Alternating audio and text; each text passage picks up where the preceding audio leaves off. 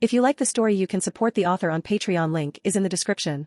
Chapter 251, Anticipation and Adaptation. October 31, 1994, Beaux-Batons, France. Fleur Delacour made sure that there weren't any wrinkles in her uniform for what was probably the 30th time, much to the amusement of her friend, Aurélie Dumont. She glared at one of her few friends, who snickered in response, before huffing and taking out a book from her bag. It wasn't her fault that she was nervous. Her father had more or less told her to get as close as she could to Harry Potter, and the boy was coming to her school anytime soon. To be perfectly honest, Fleur was looking forward to speaking with him again. There weren't a lot of people who could keep up with her when it came to enchanting, and even fewer who could handle actually talking with her without turning into stuttering messes. The sad thing was that it wasn't even because of her allure. She could understand if their behavior was some kind of magical effect, but her bracelet counteracted her allure. She had tested it extensively and that was the undeniable result. The sad truth was that most boys just became either flustered or completely overconfident in front of a girl that they found very attractive, and Fleur's natural beauty put her leagues above any other girl. The young boy's suggestion during the World Cup did help her. She realized that a couple of her classmates were analyzing the runic scheme to find a way to counter it, in an effort to embarrass her during the tournament, but just transfiguring a very thin layer of steel to go over the bracelet solved this problem, much to their disappointment.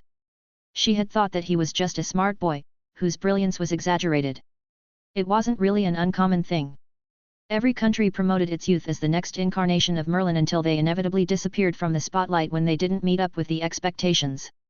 Aurélie's brother, Davès Dumont, was France's current golden boy. He was often used as a comparison by their professors during their classes and is currently a rising star in the Research and Development Department in the French Ministry of Magic.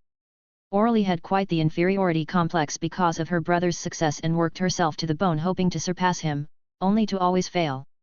It wasn't that she was a bad witch, she was actually the best student in her year in potions and transfiguration, but she never explored the topics she was the best at, trying to become a better copy of her brother. However, Harry did meet up with them. At least, he looked like he did from the brief conversation she had with the boy. It was odd. Fleur felt like she was talking to one of her professors, not some boy 3 years her junior. It made her intrigued, to say the least. Her father's insistence on getting closer to the boy was just icing on the cake. She was looking forward to seeing Harry again, but that excitement was mixed with the anxiousness of failing her father's request. Her thoughts were interrupted by Aurélie hitting her shoulder. "Hey, stop daydreaming about your mysterious crush already." The Vila spluttered in indignation. "I do not have a crush on Harry.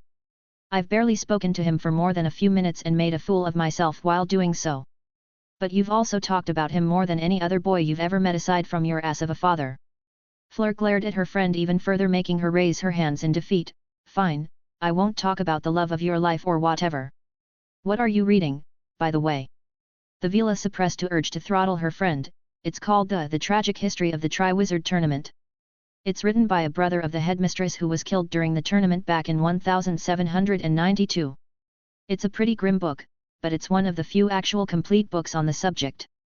Her friend groaned in consternation. "Why don't you secretly read romance novels like the rest of us?" Fleur blushed and looked away. "Well, it gives me a good idea of what to expect in the European tournament, since it's based on this one. If there's something I've known while listening to my father's boring meetings, it's that most politicians don't have an original bone in their bodies. So, the tournament is bound to resemble this one, if a little less bloody to keep up with the times." "All right, I'm interested. What did you learn?"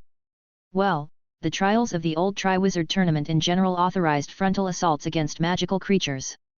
However, except on occasions when the tournament was held at Dumstrang, the champions were rarely demanded to attack straight on a cockatrice or another dangerous XXXXX class beast. 9 times out of 10, the goal is to recover a clue for the next trial, not killing a magical creature that seasoned aurors would have a lot of trouble dealing with. The British once tried to force the champions to capture a cockatrice and got a lot of spectators killed. It's why the whole thing got cancelled in the first place. They definitely won't ask us to do something like this." Aurélie looked paler as Fleur's story progressed. "In the end," she stuttered, "so, we won't have to fight dragons or something?" Fleur chortled. "Of course not. They're not stupid.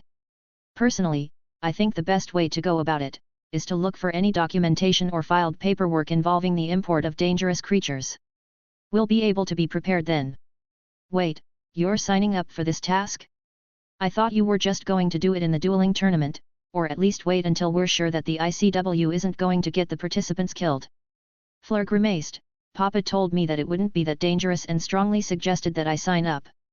I have it on good authority that Madame Maxime is going to select the delegation depending on our own initiative. Meaning that signing up for the first task would give you a better chance of being chosen for the tournament delegation, even if we don't get selected to complete the task. And how is the selection done? The Vila was thankful that her friends did not force the issue about her father forcing her to sign up for the task. She had been leery of doing so, especially without doing some proper research. However, her father was adamant with his decision. She took that to be a good thing, all things considered. For all his ruthlessness, Sebastian Delacour still loved her and would not risk her life for some tournament.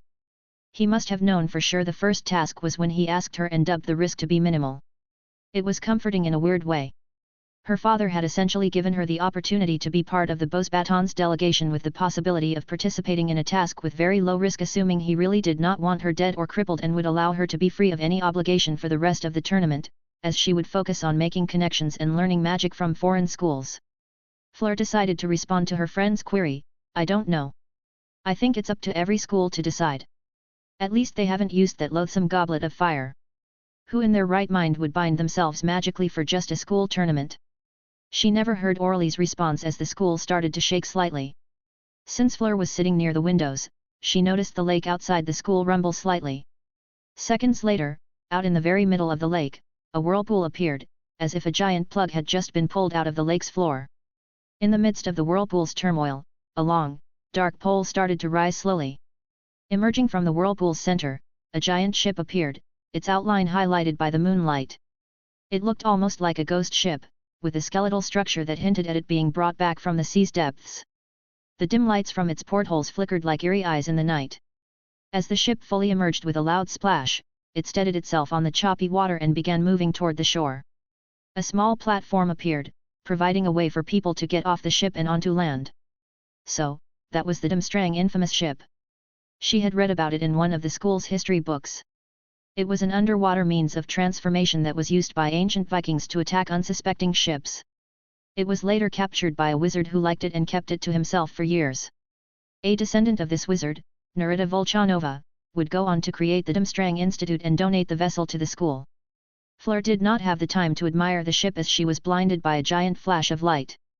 A giant bolt of lightning had come out of nowhere, both blinding and deafening them. By the time they adjusted themselves, a small group of wizards wearing traditional white togas walked towards the platform. That must be the Olympus Academy delegation.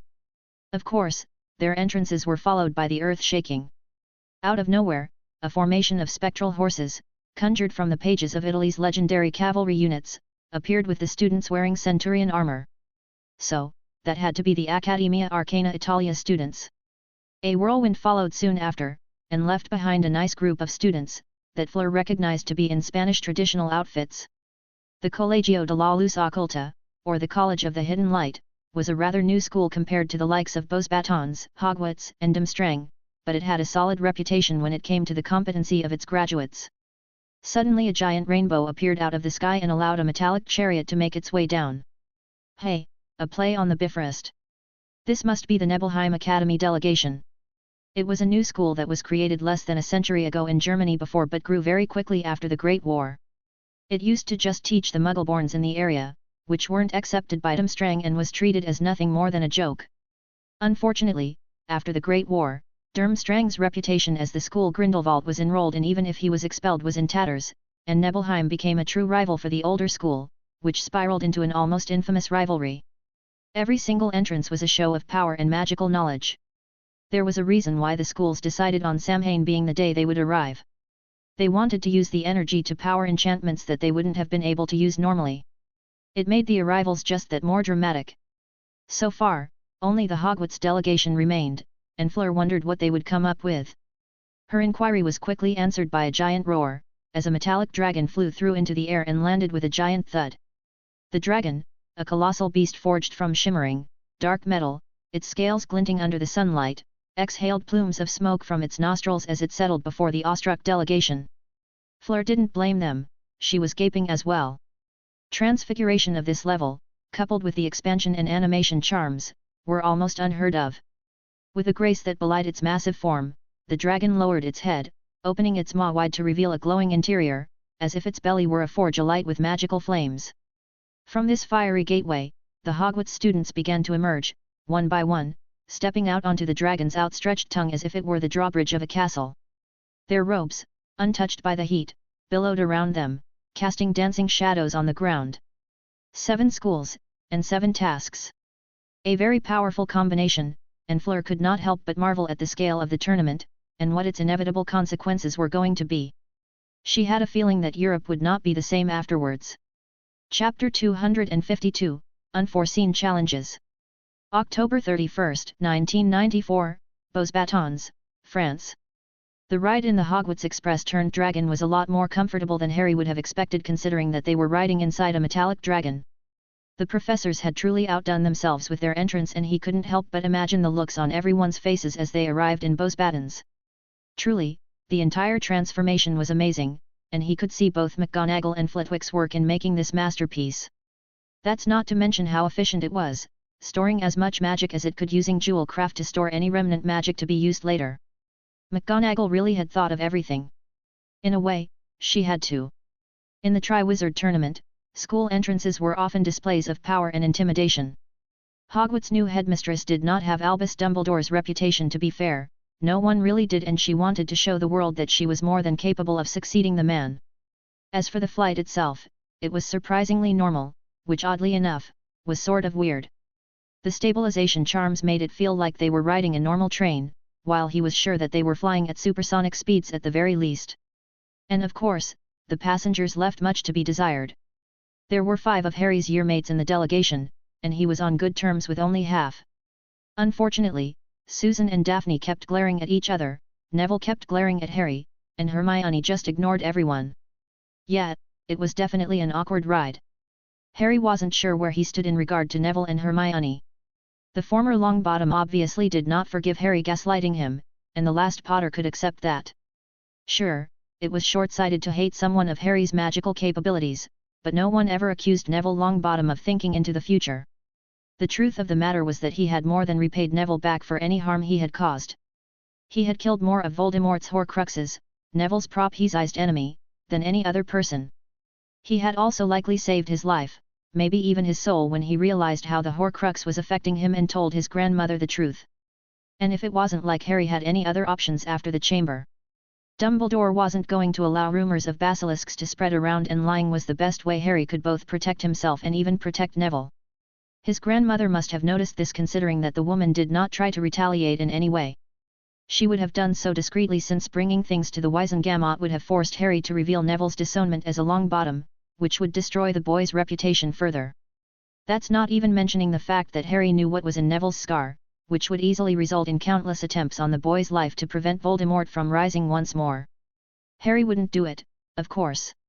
He didn't have it in him to kill a boy for no reason, but the fact remained that the option was still there. As for Hermione, she remained just as silent and as cold as ever. Ever since her return, she had done nothing but hang out with Neville and spend some time in the library. She was different, mechanic for the lack of a better word, and most of all, bored out of her mind according to his arcane hearing.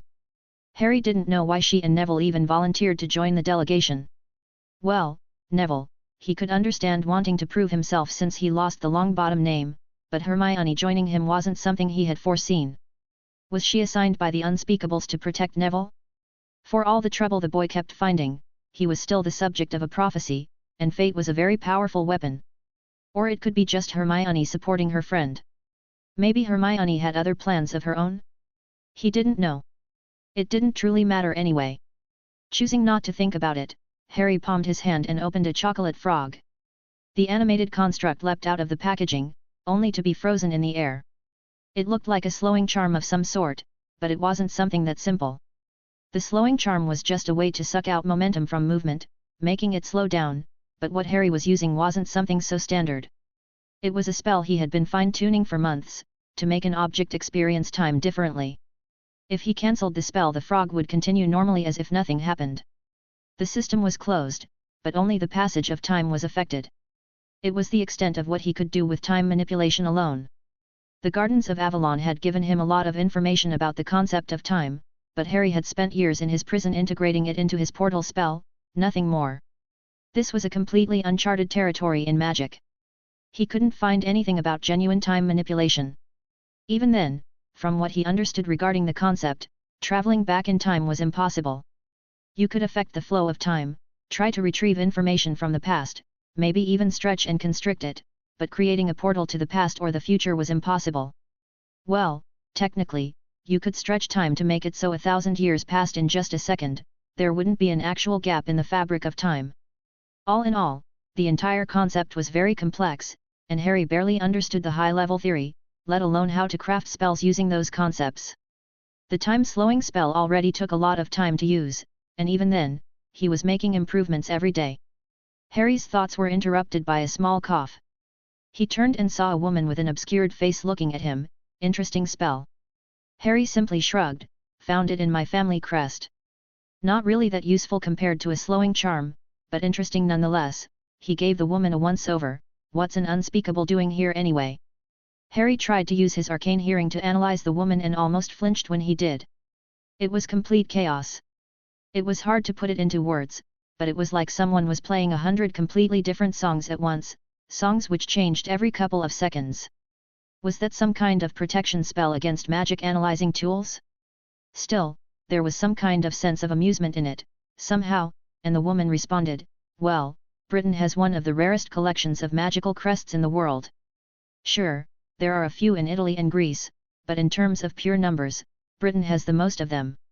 I'm here to make sure that you ducklings don't get yourselves killed or kidnapped by anyone in the duration of the tournament. Harry nodded to himself. She was essentially a bodyguard, to prevent Britain's assets from being taken from the country. The woman then continued, and who knows, if you brats impress me, I might teach you a thing or two. The last Potter heard a shift in Hermione's song for a brief second. It was pure panic and anxiousness. Hey, whoever this was had made even Hermione uncomfortable. He was bored. He could shoulder the chaos a bit and slowly dismantle the protections on the woman's magical sensing and see her true nature. Before he could do so, he felt the metallic dragon land with a thud. They had arrived in Beaux Batons. He decided to investigate the unspeakable further, prioritizing taking a closer look at the French institution, and he couldn't help but be impressed by what he saw. As he stepped out of the carriage with the rest of the delegation, the moonlight bathed the school in a luminescent silver, casting long, dramatic shadows across the manicured lawns and highlighting the intricate detailing of rococo reliefs that adorned the facades. The large, ornate windows of the main building twinkled with the warm, golden light of chandeliers, suggesting a bustling life within its storied walls. Sculpted fountains, their waters shimmering under the night sky, added a melodious backdrop to the scene with their gentle splashing. Above, the towers of Beaux Batons reached towards the heavens, their peaks almost touching the stars. He looked around and saw other groups of students staring at their method of transportation. McGonagall had certainly achieved her goal of making a statement with their entrance. He noticed the Durmstrang delegation near their enchanted ship. Then there was a group wearing togas, so they were probably the Olympus delegation. The Greek school was one of the most exclusive schools in Europe. They did not take in any applications from foreign countries and their tuition fees were rumored to be extremely high. Most people either went to other smaller academies in Greece or just to another school in Europe altogether. However, their graduates tended to be very skilled and excelled in elemental magics. Of course, there were also the Romans. They were wearing centurion armor and looked more like soldiers than students. It seemed like Blaze's description was very accurate. There was the Spanish delegation, which Harry was actually excited to meet. There were rumors that their school held some very old Aztec spells and a grand repository of magics practiced in South America. He noticed the students from a rather new school called Nibelheim, that he hadn't really interested in. It wasn't that he looked down the schools, it was just that Harry liked deciphering old magics, and the sad truth was that Nibelheim did not have any. However, from their imitation of the Bifrost, there was more to the school than he expected. They followed McGonagall, wearing their normal Hogwarts uniforms, only without their houses being displayed. After all, they did not represent their houses but their entire school. When they entered the Beaux Batons hall, he was immediately struck by the splendor that enveloped the space. The hall was vast, with ceilings so high they seemed to vanish into the shadows above. Elegant chandeliers, each a masterwork of crystal and silver, hung from the ceiling, casting a cascade of twinkling lights that danced across the walls. The walls themselves were adorned with azure blue silk tapestries, embroidered with silver threads that depicted scenes of magical heritage and the historic triumphs of Beau's batons. Long, polished dining tables of dark oak stretched across the length of the hall, reflecting the soft glow of candlelight from the taper candles set in ornate silver holders. Each table was set with fine porcelain and gleaming cutlery, with the symbol of their schools glowing above them. Harry felt someone's gaze on his back and smiled as he noticed Fleur looking at him. The Vila smiled back, looking somewhat uncertain. He was soon distracted by Daphne hissing at him to look forward. He grumbled, sat at the Hogwarts table, and watched as the other delegation did the same. An old man near the staff table stood up, walked towards a podium, and spoke up with a heavy French accent, "Good afternoon. My name is Pierre Bonnecord, and I am a delegate of the ICW. I wish to formally announce the beginning of the European School Tournament."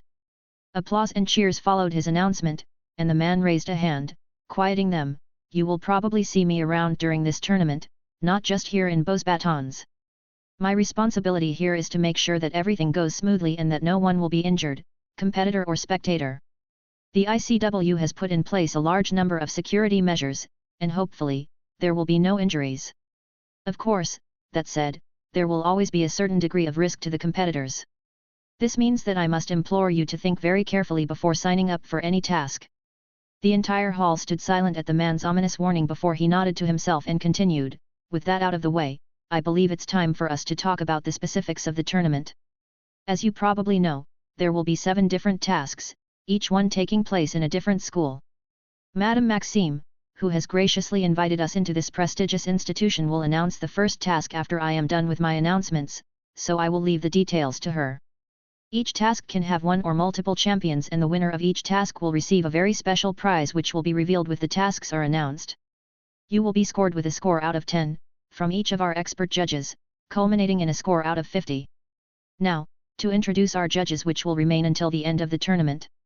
As our judges, we have Rudolf Spielmann from Germany, Elena Veselev from Russia, Lars Eriksson from Sweden, Katarina Barros from Portugal, and finally, Albus Dumbledore from Britain. Well, fuck. Chapter 253, Shining Bright. October 31, 1994, Beau's batons, France. The tournament hadn't even begun, and Neville felt like he was an imposter trying to infiltrate an event that he hadn't any right being invited to. This wasn't because his grandmother had insisted on giving him new robes which were identical copies of the ones his father wore at his age. It wasn't because of the gold and silver, the statues and the paintings all around Beau's batons that dwarfed any luxury he had ever seen before in his life. No, he had looked upon the other delegations and found nothing but confidence as the ICW representative made his speech about the tournament. Sure, Neville had grown considerably during the previous summer, and the girl on his left played a large role in that. Hermione coming back was the kick in the backside he needed to jump out of his depression and start working again on building a suitable future for himself.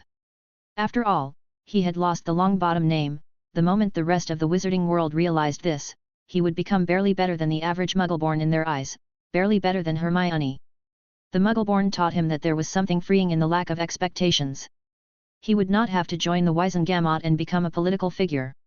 He was free, in a way, to choose his own path. Oh, he was still the boy who lived, and that came with more than enough danger from Voldemort and his followers. And normally, that would have been enough in Britain. But here, in France, he was utterly ignored. He hadn't realized just how local the war with Voldemort truly was. No one cared about him outside of Britain. Would anyone even cringe at Voldemort's name, or even recognize it in this place? The nice thing was that while people did not care about his status as the boy who lived, they also did not care about his mistakes in any way. For the first time in his life, Neville was just a face amongst the crowds, and it was amazing. That alone had made the trip worth it. Of course, all things came to an end, and Neville's brief moment of comfort and relaxation ended when the ICW representative announced Albus Dumbledore as one of the tournament's judges. He couldn't help but ask, how the fuck did he pull that off? Hermione elbowed him in the gut, making him realize that he had spoken out loud. When he had turned to complain, Neville froze when he saw the faintly scared look on her face. There wasn't much that really scared her anymore. For all the similarities, Hermione came back different from the Department of Mysteries. Oh, it was still her, there were habits that were hard to fake, but she felt more mature, for the lack of a better word.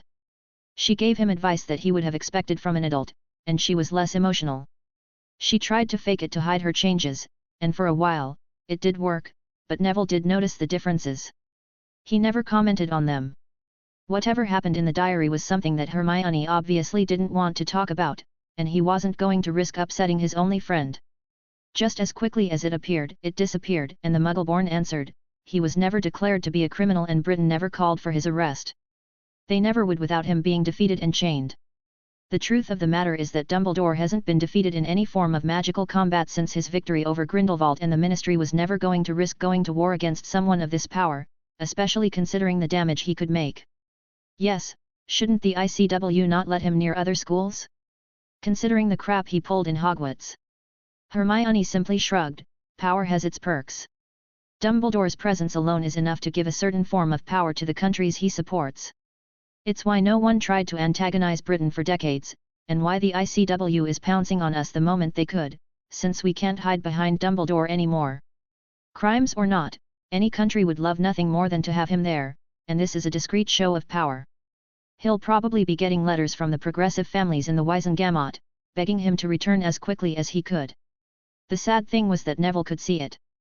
Members of the Wizengamot tended to spook rather quickly, and the ICW was doing a good job at spreading its influence all over the Ministry. Already, his grandmother had complained many times about the way the ICW was affecting the Ministry, and he would bet she wasn't the only one dissatisfied with the situation. It was always the case whenever the ICW spread its influence.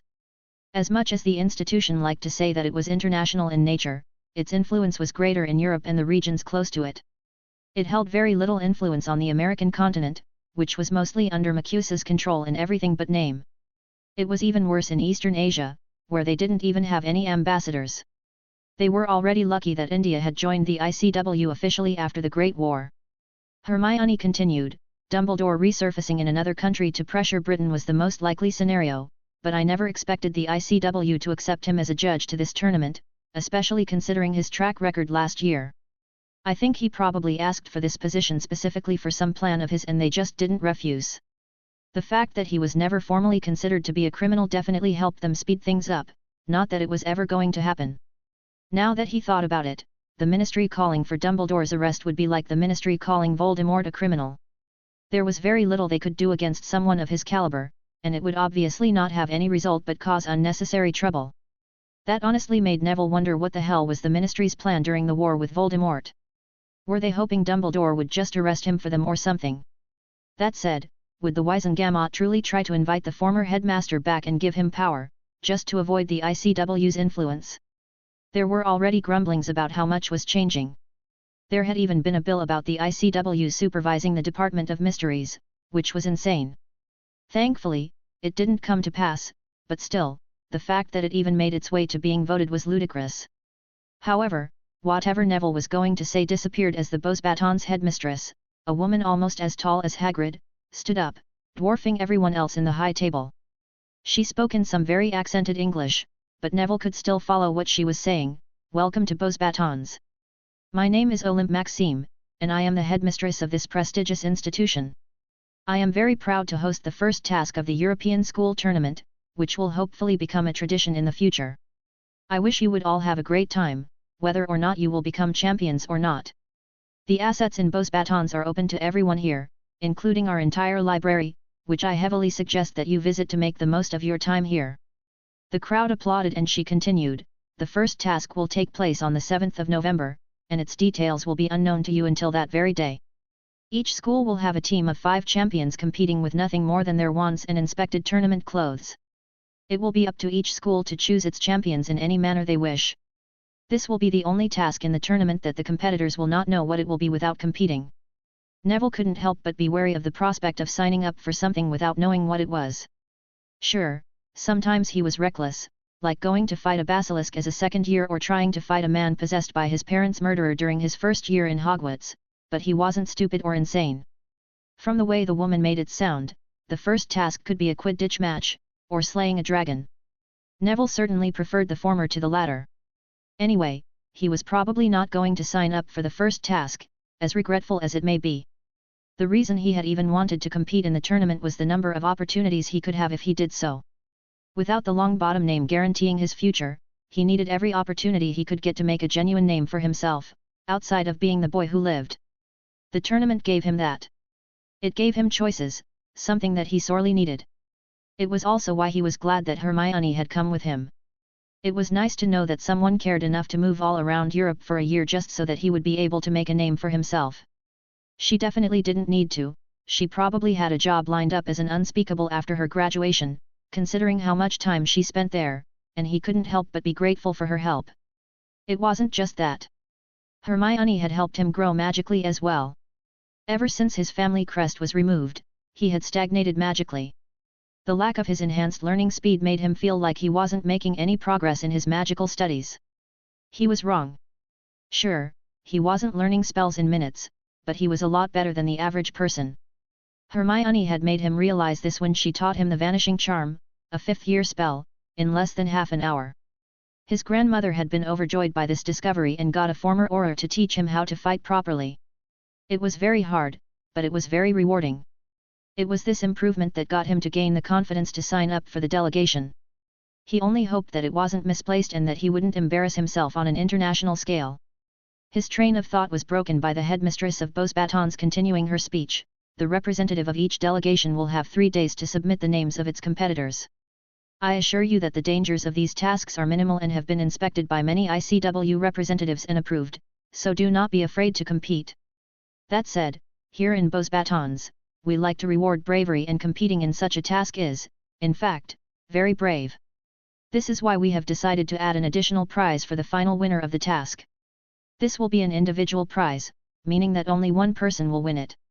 Everyone perked up as the woman waved her wand, and a golden dome appeared from thin air and floated down to the podium. With another flick of her wand, the dome disappeared, leaving a normal leather-bound book. The woman turned towards Dumbledore with a subtle smug look on her face. As I said, the prize for the winner of the first task, the diary of Nicholas Flamel, found in a secret room where his body was found alongside his wife. The contents of the diary remain mysterious as it is enchanted, but even then, its historical value is considerable, to say the least. And now, let the tournament officially begin. May the odds be in your favor. Harry and the unspeakable woman turned from Dumbledore's fact towards the diary in question as if they had rehearsed. For the first time, Harry had a hungry look on his face. Neville didn't blame him, practically everyone shared the same look. Nicholas Flamel was legendary.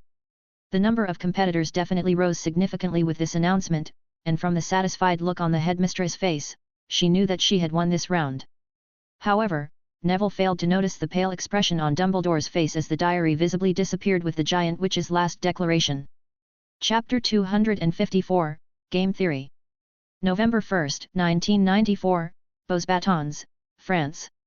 It has been almost a day since they came to France, and Harry could only say that things certainly worked differently in Beauxbatons. It was hard to describe. To be perfectly honest, Harry had stopped really paying attention in class except for potions, herbology, and transfiguration. He has already self-studied most of the arithmancy and runes curriculum. Charms tended to be very repetitive, no matter just how much Flitwick made things interesting. It wasn't really the half-goblin's fault, Harry just got charms, and his arcane hearing made it child's play to replicate any charm he could detect. History of magic was just boring with Bin's teaching, astronomy just wasn't that interesting, even if it was pretty useful for certain potions and rituals. It was all a bunch of symbolism that Harry memorized before the exams. Defense against the dark arts was a wild card, depending on the teacher, but even then, Harry had self-studied most of the curriculum. And divination had lost its appeal when he discovered that there was nothing to really help him control his visions. He found it easier to just self-study the content since his class was just moving too slowly for his liking. Surprisingly, herbology was actually pretty interesting. The sheer diversity of magical plants really amazed Harry. He wasn't the best in class, which always made things interesting, but the art of crossbreeding species of plants to create new ones was something that they were just beginning to explore this year. Transfiguration was somewhat mundane, but Harry couldn't really get into advanced subjects without a competent teacher. It was all fine and good when he taught himself conjuration, but he couldn't risk trying out human transfiguration or even becoming an animagus without supervised help. Well, he could have, but there would always be risk involved. He still had no idea how the hell the Marauders became animagi without anyone noticing. To say it was risky would be an understatement. Messing with the human body with magic could easily kill anyone. Biology was very finicky, and any kid trying out how to become an animal could easily overlook something when turning back, which could end up killing them. It didn't help that the animagus transformation was a permanent form of transfiguration, one of the rare ones, not classified as alchemy. While the transformation itself did need magic, it didn't need it to maintain the animal form, meaning that it was very possible to stay in an animagus form permanently, even at the risk of the form altering their personalities. Potions were just as dangerous. While Harry did grasp the lessons quickly and was more than able to modify potions, he just didn't have enough raw ingredients to experiment with his modification. He didn't bother just buying them, since doing so periodically would have had him flagged in the DMLE for the chance of illegally selling potions, which would start an investigation, giving anyone who disliked Harry an opportunity to make life difficult for him. Anyway, Slughorn did make things more interesting. While Snape hovered over them, scolding them immediately for making mistakes and vanishing potions, the old man was far more forgiving. He let everyone experience their own mistakes and quickly handled potions that would have gone out of control. It was probably the better method of teaching, but it was the more dangerous one. Back to the subject at hand, Beauxbatons was just different. Their library was slightly disappointing, and entirely in French. Thankfully, Harry could read French fluidly even if some magical terms required him to research what they were. He made a reminder to himself to learn a translation spell for the official language of every institution they would go to for the tournament. It wouldn't do for him not to take advantage of the school's library. The content didn't really make up for it. It wasn't as big as Hogwarts and didn't have a research section. It was just academic texts, even if they were more in-depth and more organized than in Hogwarts. Still, the alchemy section was pretty well made, and Harry resolved himself to focus on the field during his time in France. He would probably copy a fair few before leaving. The core classes themselves were relatively similar, if a little less detailed in transfiguration. However, their charms curriculum was far more extensive. They did not have defense against the dark arts, just combat magic class. A few changes were in the sheer number of specializations and electives that just showed how much Dumbledore slowly affected the sheer variety of Hogwarts education. There was dueling, music, ancient studies, art, divination, curse breaking, elemental studies, an introduction to healing, an introduction to alchemy, an introduction to enchanting, and many more. Arithmancy was even a core class, which had to be taken from their second year to their fourth. It was funny, really, while Hogwarts professors were obviously better and more experienced than Beauxbatons, people were most likely to have gotten a better education in France. Harry had signed up for a few of them, just out of curiosity, but he was looking forward to experiencing those classes. However, for all of the advantages of being in Beauxbatons, there was still this giant dark mark, like a cloud hovering over Harry, making him feel nervous. Albus Dumbledore was there. To be perfectly honest, he hadn't expected to see the man for a while. His appearance had come out of nowhere, and Harry really despised unplanned surprises. The fact that he was also there as a judge meant that he would follow the delegations around for the duration of the tournament. He didn't know what to expect from the man. He had initially gone after Harry as a way to further control the prophecy between Neville and Voldemort, to act like as a backup if things don't go the way he wanted to. This transitioned later into active sabotage when he saw how talented Harry was. And after Harry kept embarrassing the man, he actively tried to get rid of him. And now the same man was back, just months afterwards. It was like all that Harry suffered was for nothing. They were seeking the same prize, which was held on a podium in Beauxbatons' equivalent of the Great Hall. Harry couldn't help himself. It was the middle of the night. The moon hung high, a mere sliver in the sky, casting a silvery glow that filtered through the tall windows of the Beauxbatons' Great Hall. Harry stepped softly across the cool marble floor, his footsteps muffled by the opulent, sapphire-blue rugs that lined the path to the dais where his prize awaited. Harry paused, his breath visible in the air as he neared Nicholas Flamel's diary. He had come to see if it was the genuine article or just something that Madame Maxime used to generate interest regarding her task. The book looked like a mundane notebook, even if the leather on it looked aged. Harry needed to know if the journal was a genuine article before committing himself to participate in the tournament. Doing so, he spread his senses. Harry wasn't normally surprised when it came to magic. Sometimes, he saw something that made him raise an eyebrow, but living in Hogwarts had desensitized him to most forms of magic. However, he was blown away by what he detected with his arcane hearing. It was like discovering an entirely new form of magic, one that he had never truly imagined before. He thought that he understood even the basics of alchemy, but that had just blown everything out of the water. He didn't have anything to really compare it to, but there was a myriad of protection charms that he had never even heard of before, as well as some kind of ownership pact. It was somewhat simple in its usage. In the absence of its owner, the book would decide its new owner if they won it in a competition that surpassed its own magic in terms of power. After that, it could be used as any normally owned artifact. The magic was beautiful and efficient.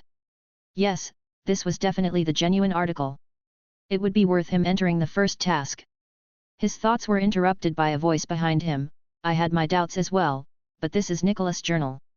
I never thought I'd ever see it again. Harry turned, his face blank. Albus Dumbledore. Harry Potter. The younger wizard's gaze did not leave his former headmaster. I have to know why you did not retrieve it yet. Why would I? Dumbledore replied, it would be against the spirit of the tournament. Harry grinned, you can't use it, can you? Even after all this time, Flamel got one over you. He's still the master and you remain the apprentice. It was, in its own twisted way, an amazing way to get back at Dumbledore. Flamel gave his student proof that there were things that he could not simply overpower. Harry did notice that even a ley line worth of magic would not make a dent in the diary. It was specifically designed to reroute magic and even use it to strengthen its own protection. The immortal alchemist had perished at the hands of Dumbledore, but it seemed like he still had a few tricks up his sleeve. The former headmaster's face looked tense for a fraction of a second. Perhaps. If there is something that I know for sure, it would be that there is always something to learn when it comes to magic. I look forward to studying the tome and unearth its secrets. There is nothing more satisfying than learning more forms of magic. Harry smirked, but you'll need access to it first. Perhaps more than a few people would offer it to me as the man's last apprentice. I believe that any student would be more than willing to part from the book for a small fortune. After all, they would not know enough to benefit from the knowledge inside the journal properly. And what would happen if someone unwilling to sell you the tome were to win? The headmaster did not answer his question. Good luck, Harry Potter. Before he could leave, Harry couldn't help but ask one final question. I have to ask, but why are you here? You could have been anywhere in the world. Any country would have loved to host you, aside from Britain. So, why move around Europe as the judge of a school tournament, no matter how prestigious it was? The older wizard smirked, his eyes filled with smugness that Harry instinctively disliked. Perhaps, it was simply the whims of fate. Have a good night, Harry Potter, and good luck. The former headmaster turned and walked out of the hall, leaving Harry on his own, staring at the leather-bound journal. He felt like he lost the little battle of words with Dumbledore. The man was oddly careful compared to how he used to be. It made sense, in a way. He didn't have an entire faction of a country supporting his every move. For all his unconcerned nature, a large part of Dumbledore's network had vanished after the events of the previous year. But why did the man go into so much trouble to join the tournament? Did Grindelwald have anything to do with it? Perhaps Flamel could have known anything about it. He channeled some magic into the ring and thought of Nicholas Flamel. Oddly enough, he felt rebuffed, as if someone was actively blocking him. Had the alchemist somehow managed to stop people from interrogating his echo in ambient magic somehow? More questions and not enough answers. How frustrating. At least he knew that the diary was probably the genuine thing and would be worth taking the risk. That was the first task. Harry came back to the Hogwarts Express turned dragon, wearing his invisibility cloak. No one had noticed his absence. It was already late, and he needed to sleep. He had a meeting with the unspeakable woman that came with them. The woman was already acting weird ever since he spoke to her, and she had taken a lot of interest in Daphne, something that he found disturbing. Chapter 255, Bloody Emerald. November 1, 1994, Beauxbatons, France. Daphne hadn't been in France for 2 days and she already wanted to go back home.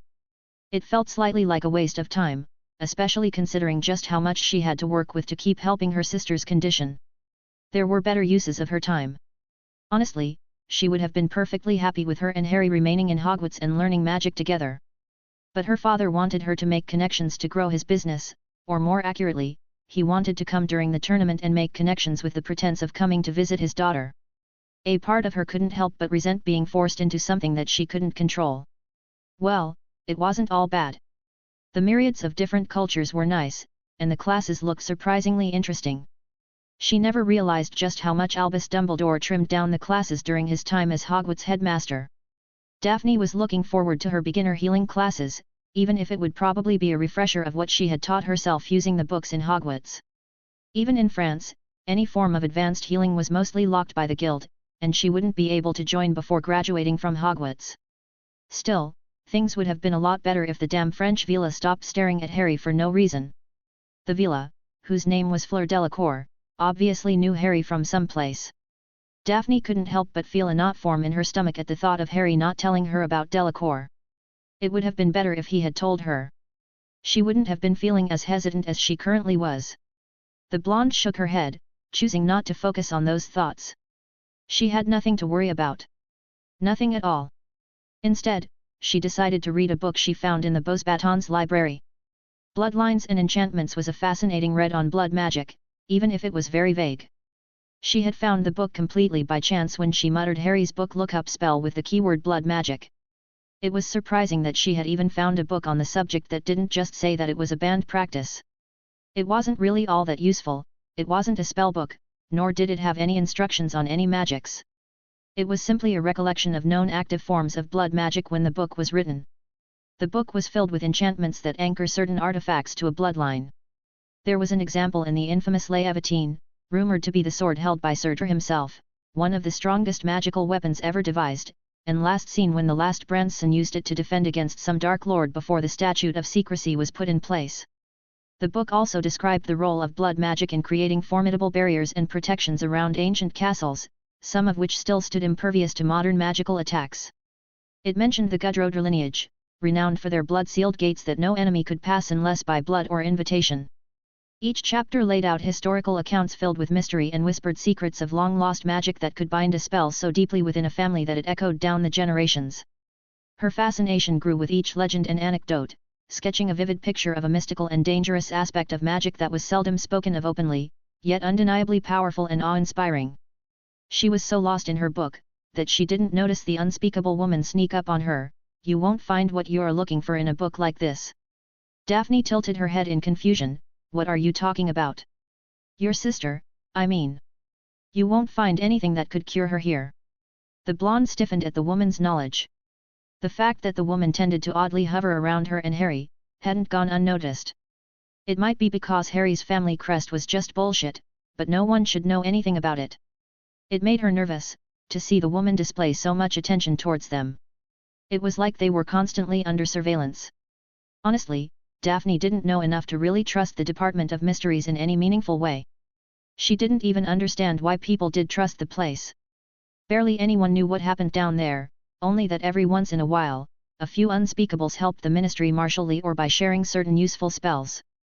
Daphne immediately went on the offensive. "I don't know what you're talking about." The woman snickered and it made the blonde want to punch her. "Come on. The green grass curse is a bit of an open secret, especially to us unspeakables. Did you know your father actually went to the department, asking for help? They couldn't do anything, really. No one really wanted to specialize in blood magic, unwilling to risk their careers if a squeamish person in power found that out." He looked so dejected when Croaker refused him.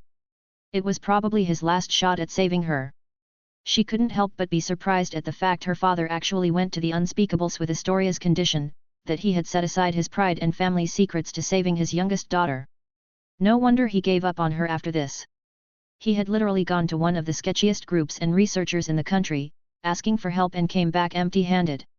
However, there was something that Daphne noticed. "You spoke of the other unspeakables like you aren't one of them." "Oh, let's just say I was indisposed at the time, which was unfortunate for your sister." "Why is that?" Daphne asked, trying in vain to hide the hopeful tint in her voice. "Well, I am one of the few remaining experts in blood magic, at least in this continent." Well, that was it. A true chance at healing her sister was in front of her. Then why was there this voice in her head telling her that it was all too good to be true? She shook her head. This was the first lead. Before she could say anything, the older woman stated mercilessly, "However, I cannot heal your sister." Daphne froze at that. "Then why bring it up?" "Because, my dear, while I cannot save her, you can." The blonde stiffened once more. "What are you talking about?" The unspeakable shook her head. "How disappointing. You really have no idea what you're doing, are you? Tell me, what do you know about blood magic?" It's a type of magic that uses blood as anchors or mediums to spells, Daphne recited from the book she was just reading. The older woman snorted, that's funny. Every single thing you just said is wrong. People like to think that adding a bit of blood in a spell makes it blood magic. The truth of the matter is that all those so-called blood wards and blood anchors to bind artifacts don't even need a drop of blood. Most of them rely on recognizing family crests to work. Do you have any idea just how idiotic it would be for someone to ward a family home using blood? A descendant after a few generations would have as much of a blood connection as far relative. Magical bloodlines are transferred using family crests, not actual blood. The entire book that you've been reading was written by someone who knew as little about blood magic as you. Daphne couldn't help but be surprised at that. It made an odd sort of sense. She was probably related to most of the old magical families in Britain. She probably had as much blood from the descendants as the actual scions of the families, but she could not just waltz into their family homes. The wards would still stop her. She had never really thought about it. And now that she did, she couldn't help but rethink most of her plans. So, what is it then? What is blood magic? Well, blood magic is built on the concept of magical pacts. You probably have heard of blood oaths, but it's deeper than that. Making a magical promise is a meaningful event. It's like creating order out of chaos, but the laws of entropy mean that magic wants to go back to being as chaotic as possible. After the promise is fulfilled, the order dispels, for lack of a better description, letting everything fall back to chaos. However, if the promise is not fulfilled, then the order will move the world to make it so, punishing those who are not fulfilling their end, hoping for a resolution. The blonde remembered Harry tricking Pettigrew to serve her and her family. She had no idea why the rat animagus was so desperate as to use a blood oath, but considering the description, Pettigrew was the one beholden completely to the pact and would be the only one to suffer its consequences. So far, Daphne has asked the man to serve as a spy to her father's competitors, but it was mostly because she had no idea what to do with the man. Still, she was very curious about what would happen to Pettigrew should he break the oath. What if it's impossible to fulfill? Daphne couldn't see the woman's face, but she could feel that it was grinning maliciously, then either it was an impossible promise to begin with and would not have said it. However, if the promise is not fulfilled, a singularity is formed, a giant release of energy signifying whatever hold of order you had would come back lashing at you. If it was a small pact, the consequences might be survivable. However, if it was something powerful, a promise that was made by someone powerful, then the consequences could be catastrophic. So, that's it, then. One of our ancestors made a promise that they couldn't fulfill. Of course not, dear. I told you the basis of the magic, not how it actually worked. Blood magic, in its essence, is manipulating this system to use the energy releases or force things to happen. It is often used in conjunction with alchemy since the synergy between the two fields is very potent. The idea is, instead of using a spell in the traditional sense, to create a pact. Blood is often used since it is filled with a person's life force, which is energy that could easily be used to create a false pact and force the world to right itself to fulfill the pact. It's dangerous since there is the very likely possibility that the world finds you wanting, and you suffer the backlash. But in the cast of your family curse, someone in the past has cursed your family, to do something, and the world itself thinks that draining her life force as repayment would somehow make the system more stable. The subject is far more complex than that, and I never really examined your sister to know for sure. Daphne tilted her head. Then why did you say that I could help her, then? Because blood calls for blood. Your actions as a green grass have more effects magically on the system than I ever could. Didn't you find it odd that the bracelet you gave her worked so well, even if, to be perfectly honest, an actual healer might have tried the same thing and failed? They're not incompetent. At least, not completely so. Then teach me. Daphne felt like she was making a deal with the devil, but even then, she didn't care. She would do anything to save her sister. Harry arrived at the Hogwarts Express-turned-dragon, having worn his invisibility cloak. He was tired, his conversation with Dumbledore had tired him more than he thought, and he wanted nothing more than to go to bed. However, he heard the end of a conversation between the unspeakable woman and Daphne, regarding blood magic of all things. Daphne was rushing into things by asking for lessons from a virtual stranger, but she did tend to be slightly blind whenever her sister was involved. He waited for the conversation to finish and would ask Daphne more about it later. However, he froze when he heard the unspeakable speak up. Now, Mr. Potter, why don't you show yourself? Harry couldn't help but be surprised to be detected while under the cloak. It hid him from even protection enchantments or wards. No detection charms should have found him. Seeing no point in hiding, he stopped the cloak from making him invisible. The woman whistled, a very impressive piece of magic. However, Harry wasn't having it. He decided to be as direct as possible. Who are you? Chapter 256, Mother and Son. November 1, 1994, Beauxbatons, France. Seeing no point in hiding, he stopped the cloak from making him invisible. The woman whistled, a very impressive piece of magic. However, Harry wasn't having it. He decided to be as direct as possible. Who are you? The woman paused, frozen for a fraction of a second, and then continued, now, that's not a very interesting question, especially considering how much we, unspeakables, take out secret identities seriously. Secret identities? Were they in some kind of comic or something? At least, the way she said it was a clue. It was an expression often found in Muggle fiction stories. Most unspeakables either don't care about being known or were part of some kind of covered task force in the Department of Mysteries. Considering how protecting the Hogwarts delegation didn't require any secrecy, the woman hid her face voluntarily. He tilted his head. I don't believe that. I think it's a very important question. After all, I would like to know who is going to teach a very dangerous and risky form of magic to my friend.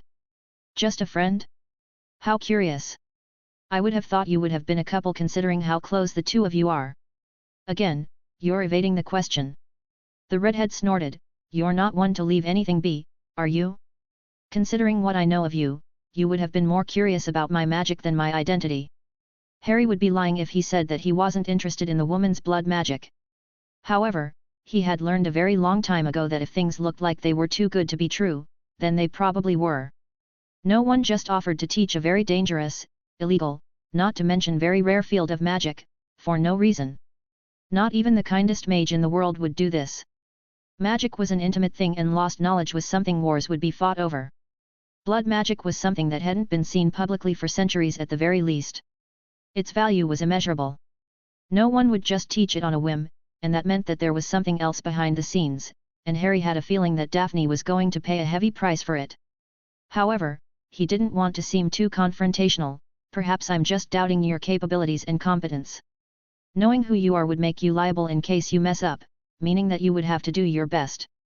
The woman sounded insulted. Do you seriously doubt my skills? That's exactly the point, Harry argued. I don't know you. You don't have any reputable skills, and you're proclaiming to know a field of magic that is lost to time in everything but name. The best mage isn't the one the general public knows about. It's the ones that are hidden, that are just a face in the crowds but are exceptional in everything else. It's what the Department of Mysteries was created for, a place to use your magic freely, and research whatever you want, without being hounded by anyone. You would have been an ideal recruit, I'll admit that, but you're too well known, too public for that to be an option anymore. Harry suppressed the urge to snort.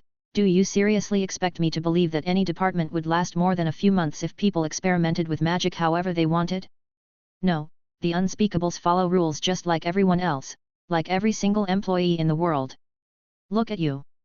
You're acting like a politician and not answering any of my questions. That's not something a researcher would do, but a bureaucrat on the other hand. That seemed to anger her. You want me to prove how competent I am? All right then. What do you think about the fact that I created a small spell that would show me oxygen and carbon dioxide levels in any room? I didn't overpower your invisibility cloak, I just used another way to detect living beings that would work on every living being. Harry noted her knowledge of the cloak. It would be concerning if the Department of Mysteries knew about the fact that he had one of the Deathly Hallows. He'd need to talk to Arcturus about that. Still, the way that she used her detection spell wasn't something that Harry expected. He never expected mages to analyze chemicals of all people for a detection charm. It was honestly very surprising, to say the least, and something that pushed the fact that the woman was involved in the Muggle world in some way, probably even a Muggle-born witch. It was an ingenious method that Harry berated himself for not coming up with. However, for all her impressive knowledge, the last Potter wasn't going to let her off easily. Sure, that means that you know how to craft spells, and are probably very good at charms, but what does that have to do with blood magic? Blood magic is not something that could be used on a whim. Then we appear to be at an impasse. Until you prove your actual intentions, I'll ask Daphne not to take any lessons from you. Who are you to dictate her actions? Harry simply snorted, I'm her friend and I'm not dictating anything. I'll just give her a piece of advice which I hope she will follow. Even at the cost of her sister. Yes. Harry simply replied, trying to sound confident with his answer. Daphne was a reasonable person, and she would see the dangers after looking at the situation from the outside. At least he hoped she would. The fact that you are refusing to show your face and actually care about having her as a disciple means that you are planning something to do with her and don't want it to be traced back to you. Doesn't sound like a trustworthy person, does it? The unspeakable stiffened before chuckling. It wasn't a happy sound, more like a mixture of bitterness and regret. Her song, even hidden by chaos, mirrored her emotion. Who would have thought that you of all people? I should be proud. I really should. If only it wasn't so inconvenient. Harry gave her a confused look, which was immediately rebuffed as he felt a sharp intrusion try to enter his mind. To be perfectly fair, while Harry had been practicing his occlumency every morning for years, he had very rarely experienced a mental attack. But even with the meager experience he had in mental combat, he had never experienced anything like it. It was hard to describe the feeling, like a small needle trying to pry into his mind and disconnect the webs between his memories. He lashed back out of instincts more than anything, destroying the needle. However, he did not have any time to analyze the situation further. He felt his movement being constrained and noticed that the unspeakable was holding her bleeding hand over some kind of ritual. In a fraction of a second, Harry used his arcane hearing to get a general idea of what was happening and used a pulse of magic with a frequency that would destabilize the magic. Harry followed with a telekinetic spell, now that he could move. Unfortunately, the woman was able to counter the spell, landing just a couple of years away on her feet. Both of them finally took out their wands, and two blasts of magic met each other in the middle, turning the fight into a battle of wills and magic. He expected to win immediately. It was a tactic that Harry had devised against older opponents. Due to his condition in the Garden of Avalon, Harry's magic channels were far vaster than they should have been possible. A battle of wills, where raw power is useful, will often be seen as a foolish move by anyone under the age of 17, and Harry planned on using that to surprise his opponents. However, the two beams of magic kept going, almost evenly matched. To say he was surprised would be an understatement, something that was also mirrored by what little he could sense from the unspeakable. The woman was the first to act after the stalemate, conjuring hundreds of flower petals that Harry could tell were charmed to be deceptively sharp. He countered with a variation of the Ice Age spell that would halt physical movement and followed up by conjuring and banishing small shards of ice. The woman created some kind of shield that turned them into dust. Harry traced a fire rune in the air and conjured a gust of wind, creating a horizontal fire tornado against his opponent. He further warped space in front of it to get his opponent to underestimate its speed and mistime her response. Harry thought that it had worked for a fraction of a second. She seemed to have been taken off guard and was swallowed up by the fire, but then, the fire vanished, as if it hadn't existed. He almost tilted his head in confusion, but noticed once with his arcane hearing, the woman's dripping blood filled with some kind of magic. At least that was proof that the woman actually knew blood magic properly. He had never read about anything like this before. Once more, Harry generated a pulse of magic to destabilize the blood magic and suppressed a smirk as he heard the woman growl slightly. He followed with a small ball of warped space, which should have finished it off. However, what he did not expect was for the woman to somehow cast a variation of the space expansion charm and counter his attack entirely. Neither retaliated, just staring at each other, with their wands raised.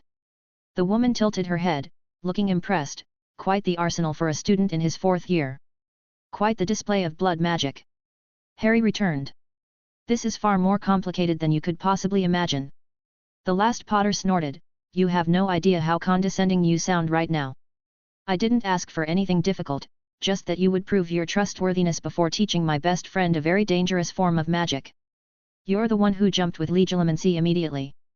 The woman did not answer the question, still, quite remarkable. I never expected anyone your age to keep up with me, even if I'm holding back a lot. After all, killing you would be regretful. What makes you think I wasn't holding back as well? The woman did not answer, but Harry could tell that she was smirking. Immediately, he felt a pulse of magic, because if you were more experienced, you would have known not to talk in a fight. Harry felt the very walls move like clay and grab him. His feet sunk into the middle of the floor, and he found himself bound.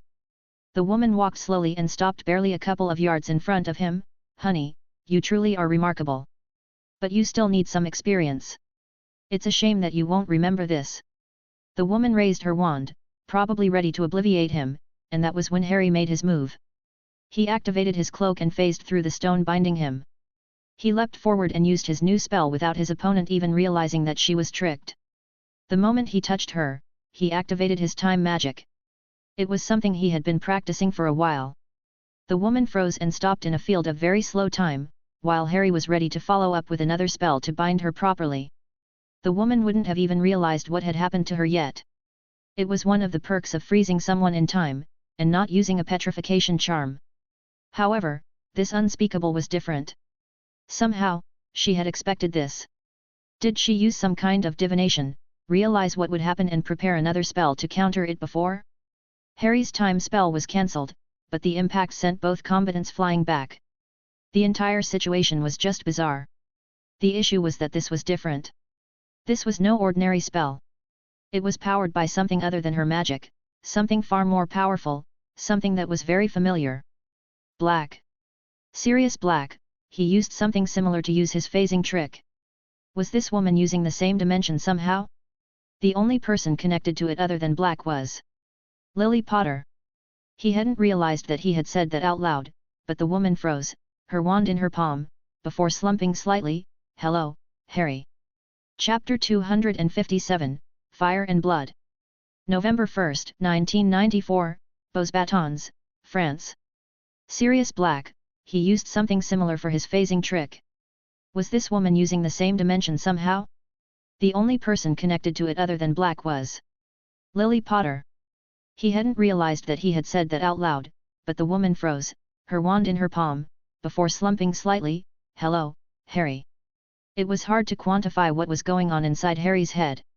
Calling this situation complicated would have been an understatement. It was something that he definitely did not need, especially with Dumbledore's return and the inevitable return of the Great War. He did not need a mother, especially at the age of 14. That hadn't always been the case. Harry remembered when he was younger, in those old days in the Dursley home, when he watched enviously as his aunt doted over her son, wishing that one day, someone would give him even a fraction of Petunia's affection for Dudley. It was a nice dream in a home with very little for a growing mind to experience. After all, it was his dreams of a better future that pushed him to keep fighting, and not succumb to the sad fact that he was ignored by his only living relatives. Of course, he had grown past this ridiculous dream, maturing enough to understand that the Dursleys' behavior was a mark against them, not him. The memories of his previous life sealed the deal.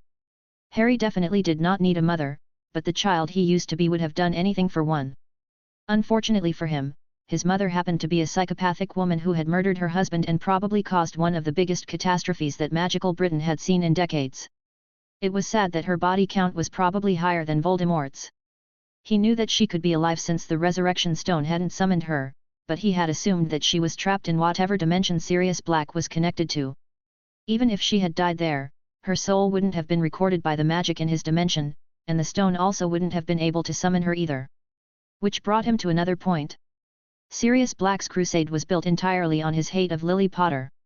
Considering that he never really tried to go after her, it meant that she was either trapped and escaped, or he didn't know that she was back. Harry was leaning towards the former. Deciding to test his hypothesis, he spoke up, "When did you escape?" The woman stiffened once more before righting herself, "A few months. So, around the time of the third task of Hogwarts tournament. You're very perceptive. At least you got something from me. How did you know that it was me?" "Your magic. It came from the same source as whatever Black was doing. He was the key, wasn't he? And when he died, he let you out. His soul must have been forced to reunite before passing, even as he died in both dimensions. The rules of death created a temporary gate to do so, and you used this to come back while keeping a connection to the realm you were trapped in. Like a key to a lock." The woman did not respond immediately, and instead waved her arm, letting the shadows obscuring her face disappear. Harry never really had any photos of his parents. He never saw the point of them. The dead were dead, and he never had the time to know them enough to mourn them. However, he was surprised when he realized just how much he resembled her. Outside the obvious, like their exact same eyes, Harry noticed that they had the same nose, the same cheekbones. A lot of small details that he never really looked for became apparent. It was different now that he was seeing her. This was really the woman who had given birth to him, his mother. Even their smiles were similar. Well, at least you didn't inherit James' mind. That would have been disappointing. You're very casually talking about the man who you killed in cold blood. The woman flinched, but the reaction was gone in a fraction of a second. I never wanted to marry James. I didn't hate him, but he wouldn't have been my first choice. I married him for protection, not that it worked. Killing him was a last resort. You have no idea what it was like that night, in Godric's Hollows. I read the history books, and they barely mention anyone but the Lestranges and Crouch Jr. They did not say anything about the hundreds of mercenaries from the Unspeakables, nor did they mention the light-infused wards that Dumbledore cast so that no one could leave. I could have risked my life and fought, but I just couldn't risk you. And so, desperate times called for desperate measures. And James Potter paid the price for it. However, there is something that I just don't understand. I researched the idea a lot, and from my calculations, even a human sacrifice wouldn't have been enough to cause the devastation that you caused. The redhead looked ecstatic about the question as if she had waited for years for someone to ask her about this. Well, that's because a human sacrifice wouldn't be able to. I did not use James' life force to power a spell. I respected him enough not to do that. It wouldn't have been able to destroy the village, let alone break the walls between realms.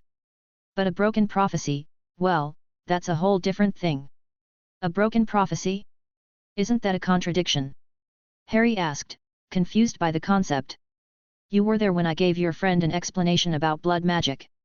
A magical promise is like creating order out of chaos, and the world does its best to make it true. However, if it's broken, then the results are unpredictable. The energy of the promise is released explosively with just chaotic results. Now, think about it, what is a prophecy other than a promise from fate itself? Breaking a prophecy, making it so that there is no way it could be fulfilled, well, the energy release is simply incalculable, and if someone harnesses it. Imagine that, the power of fate itself, in the palm of your hand for a fraction of a second. It's like nothing I had ever experienced before. And you used it to massacre a village. The redhead growled, no, I didn't. I used it to forge a connection to another realm. I calculated everything perfectly. The ritual to control the flow of magic was a masterpiece of mine. However, I didn't expect Sirius Black. He destabilized the matrix, wrenched the gate open, and let the energy from the other side destroy the village. It took every ounce of magic I had to shield you, and as exhausted as I was, I couldn't stop myself from being sucked into it as it collapsed. She took a deep breath before continuing, I stayed trapped there for decades, surviving purely on the realm's magic. It took me a while to notice Black's half-soul. I tried using the connection in his soul, but it was too faint, too unstable. I admit that I took my frustrations out on him a bit. I needed someone to truly kill him on the other side while I did the same on my side. Yet, you somehow managed to surprise me when you killed him in both places at once. And thus, I became free, by your hand. Harry did not comment on the story. He didn't know if it was true or not. It was very hard to discern the woman's intention, but he knew for sure that she probably had many hidden agendas. No one would go through so much trouble to stop any kind of magical sensing if they didn't have something to hide. Then, what are you doing here? Couldn't I just want to reunite with my son? The sad thing was that the way she spoke up was so warm that anyone who didn't know her true nature would have been fooled. Harry was looking at it, her core, and so far, everything just felt like an act, like something that she forced herself to say. And so, the last Potter raised an eyebrow at her statement, you could have done that at any time during the summer, or just came to see me, not hidden as an unspeakable. You would have been trying to reconnect instead of gathering an army of werewolves. What did you do to manage that? I'm guessing you promised to cure them using Lupin's ritual.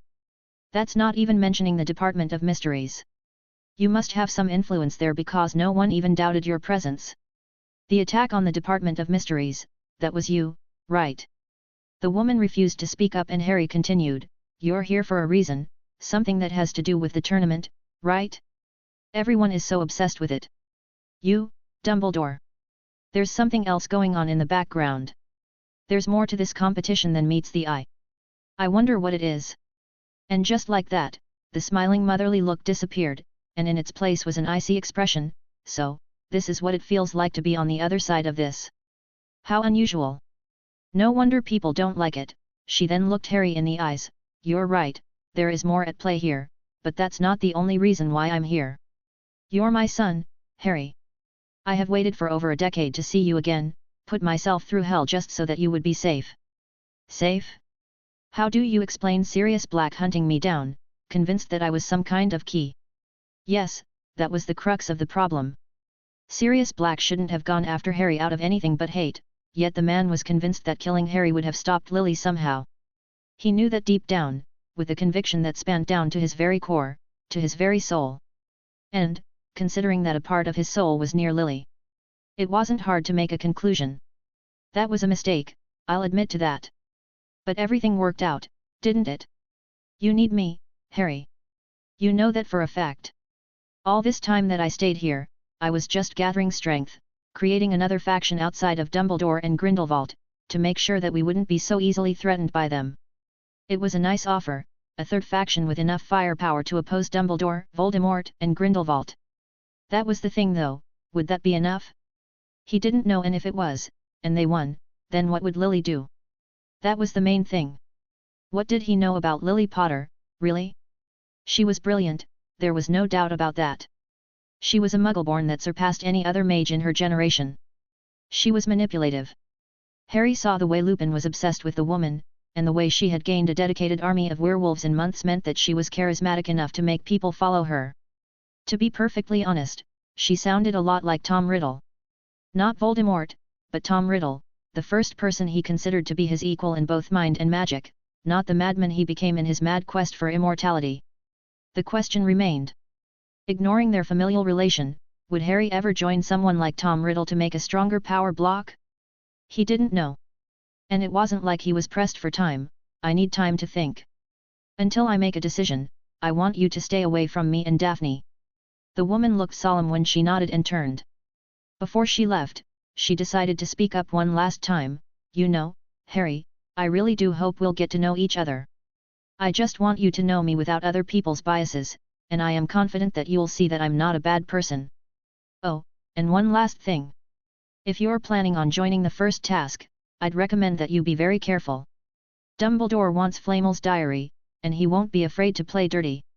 Before he could respond, the woman melted into shadows, leaving Harry alone with his thoughts. Yes, this definitely complicated things. Chapter 258, Feeling Blue. November 7, 1994, Beauxbatons, France. Today was the day Fleur Delacour would make a name for herself. She had trained for months for this, worked for hours every day with her father's trainers, learning everything she could about how to survive. It hadn't been fun, to say the least, when her father just left her for a few weeks to the tender mercies of one of his retired war friends. It was tough, especially at first. Fleur was always talented at the delicate forms of magic, which often required time and concentration to pull off. Compared to that, combat magic, actual combat, not dueling, was all about speed and surprise. After all, it had been drilled into her head for months that it only took one spell, no matter what it was, to take out most opponents. It was why any soldier worth his salt mastered small spells that could be cast quickly and silently. Very few wizards could use large-scale spells without any prior preparations. And it was surprising just how much terrain and the use of the environment mattered in a fight. Someone who knew the environment before a fight had a massive advantage, and using your surroundings in a fight was a very common tactic, especially with fighters favoring transfiguration. She had worked so hard, and her headmistress must have seen this. After all, Madame Maxime picked her to take part in the first task of the tournament. She did have doubts she'd chosen. After all, the moment Madame Maxime announced the prize for the winner of the task, everyone had jumped in, asking to join without any apprehension. The headmistress had done a great job at making the task appealing without anyone even knowing what it was. Fleur couldn't blame the woman for resorting to something like this. Nicholas Flamel's diary would have been a national treasure at the very least, considering the man's contribution to magical France and Beauxbatons. That's not even mentioning the fact that it was sealed and unopened. This meant that it could contain any knowledge, perhaps even the place where he hid a cache of the elixir of life, maybe even where the stone itself was, or even better, how to make one of their own. Fleur wouldn't deny being captivated by the idea of owning such treasure, but the idea of becoming independent from her father was the far better prize. She was in her last year in Beauxbatons, and doing well in the tournament would give her better future prospects, perhaps even an invitation to join a guild. And with her future secured, she could finally escape her father's influence. She could go to another country, far away from France. Unfortunately, until that became a reality, she would still be beholden to her father. She had already achieved one of the man's goals when she was selected as the champion for the first task, meaning that she was officially going to be selected for the delegation. Sadly, Aurélie wasn't selected, but Fleur asked Madame Maxime if she could join the delegation after the task. Until then, she would do her best to prepare. In her team were her classmates Héloïse Fontaine, François Moreau, and Céline Bernard. There was also a boy in the year below her called Philippe Dubois. Héloïse and François were childhood friends and quite popular in their crowds. They were one of the few remaining families in France that could brag about having noble blood and ran in similar crowds. There were some rumors that Héloïse had even been able to unlock her family crest, but so far, she hadn't cast any spell Fleur hadn't recognized, and Fleur had seen no marks on her body that could be an expression of a crest, and so, ignored the rumors. Céline, on the other hand, was a Muggle-born witch who had fought her way to being one of the best students in their year through pure effort. She was likely chosen for her determination alone. Fleur didn't know much about Dubois. She hadn't really interacted with any students below her year, already busy fighting off students trying to express their affection for her. It was far worse before she had enchanted her bracelet, yet while the harassment had lessened, it was still there. Fleur walked proudly with the rest of the Beaux Batons champions as she entered a large room. She noticed that most of the other school's champions were already there, waiting for them to arrive. The Romans were there, wearing their centurion armor. They were 5 boys around her age, who had their hair cut short. They were looking at them with an impassive expression on their faces. She found nothing really of note about the Spanish champions, they just looked like regular students, 3 males and 2 females, and were wearing their traditional robes. The Greek delegation was wearing their togas, but Fleur was wary of them. Stories of the elemental magics that they teach their students made them one of the most fearsome opponents that she would have to face in this competition.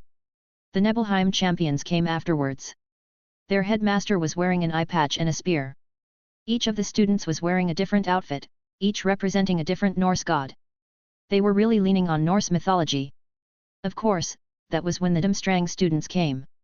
Their headmaster was a rather loathsome person, looking more like a criminal than a proud educator, which he was. He had tried to take advantage of the civil war in Britain and ended up captured by their ministry. He had barely been able to escape due to his country seeing value in him, as well as the fact that he easily cooperated with the ministry and uncovered more than a few Death Eaters hiding in plain sight. She didn't think it would have been enough to allow him to be in charge of a school, then again, Dumstrang was an unusual institution. Although Fleur was surprised at seeing Victor Krum as a champion, she didn't really see the point in him coming beyond making Dumstrang the more popular school for the public. She had no idea why someone with a lucrative career like Krum, who was also famous on an international level, would risk it all for a school competition. He would gain very little but could lose a lot of his credibility if he does not do as well in the tournament as he does in his Quidditch matches. Of course, the Dumstrang and Nibelheim champions started glaring at each other the moment they saw the other team. One of them was even growling for some reason. Fleur didn't think their rivalries ran this deeply. Finally, the Hogwarts champions arrived, and Fleur was curious about who was chosen. Well, specifically if Harry Potter would also be a champion. She didn't even know if she wanted him to be a champion or not. The description her father gave her of the boy's ability, as well as meeting him the one time, made it more logical that she shouldn't want him there, and yet, she wanted to see him use magic. She wanted proof of her father's words, that the boy truly was as good as she hoped he was. She would not be disappointed, as Harry Potter stepped out, following his headmistress. It was a comical scene. He looked so young compared to his fellow champions.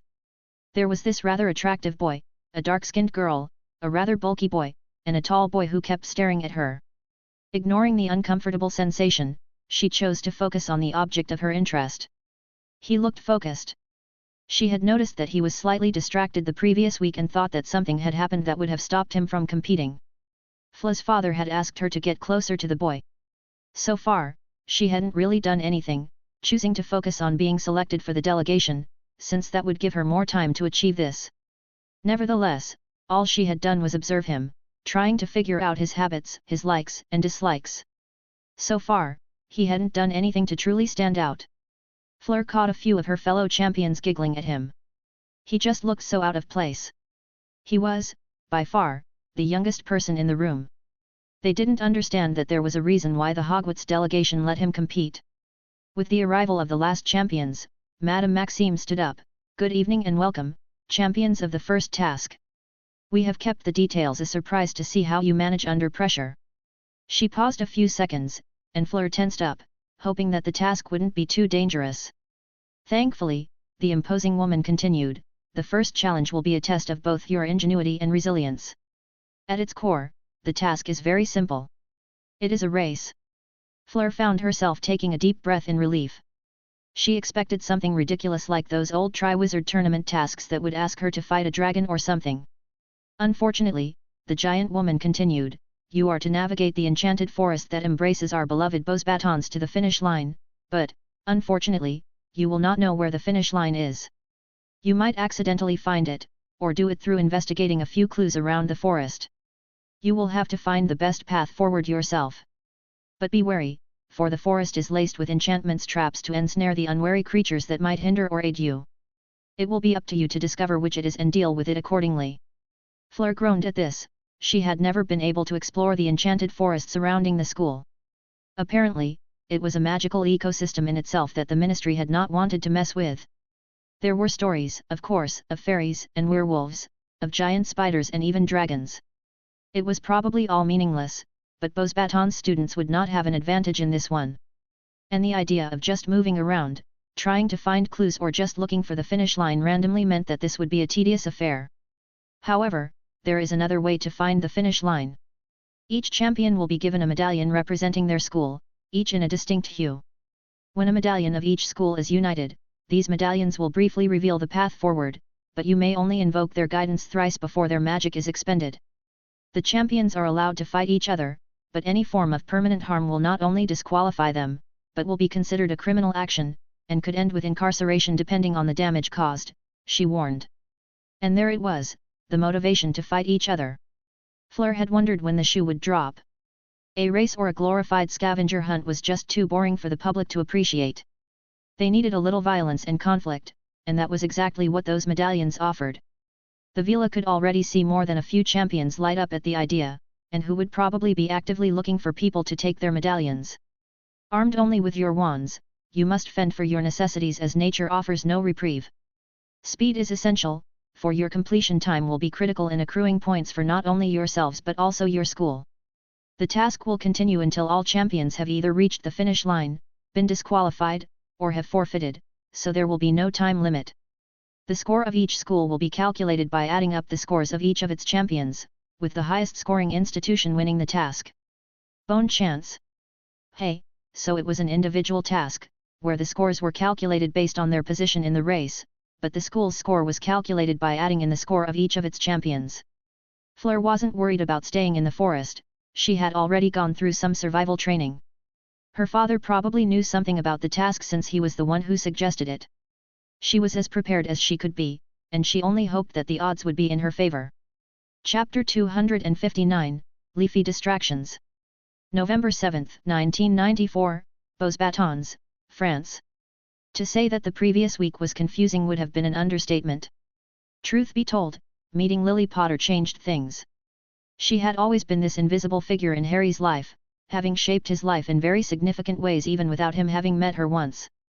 She had been the one who had killed his father, who had massacred thousands of people to save his life, assuming she was telling the truth, of course. There was a very real possibility that the woman was lying. The problem was that he couldn't get a good read on her, and that was frustrating, to say the least. That chaotic aura that hid her magic stopped him from using his arcane hearing to do so. There were still some echoes, even then, but they were faint and were probably there thanks to the resurrection stone. He would need to master the stone before agreeing to anything permanent, just to make sure that he wouldn't be fooled by the woman. She could definitely control her micro-expressions. Harry noticed that the way her face moved was too perfect in showing the appropriate emotions. The woman hadn't been fully honest with him, not that he expected her to be. He only wanted to know if she would betray him without a second thought like she did with his father.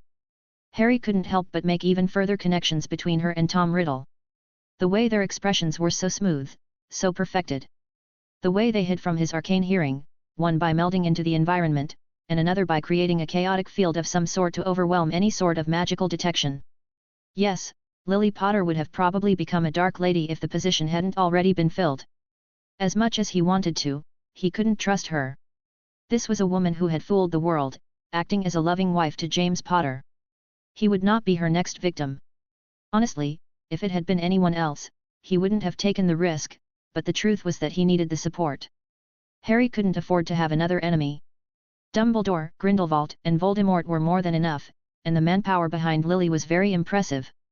It was scary, really, the fact that she had an army of enhanced werewolves at her beck and call, and the fucking Department of Mysteries probably wrapped around her little finger. And it would be nice to not be alone anymore. He knew it was a shitty thing to say, but the only person he had met who could keep up with him was Tom Riddle, and even then, he had tried to kill him and no, Dumbledore and Grindelwald didn't count. Hermione could theoretically count, but she felt more like a stranger, and their relationship was weird enough as it was, and she had definitely chosen to stick to Neville. Harry didn't know if it was her choice or just an order from the Department of Mysteries. Either way, he respected the fact that she was doing a good job at handling Neville Longbottom. Now that he thought about it, Lily's influence over the department meant that there was a very real possibility that she was the one in control of Hermione. Well, that's an uncomfortable thought, to say the least. Nevertheless, Lily was a master of blood magic and alchemy at the very least, and those were two fields of magic that Harry did not know. She had an instinct for magic that was pretty close to Harry's and could actually contribute to his magical development. If only he could afford to trust her. Harry shook his head, deciding to focus on the first task of the tournament. It was a straightforward thing. It was a race in a forest with an unknown finish line, and they could get to the finish line either by going around randomly, finding some clues in the forest, or just getting a medallion from each school to get to the destination. They had probably included the last part to make it so that there would be more duels in the task, to entertain the masses. Watching a scavenger hunt for hours would be boring, to say the least. That would backfire on them heavily because Harry had a plan. Of course, so did the rest of the Hogwarts champions. Honestly, Harry was getting tired of hearing them argue about what to do. Roger Davies was practically yelling, the logical thing would be to split up and cover more ground. We could do it in pairs or something and find ways to speak to each other. For fuck's sake, Davies, that's the stupidest idea I've ever heard. I know the prize is nice and everything, but if we don't do this as a team, then we're definitely going to lose, Angelina Johnson growled. Diggory seemed to agree with her. Look, let's just agree to split the winnings between us or fight over it if we win. But, we shouldn't lower our chances of completing the task. We'd be better off just going as a group and hunting down other champions for their medallions. It would be a lot quicker that way. Lucien Bowl just looked bored, but Harry saw through him. The older boy did not like Harry since he had humiliated him in the dueling tournament the previous year, but they were cordial enough. The older Slytherin definitely wanted the diary, if only for the monetary value. He would probably betray everyone if he could get the diary for himself, as unlikely as that was. Harry decided that he was done humoring those idiots and discreetly turned himself invisible before walking away. He wasn't going to let an opportunity like getting the diary slide easily. Normally, he would have just gone with the flow, hoping in vain, hoping that he wouldn't really expose his capabilities publicly. He was done hiding. Well, he was done hiding how good he was. He wasn't going to display his full arsenal in front of the public. Honestly, if he could have figured out where the finish line was from the beginning, he would have already gone there without fighting anyone. Unfortunately, he could not sense anything particularly saturated in magic. The forest was more than magical enough that hundreds of places had enough magic to be the finish line. He had to do it the hard way then. Harry walked quickly, while invisible, towards the nearest songs he could hear. With every step, he warped space slowly, giving the appearance of him sprinting stealthily. Hey, it was the Spanish champions. They seemed to have followed Diggory's lead and decided to stick together. Troublesome, but not impossible. Thinking back, he remembered what he knew about magical development in Spain. It was very similar to magic in Britain, with deep roots in Latin-based wand magic, but their curses were some of the best in the world. They were based on Old Arabic curses, which was a field of magic that literally came out of nowhere centuries prior, which the Spanish cleverly adapted for wand use. It was very likely that they had cursed their own medallions. Slowly a plan formulated in Harry's mind. Fighting all 5 of the champions at once was just wasteful. He could do it easily enough, but it wasn't necessary. He only needed to get one medallion. Harry waved his wand and deafened his steps. With another wave, a stone was transfigured into a wolf, which he commanded to move to the other side of the group and start growling aggressively. It didn't take long for the wolf to start growling and Harry heard one of the champions speak in Spanish, "Something is out there. It might be a creature or a clue. Samuel, stay here and guard our camp. Sophia, cover us. The rest, come with me to investigate." Harry grinned as he saw them move warily towards the transfigured wolf's location. Harry slowly walked towards the back of the champion who had stayed behind as a guard and cast a confuse charm. The spell was one of the basic charms taught to OWL students for the purpose of confusing muggles. It wasn't really all that strong, just a small hypnotic suggestion that had to be in character. A muggle did not want to believe in magic, and so confuse charms were especially effective against them. What Harry did was get the boy to daydream a bit, to not pay attention. With a wave of his wand, the medallion fell off the boy's neck, and Harry quickly analyzed whatever magic it held using his arcane hearing. As expected, there was a curse. He quickly dispelled it. Those lessons with Daphne were really paying off. He transfigured another rock which he made look like the medallion and tried to make the magic appear similar to the original one. He only snuck in a small surprise in case anyone tried to use it. And just like that, he snuck back again, and he dispelled the charm on the unsuspecting boy. He looked around and noticed that the students were planning on attacking the wolf, so he commanded it to run as quickly as he could. A couple of minutes later, the other champions returned. Samuel, the boy who had guarded their camp, asked, "What was it?" "Just a wolf. It ran away as soon as it saw us. What about you? Did you see anything interesting?" "Nothing. Everything has been quiet." Harry smirked as he noticed the rest of his plan being put into effect. It would not need his input for the rest. Now, that was one done, and 5 others remaining. He quickly moved on to the next group of champions. Hey, this group had decided to split up, since only 2 students were walking around. From the looks of them, they appeared to be 2 of the Greek champions. Before he could formulate a plan, Harry felt a wave of magic coming his way and dodged out of the way. A beam of darkness obliterated the spot he was at a couple of seconds prior. How had they figured out he was there? From the looks of it, one of them, a dark-haired boy, was looking at him directly even after his evasion and spoke up in accentuated English, "Come out now. There's no use hiding from me." Harry focused on the spell and found out it was some kind of detection spell that he had never seen before. He hadn't even seen this type of magic before. No, it was still strangely familiar. It reminded him of the stone. Oh, so some kind of soul detection magic then. He really needed to create some anti-sensing spells. He had relied on his cloak for so long, and without it, he found himself slightly unprepared now that he wasn't allowed anything but his wand for the task. Inconvenient, but not really that big of a deal. Deciding that stealth just wasn't the way forward, he walked slowly towards the clearing where the 2 other boys stood, revealing himself fully. They seemed amused at his presence. The muscled blonde boy snickered openly, "Oh, it's the kid. Let me guess. The other Hogwarts champions got themselves eliminated and you ran away or something. I knew that standards there had fallen, but I never expected you to be the only one left." Harry didn't answer, he simply focused on the fight. 2 opponents. He needed to do it as quietly as possible. The skinny boy had to go first. His soul sensing meant that his crest could have things that Harry couldn't anticipate. The secondary threat was the muscle boy. He hadn't shown any magic yet, but Harry could almost hear the lightning coursing through his veins. So, a lightning elemental specialist, then. Harry knew what to expect there. Hey, so take out the first one with an attack then. It was unlikely that the blonde would attack first.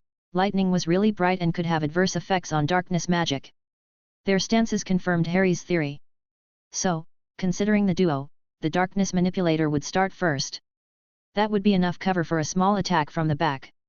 The blonde would then probably retaliate in a panic, allowing him the time to redirect any attack towards his ally. The blonde took Harry's silence as some kind of joke and spoke up, "This is just sad. Just take him out quickly."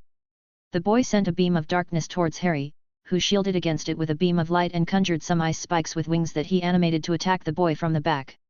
From the outside, it looked like a battle between a stream of magic and a shield. Of course, that was until the boy yelled out in pain as Harry's conjured spikes attacked him. Harry noticed the wide eyes of the blonde boy who sent a bolt of lightning at Harry blindly. Harry used this to warp space discreetly and make the attack hit his teammate instead, making it look like he miscast. The bolt of lightning had electrocuted the pale boy, knocking him out. Harry allowed himself a small smirk at the horrified look on the blonde's face, which morphed into pure anger. The boy leapt at Harry with a sword of lightning in hand, which Harry countered with a staff of ice. The Greek boy didn't notice the small runes engraved on the ice staff, which lit up from the lightning sword's energy, sending him flying back. The boy used lightning to somehow create constructs to land harmlessly and actually flew towards Harry with a giant beam of lightning in his hand. It was probably a lethal attack, but the boy was too committed. Unfortunately for the poor Greek champion, he went through Harry as if he wasn't there, and crashed into the rock behind him. Harry snickered as he cast a stunning charm at the boy's back. Illusions really were underrated. With that done, he checked both medallions to make sure they weren't cursed or fakes. They weren't. He picked up both medallions and put them in his pocket. That was 2 done, and 4 to go. So far things were going well, but Harry knew better than to hope that things would stay that way. After all, with Dumbledore involved, things rarely were so simple. Chapter 260, Reigning Manhunt.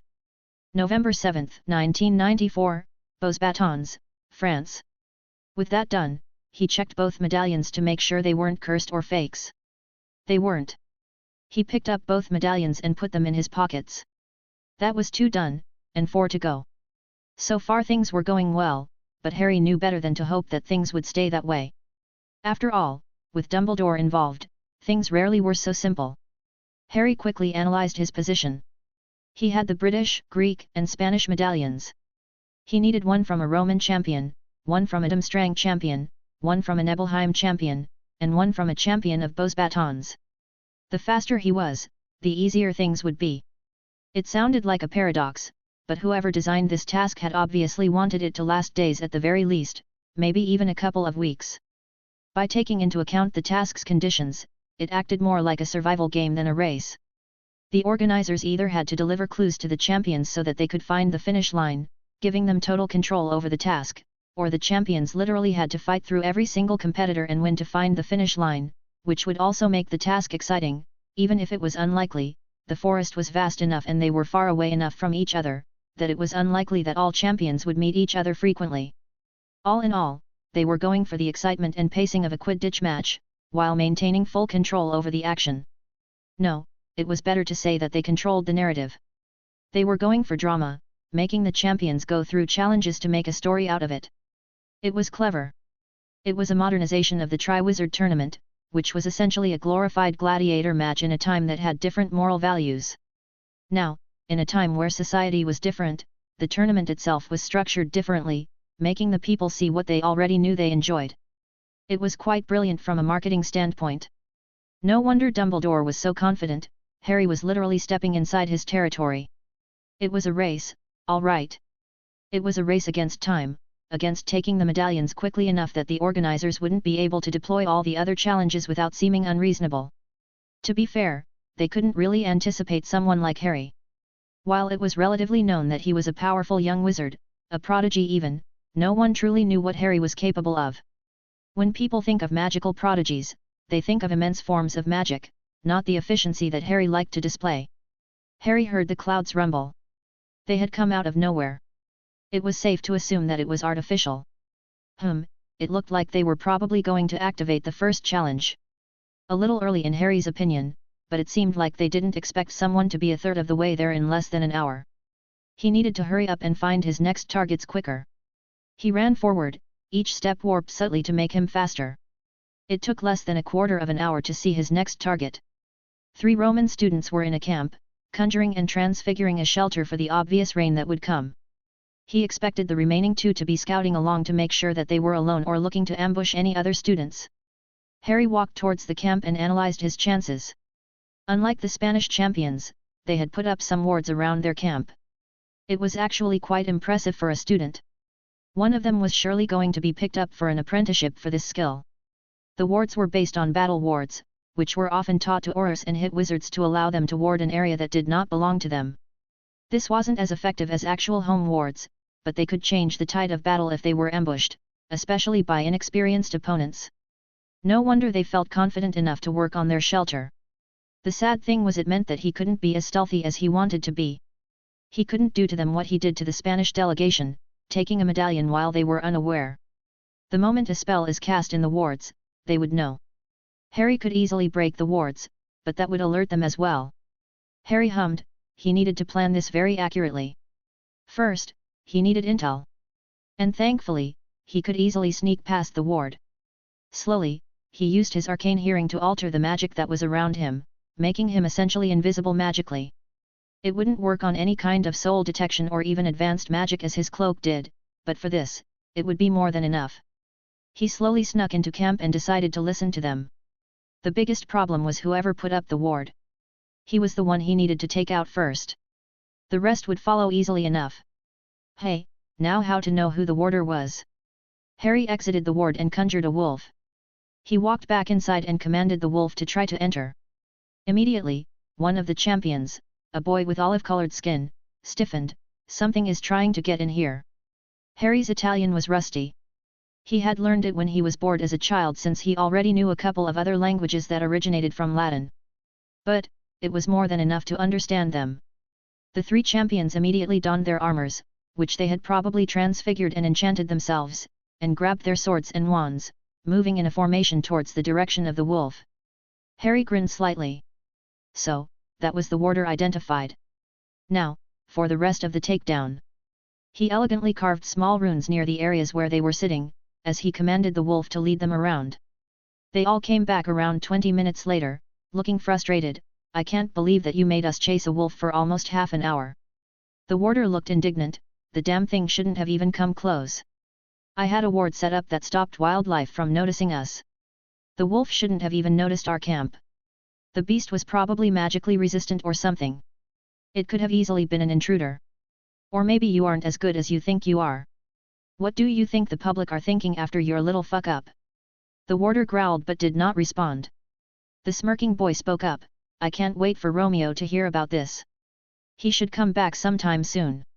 Do you think he'll have any luck hunting down the brat?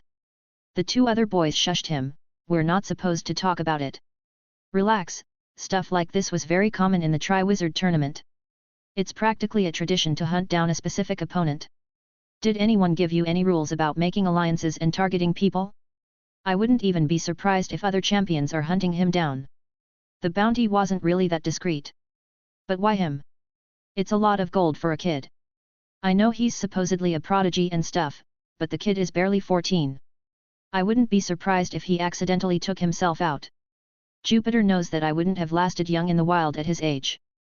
Why did his headmistress even let him compete?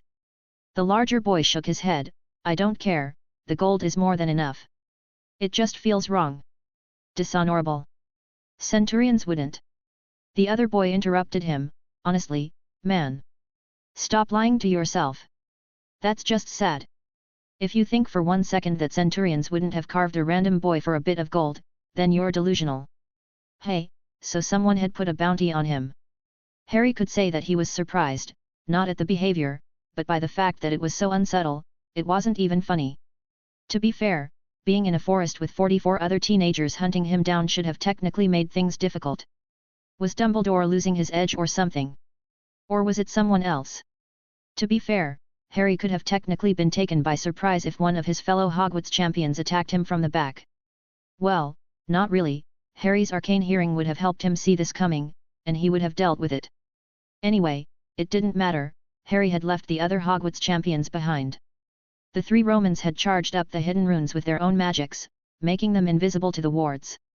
Harry simply activated them, knocking them unconscious. He snickered, I would have said that it wasn't personal, but you were kinda hunting me down. He noticed that they didn't have their medallions on them, and it took a frustrating 5 minutes to track them down. They had buried them near a tree. A somewhat clever tactic, since they couldn't easily be taken from them if they were knocked unconscious. Those three were definitely trained martially, at least in terms of tactics. Harry understood now what Blaise had meant when he said that it was essentially a military academy. He grabbed all 5 medallions. The scouts must not have taken theirs with them so that they couldn't be stolen, and altered the wards slightly to leave a gift for the returning champions, before running towards the nearest living being. After all, he was halfway done with the task. It started raining then and quickly turned into a real downpour. The rain came down heavy and fast, with large drops that hit the dark, muddy ground hard, causing little splashes of mud everywhere. The trees in the forest swayed and creaked loudly under the force of the howling wind, bending as though they might snap at any moment. Every so often, lightning flashed across the sky in bright, jagged streaks, lighting up the underbrush and casting eerie, shifting shadows that seemed almost alive. The thunder followed, booming loudly, its deep rumble echoing through the dense forest and reverberating around Harry. It was so loud and persistent that it made it difficult for Harry to use his arcane hearing effectively, as the continuous roar drowned out any subtler sounds he might have detected. Still, he had picked up a few signals and followed their general directions. They were further away than he expected. That storm really was annoying to deal with. Suddenly, Harry felt something ping his arcane hearing. Despite the deafening storm, he could still hear it, a powerful presence quickly approaching his location. It was fast, very fast, and the closer it got, the stronger the rain became. Harry quickly dodged as the presence came at him, quicker than the normal eye could see. He felt a giant torrent of water come out of nowhere trying to drown him, which he shielded against. He quickly made the shield pulse outward, taking whatever it was by surprise and stopping its concentration. Harry discreetly slowed time for himself, allowing him to see the beast in front of him for the first time. Towering above him was a colossal reptilian creature, lanky yet imposing, with its height probably being higher than that of a giant. Its skin was a slick, iridescent green, shimmering wetly in the dim light filtered through the storm clouds. The most unsettling feature was its face, or rather faces, as it possessed two sets of eyes, each set stacked atop the other in a chilling, symmetrical pattern. It was walking on two legs, well, two claws, while the two others sat idly by its side, in a disturbingly humanoid manner. The eyes glowed with a haunting, luminescent quality, piercing through the rain as they fixed on him. Harry had never seen anything like it before, not even in any book. He could feel the beast assessing him, before moving without any sort of prompting. Its limbs unfolded in an almost fluid manner, and it ran faster than a creature its size had any right to be. Harry could feel a slice of water coming at him, which he dissipated quickly, before dodging another lunge from the beast. Damn, he hadn't expected Beau's batons to put something like this in the tournament. To be fair, it was probably a form of their trump card, a way to stop someone from ruining the task so that the narrative would be back to what they had planned. That's not to mention the fact that Dumbledore was most likely involved as well. It was corruption at its finest, but Harry had dealt with worse. At least that supported his theory about the task. Despite all of this, the last Potter could feel himself grinning in excitement. At least this isn't going to be boring. Chapter 261, Tempest Incarnate. November 7, 1994, Beau's Batons, France. It was corruption at its finest, but Harry had dealt with worse. At least that supported his theory about the task. Despite all of this, the last Potter could feel himself grinning in excitement. At least this isn't going to be boring. Both Harry and the beast stared at each other as if they were communicating. Well, the beast looked like it was waiting for a command to attack, and Harry wasn't going to waste his precious preparation time. Now, planning. He decided to observe his opponent, this time without the surprise factor. Reptilian skin, oddly reminiscent of dragons. That meant that the beast had a high likelihood of magical resistance. However, the way it was hunched while standing on two legs. Vaguely humanoid. Adding the fact that it seemed to have fins on its back. 4 eyes, as well, which wasn't really common in magical creatures, or mammals really. That's not even mentioning the magic. Large-scale water magic wasn't something that could be easily mastered, something that could definitely not be harnessed easily by magical creatures that don't live under the sea. Mer people did have a very high affinity for moving water, and so did water dragons. Oh, shit. A chimera then. That's very unfortunate.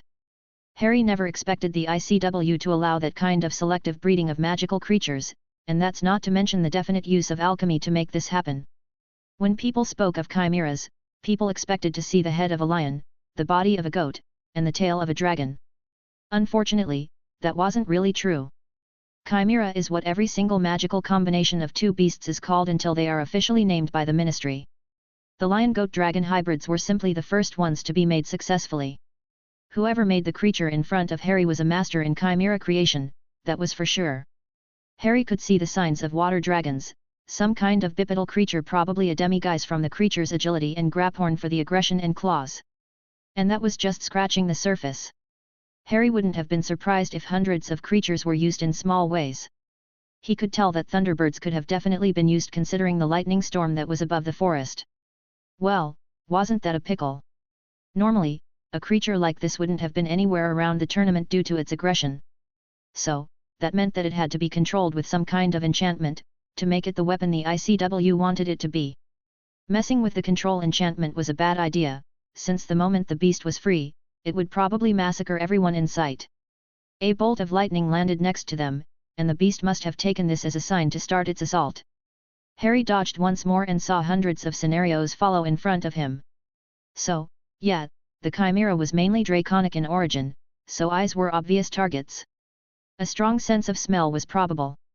Harry conjured a flash of light, followed up with 4 stinging hexes, each on at the creature's eyes, and a small ball that exploded on the creature's snout, which created a sonic disturbance and a strong smell to mess with it further.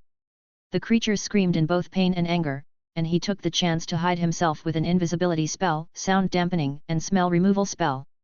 That should have been enough to hide him for enough time to get away. However, even blind and deaf, the creature still leapt at him. Harry dodged once more and repeated the combination of spells. Did it somehow sense him using the rain?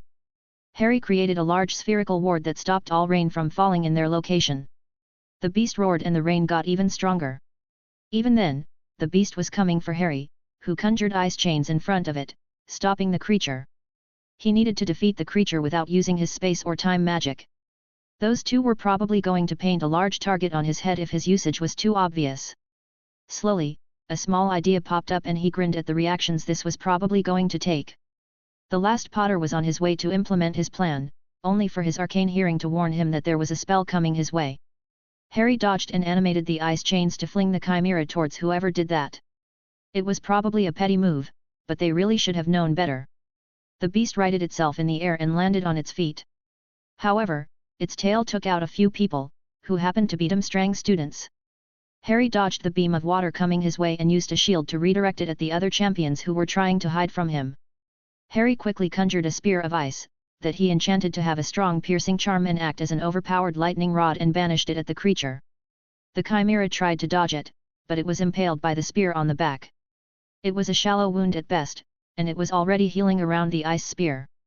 Harry smirked for a fraction of a second but quickly conjured an ice shield against a beam of darkness going at him. He retaliated by sending a spear of ice at him, which he dodged, but that brought him right into the spell of the person behind him, knocking him out. He noticed that the rain was getting stronger, and a few of the other champions were even casting shield charms to protect themselves. Harry felt an artificial wave coming at him, and he quickly redirected it around him, sending it all around him, breaking most of the shield charms and with it, most of the other champions that sought to take advantage of the situation. With that done, most of the other champions had fallen. Yet, the chimera was obviously going for him specifically. Well, that was the ICW's fairness for you. The monster did not hesitate before coming towards Harry once more, making him conjure a glowing rope to send himself away and land on a raised platform of earth. Harry manipulated the roots to grow and tried to bind the beast, only for the roots to break immediately. Harry dodged a claw coming at him, and jumped onto the arms of the beast, running wildly, until he found the speak impaled into him, and banished it further. The beast jumped onto its back, making Harry conjure another rope. The water definitely wasn't working, and Harry heard the clouds rumble while suppressing a grin. The chimera must have had enough and summoned a bolt of lightning at him. Harry quickly used a lightning-repelling shield which redirected the bolt, onto the ice spear on the creature's back. The beast roared but any sign of further attack was frozen when a giant rune matrix glowed underneath it, freezing it as if it was petrified. He had been carving this rune discreetly ever since the confrontation began. Harry grinned, "You can try to move all you want, but this a momentum negation runic schema, that I combined with a water magic negation schema. That was a tricky thing to come up with on the fly, I'll tell you that. And isolating your water magic to make it more efficient, took some serious work. Don't worry, the creature is fine, but any form of movement or water magic is negated until the rune runs out, and considering that it was powered by the energy of a bolt of lightning. Well, I'll leave you to make the conclusions." Of course, the world was too nice for things to happen so easily since Harry had to shield against a spell by his attackers, who seemed to have recovered from the wave of water he sent at them. Admittedly, it wasn't really the best for attacks. Harry raised an unimpressed eyebrow, seriously. One of the boys responded with a harsh voice, with a strong accent, surrender now. He took a good look around, I have to admit being surprised at seeing students from both Darmstrang and Nebelheim working together. Aren't you supposed to be mortal enemies? This is, after all, a school competition. We will deal with them after you. I did hear that someone had put a bounty on my head. Not very sportsmanlike to go after the youngest competitors, I have to say. The crowd looked incredulously at the petrified chimera, then at him, and Harry raised his hands in exasperation. Come on guys, don't be like that. That could be a fluke. I'm very prone to flukes, you know. They still didn't deign to respond, and Harry looked exasperated. Look, how much was the bounty again? 1,000 galleons? 10,000 galleons? Holy shit, even more than that? That's insane for a school tournament. Don't you think that someone paying so much money wouldn't really be about competition but something more? Do you think you really know what you're being complicit to by taking me out? Or maybe it was all a hoax, because let me tell you, I don't know anyone who would be happy to pay that much just to take out a competitor. Harry kept looking at their expressions, analyzing how they think, and smirking at their looks of indecision. At least around half of them looked slightly guilty. Of course, that was when some idiots spoke up. Why does that matter? If we don't do it, then someone else will. And we already have him surrounded. I'm not going to let go of that much gold now, and if you want you, well, that's more for me. What about the fact that I beat this thing over here? Am I really that defenseless? Will you be able to defeat me so easily? And even if you did, who would really get the gold? Will you split it amongst yourselves? Even when you're in different schools? One of the attackers scoffed. Do you seriously think we're idiots? How so? Do you really think you'll be able to put us against each other? That's your brilliant plan. Harry snorted. No, of course not. I knew that this wouldn't work at all. After all, I knew that you had to have made your frankly weird alliance before attacking me. My plan is a lot more complex than that. You see, if someone who really knows their runes tried to analyze my trap, they would easily realize that I didn't put any regulation against excess energy. Normally, people would think it was a blunder of some sort, since the rune could be overwhelmed if it succumbed to too much power. They would also realize that while I did block the water magic, I did nothing to block against the subtle storm magic that the creature has. Of course, that's a fatal flaw in the design. After all, the creature could slowly manipulate the storm and summon a bolt of lightning to overwhelm the runes and free itself. Of course, the creature doesn't understand runes, so this should be completely useless. He smirked at the dumbfounded expressions on their faces, but bear with me, what someone could see through the creature. What if someone outside the forest analyzed the runes, found the vulnerability, and then commanded the creature to exploit it? The clouds rumbled ominously, and Harry's smile turned feral. Then, the unlikely happens and lightning strikes the same spot twice. As if his words were prophetic, a bolt of lightning hit the ice spear on the back of the creature. However, instead of overwhelming the runes, it was for some reason divided into 5 lesser bolts, each one being sent towards a different ice spear, which happened to have been conveniently near his opponent. In a split second, Harry's attackers were knocked out and fell down. Harry trotted down and took their medallions, putting them in his pocket. He slowly walked towards the frozen chimera. A bit of advice. If someone leaves a glaring security measure, then they're either idiots or it's a trap. I'd like to think I'm not an idiot. I wouldn't try to send any more bolts of lightning. You might electrocute the idiots to death. Harry took out his wand and pointed it at the beast. Without any distractions, he had the time to analyze the creature's song. Slowly, he crafted a spell that would specifically counter them, one by one. It took a good minute, and the spell became a large bolt of red light, that soared towards the frozen beast, and Harry could tell it broke through the protections like a knife through butter and knocked out the beast. Harry released the rune, and let the creature fall down, unconscious. He smiled to himself. All he had to do was get a medallion from a Bosbaton's champion and he'll be done. Oh, how he wished he could see the look on whoever controlled this creature's face. It must have been priceless. Chapter 262, Raven Soaring. November 7, 1994, Bosbatons, France. Roger Davies cursed as he dodged the incoming giant club in the hands of a particularly large mountain troll. He quickly retaliated with a conjunctivitis curse at the monster's eye. For the 10th time that day, he lamented at how he had found himself in this position. He knew that the European tournament wasn't going to be a breeze, but fighting an entire herd of trolls at the same time was a bit too much. That's not mentioning the small acromantula that kept attacking them every chance it got. He growled, "Diggory. Just do whatever you're planning." The Hufflepuff counted down, and the 3 other Hogwarts champions sent stunners at the trolls one by one, overwhelming their magical resistance and knocking them out. With that done, he slumped slightly. "Next time, one of you will be the bait." Johnson snickered, "I don't think any of us can be a better damsel in distress." The other 2 chuckled, infuriating Roger even more. He remembered that their conversation was probably going to be watched by every single important person in Europe, and he didn't want to look like a petulant man-child. Truth be told, participating in the tournament wouldn't have been his first choice. He didn't like being under pressure, having his every move analyzed and critiqued by everyone around him. Unfortunately, he had no other alternatives. He was good enough at Quidditch to probably join a mediocre professional team for a few years, but he wouldn't make enough gold to support him for what came after. He had seen it in professional Quidditch players whose contracts were not renewed or picked up by any other team in their mid-20s, leaving them without any practical skills in an economy that was going downwards.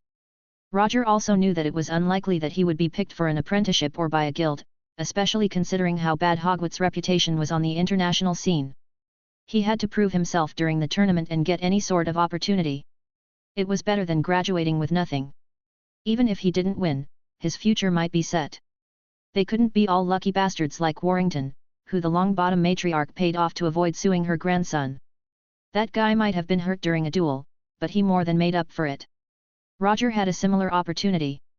Someone had given him a chance. 50,000 galleons to take out the Potter brat. He was going to do it discreetly, the moment they started fighting. He would have blamed it on the confusion and being twitchy. But the boy just had to disappear only 5 minutes into the task. They had all given up on trying to find him after a while, especially since they hadn't really found anyone else. The boy had probably gotten himself taken out by someone else, taking Roger's dreams of gold and security with him. Sure, the brat was good. He had seen that the previous year, but he definitely wouldn't be good enough to take out every other champion.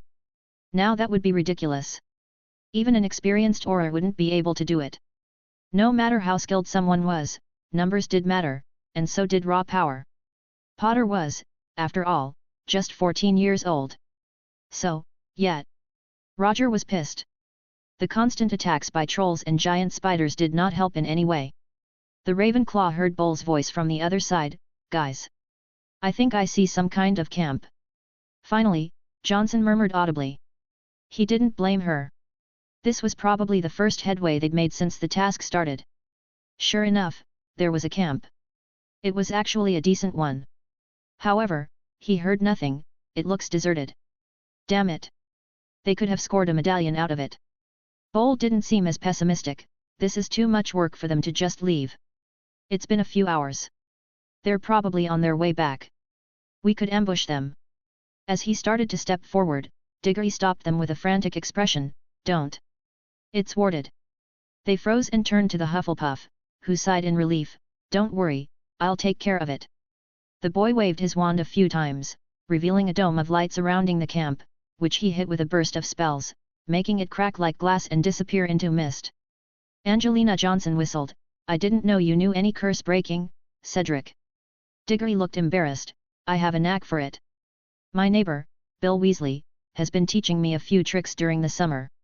Those were some pretty impressive wards, too." They walked up and froze when they saw 2 boys wearing Centurion armor knocked out just at the entrance. Roger knelt down to see if they were still alive, and thankfully, they were still breathing. "They're unconscious." Bull entered their camp with his wand raised before lowering it in disappointment. "The rest are here. Also unconscious. I can't see the medallions anywhere.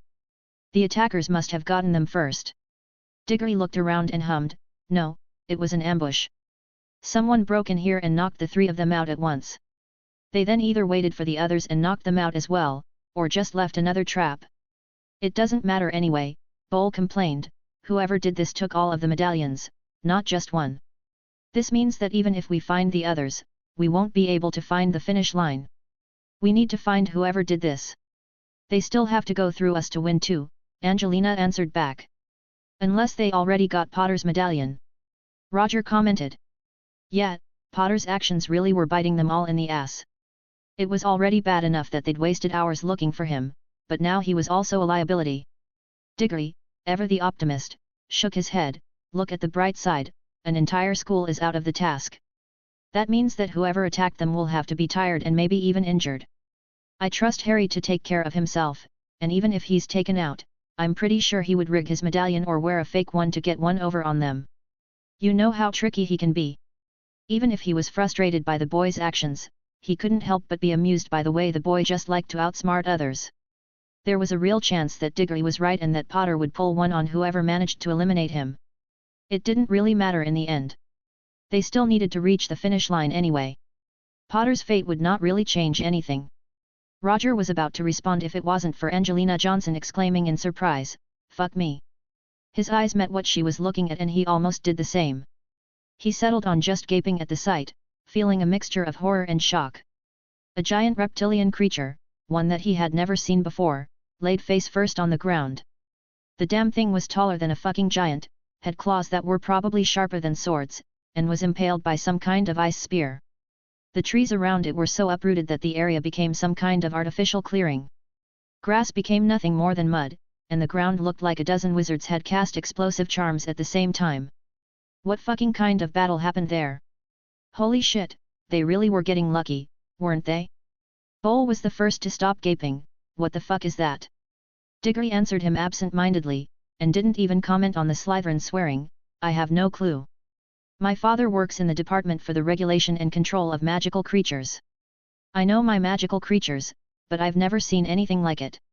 It's like a hellish mix between a lizard and a water dragon somehow. I've never heard of anything like it before. Roger couldn't help but ask, is it dead? I don't think so. But I don't really want to check. Johnson interrupted their conversations, I think there are people down there. She immediately ran forward. Well, that was the typical Gryffindor recklessness. Seriously, how the members of the House of Lions didn't just get themselves killed during their 7 years of schooling is simply mind-boggling. Roger attributed it to the efforts of Madame Pomfrey and McGonagall's dedication to the school. Cautiously, they followed her and were surprised to see around 10 other champions lying around the probably unconscious monster. It was easy to tell where they were because there seemed to be a spike of ice near each group for some reason. Cedric looked closer to see who it was and froze in surprise, this is Crumb. I'd recognize him anywhere. Holy shit, this is the Durmstrang champions. Nebelheim too, Johnson retorted. I remember one of their faces. Please tell me they're not dead. I don't think the ICW can handle an international Quidditch celebrity dying in the first task of the tournament, Roger answered. They're all just unconscious on my end, Diggory answered after waving his wand.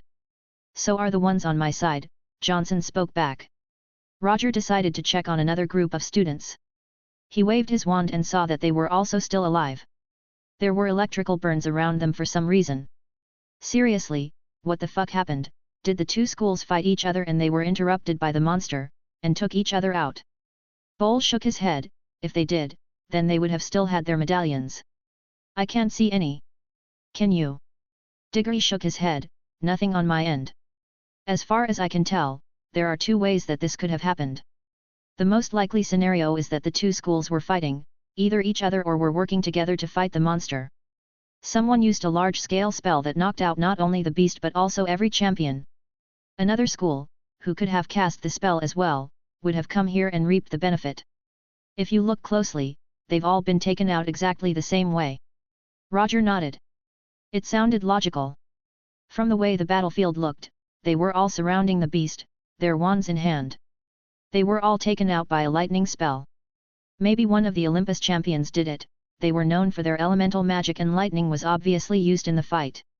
Johnson, though, had to ask, what's the other possibility? That someone fought both schools and the monster, and took them out all at once.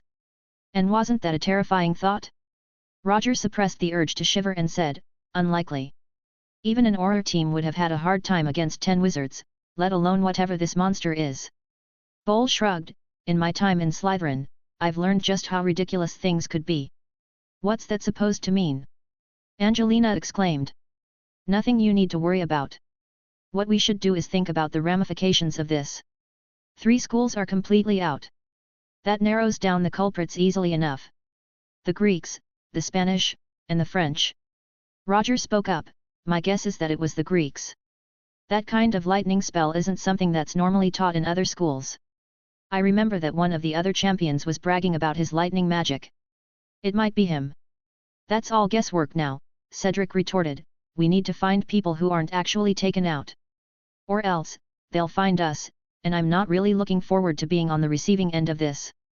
He pointed at the miniature crater with the monster and the unconscious students. They all gulped and nodded in agreement. A minute later, they continued exploring the forest, looking for any signs of other people. Half an hour later, they heard the sound of spell fire. They quickly snuck closer under disillusionment and silencing charms and saw an all-out brawl between the French, Spanish, and Greek champions. For some reason, there were only 3 of the Greeks. 2 of them must have been taken out. Perhaps they had been injured when they fought the giant monster thing in the crater. To call it chaos would have been an understatement. Each student was fighting people left and right. There was practically no sign of tactics or anything similar. The only ones being remotely organized were the Greek champions, who must have been ambushed. One of them was using earth magic to shield the others, who were attacking quickly. One of them was using some kind of water magic, and the other was controlling ash. They were remarkably effective but definitely on the defensive. They must have been the ambushed ones. Almost half the battlefield was filled with curses, ready to be activated. Already a couple of French champions had been taken out by them. Cedric decided to intervene and motioned to the Greek champions. Bowl nodded and they quickly branched off and attacked from behind, taking out the earth manipulator. Immediately, the earth collapsed back into dirt, and the 2 other champions were stunned by the other combatants. Well, that was the Greek out for the count, but their position was revealed. Roger and Angelina were on the other side and stunned 2 of the French champions from the back, while the gorgeous girl with silver hair conjured some kind of golden rope that took out 2 Spanish champions at once. Roger was captivated by her beauty, but the way Angeline looked at him with a glare just woke him up from whatever spell it was. The last French champion was barely able to shield herself when she was hit by 5 spells at once. Unfortunately for her, her shield was quickly overwhelmed and she was hit by a stunner from Angelina. That left 4 Hogwarts champions against 3 Spanish ones. They all stood there, their wands ready. Cedric, of course, tried to be his charming self. "I don't suppose you would agree to split the medallions and make it an actual race?" They snickered, looking very amused. "Now, why would we do that? The only thing you have is numbers, nothing more. You defeated the Greeks because you attacked from behind like cowards. I bet you've been hiding all this time, acting like scavengers." The Hufflepuff shrugged, "It's not our fault every single champion we met was knocked out and didn't have any medallions." "Who was taken out?" the boy suddenly asked. "Everyone else. We assumed it was the Greeks considering the damage, but whoever attacked the Romans had to be very skilled in ward breaking. That was not us." Before any of them could process that information further, Bowl spoke up, "Guys, the Greeks only have their own medallions. I don't think they were the people who fought Durmstrang and Nibelheim. Nothing on the French too. Just their medallions." Johnson commented. "Then who was it?" Before they could even ask this question, the 3 remaining Spanish champions seized up and fell down, unconscious. Roger couldn't help but yell out, "What the fuck?" They didn't even have the time to process what had happened when a sound not too dissimilar to that of a cannon spread across the forest. Afterwards, a female voice spoke up with a French accent, "Harry Potter has finished in first place." Slowly, a bird came out of nowhere and delivered to them a transfigured bag filled to the brim with medallions, and then flew away. The 4 Hogwarts champions looked at each other, feeling bewildered, until Johnson finally put what they were feeling into words, "What the actual fuck just happened?" Chapter 263, Azure Recollections. November 7, 1994, Beauxbatons, France. Sébastien Delacour wasn't someone who could easily be surprised. He had experienced the horrors of war, and the backstabbing politics in the French ministry, and had seen some very disturbing things in his time as an auror. He liked to think that nothing could really make him speechless, that nothing could truly take him off guard. He was wrong. Nothing could have ever prepared him for seeing Harry Potter in action. He knew that the boy was a magical prodigy, a once-in-a-generation genius. If he hadn't known that Albus Dumbledore and Gellert Grindelwald were still alive, he would have thought that the boy was a champion. He wasn't, which made what he had seen all the more ridiculous. It was something that was shared by all the spectators, who had stared at the giant screen without making a single sound. Normally, that would have simply been a bad sign, but this was different. They had all thought him to be a foolish arrogant boy when he left his team behind. However, the moment people saw how he had fooled the Spanish champions, those comments faded immediately. It wasn't really the magic itself that was impressive, it was just how efficient the boy was. It would have been something else to see the boy simply walk around and just overpower any person in sight. It would have been more natural, and more understandable. A talented boy with more power than he knew what to do with it. Some people were just born lucky, special in their own way, and mages had accepted this since the dawn of time itself. People were not born equal. However, the fact that the boy did not use any special spells or magic. That was what made this unbelievable. He had taken one of the Spanish champions' medallions without them even realizing it, and replaced it with a transfigured copy, one that would slowly compromise the entire team using some kind of curse that he activated later. This kind of planning was just not normal for a child. He would have expected this from a veteran fighter, not a student.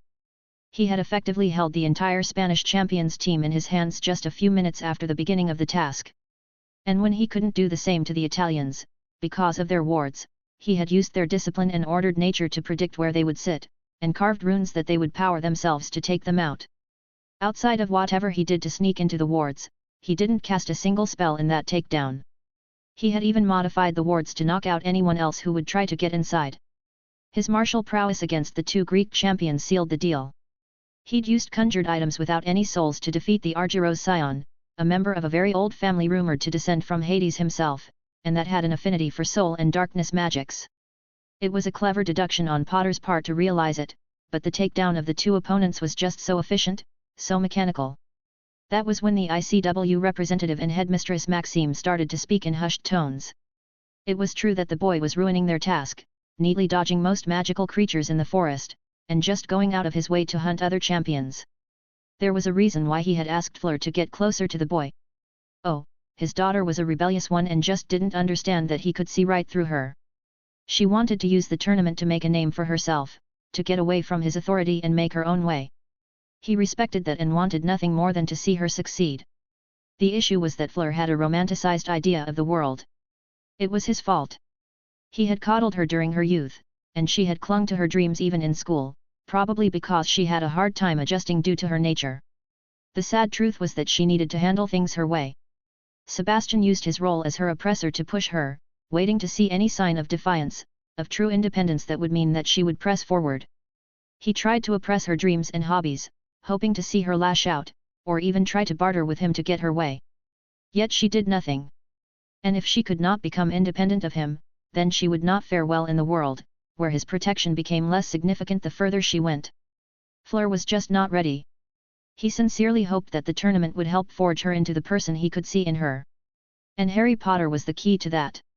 He knew that the boy was powerful and a genius, but what interested him the most was his independence from Arcturus. He had learned to fight for himself ever since he was a child. He remade his family fortune by himself, without so much as a loan from Arcturus, and only asked for help due to the fact that as a minor, he would have been vulnerable to certain laws. This was someone who knew how the real world worked and used it to his advantage. Arcturus, his old friend, had told him how impressed he was with the boy. It was why Sebastian had specifically asked Fleur to get closer to the Potter boy romantically, knowing that she would try to shield him from Sebastian, in simple resistance to his orders. He could tell that she was fascinated with the boy and was uncommonly shy in speaking with him. It was a shame that Fleur resented the way Apollon used her nature to further Sebastian's political ambitions. She did not see how they were a team, that Apollon did this for him and he put forth bills to protect villas in France. He always listened to her counsel privately and often agreed with what she said. Fleur was afraid of ending up as a trophy wife to someone successful instead of a person in her own right, and it was heartbreaking to see that this was all she thought of her own mother. The tournament was an opportunity for her to grow, for her to learn. He hoped it would be enough. He hoped that Harry Potter would be the catalyst for that growth. Of course, that was if the boy managed to survive the task. Because the ICW and Madame Maxime had decided to use a fucking Leviathan in a school competition just to slow him down. He couldn't really blame them. Harry Potter was simply too efficient, too experienced. It was embarrassing, not only for the rest of the students but the competition as a whole. The boy had, in a couple of hours, completed half of the task, which was scheduled to last around 3 days. Madame Maxime couldn't really afford the humiliation, especially considering her heritage. Sebastian didn't personally know Olympe Maxime, but he knew of her during school. The giantess of Beaux Batons had worked 10 times harder than her peers to prove herself and rise above her reputation. After all, giants were well known to be unintelligent barbarians. Harry Potter was essentially ruining her task, which she was obviously proud of. The ICW also couldn't afford an upstart student raising Britain's reputation either, especially considering just how close they were to essentially taking over the country in everything but name. A rise in nationalism in Britain would ruin a lot of people's plans. Hence, the drastic measures. Leviathans were the pinnacle of fleshcraft and experimental breeding, meant to be used as weapons against severe criminals with minimal waste of human lives. There were rumors of other similar weapons, of course, but only the Leviathans had ever been publicly deployed when a warlord who had taken over a large area in northern Africa had tried to start a campaign of terrorism towards the ICW specifically, asking to be separated from the organization. Hundreds of wizards and witches had died, and any attempts at negotiation had failed miserably. Instead of drafting an army to fight the upstart, they had sent just 5 Leviathans. It took them less than a week until every single stronghold was destroyed, and the warlord had drowned in his own fortress. That meant that sending a fucking Leviathan into a school competition was just absurd. As far as Sebastian knew, the official reason was that the beasts were only meant to make sure that no champion would be in danger. The unofficial reason was that they were just there as a subtle reminder of the ICW's power, but never in all his wildest thoughts did the idea that they would be used to fight students cross his mind. Sure, it was obviously sandbagging, but then again, so was Harry Potter. The boy had planned around the fight, probing for weaknesses, while being attacked by a dozen other champions, and somehow ended up the victor. He would be the first to admit that the Leviathan wasn't really the most powerful creature out there. He did not doubt that near a shore or a beach, it would have been far more dangerous. Its water elemental manipulation was impressive, to say the least. In normal circumstances, a Nundle would kill it in seconds, and a dragon would turn it to ash with a single breath. However, these were wild animals that could not be used effectively in warfare. But, this was the first time in recorded history that mages had weaponized a creature of this magnitude of power to serve entirely their purpose. It should not have been beaten by a single wizard. A skilled team, perhaps, if they all attacked it at once to overwhelm its magical resistance. But the idea that a single person, especially a student, no matter how much the terrain was in the Potter boy's favor, would defeat it, was akin to a teenager defeating a dragon in single combat. It was simply inconceivable. And to make it worse, the boy had made it look easy. To be fair, no one really expected the runes. The boy's skill in the field was ridiculous, creating a complex runic matrix on the fly to defeat the beast. No matter how much the Leviathan was holding back, the boy's rune matrix had, alone, negated much of the offensive that the creature could mount, and it didn't help that the Potter boy used the beast's own strength to defeat it and his other enemies. He used a modified version of the lightning rod charm and used it to power a rune matrix, as well as knock out the other champions. Even that weird, modified stunner that knocked the beast out while ignoring its obvious magical resistance was something that he had never seen the likes of before. All in all, he was gaping at the illusion in front of him. He had never really expected this to be the outcome. He looked, flabbergasted, at the smirking Arcturus next to him. What the actual fuck, Arcturus? The Black Patriarch snorted in amusement. I told you Harry was special. Special was an understatement. Sebastian knew that the boy was good, but this was ridiculous on many levels. He didn't even look winded as he strolled towards where the Beaux Batons champions were camping. They hadn't even noticed him replacing one of their medallions with a normal one before walking away, as if he hadn't just won the task and combined the 7 medallions to create a small ball of blue light. Then, he proceeded to create a spell to activate the ball twice in a row to triangulate the location. Sebastian knew that he had created it because there was no way the boy had seen the ball of light before. He then proceeded to walk away, until he found himself in a weird clearing. Of course, that was when the boy waved his wand and a pillar rose from the ground with a spherical hole inside.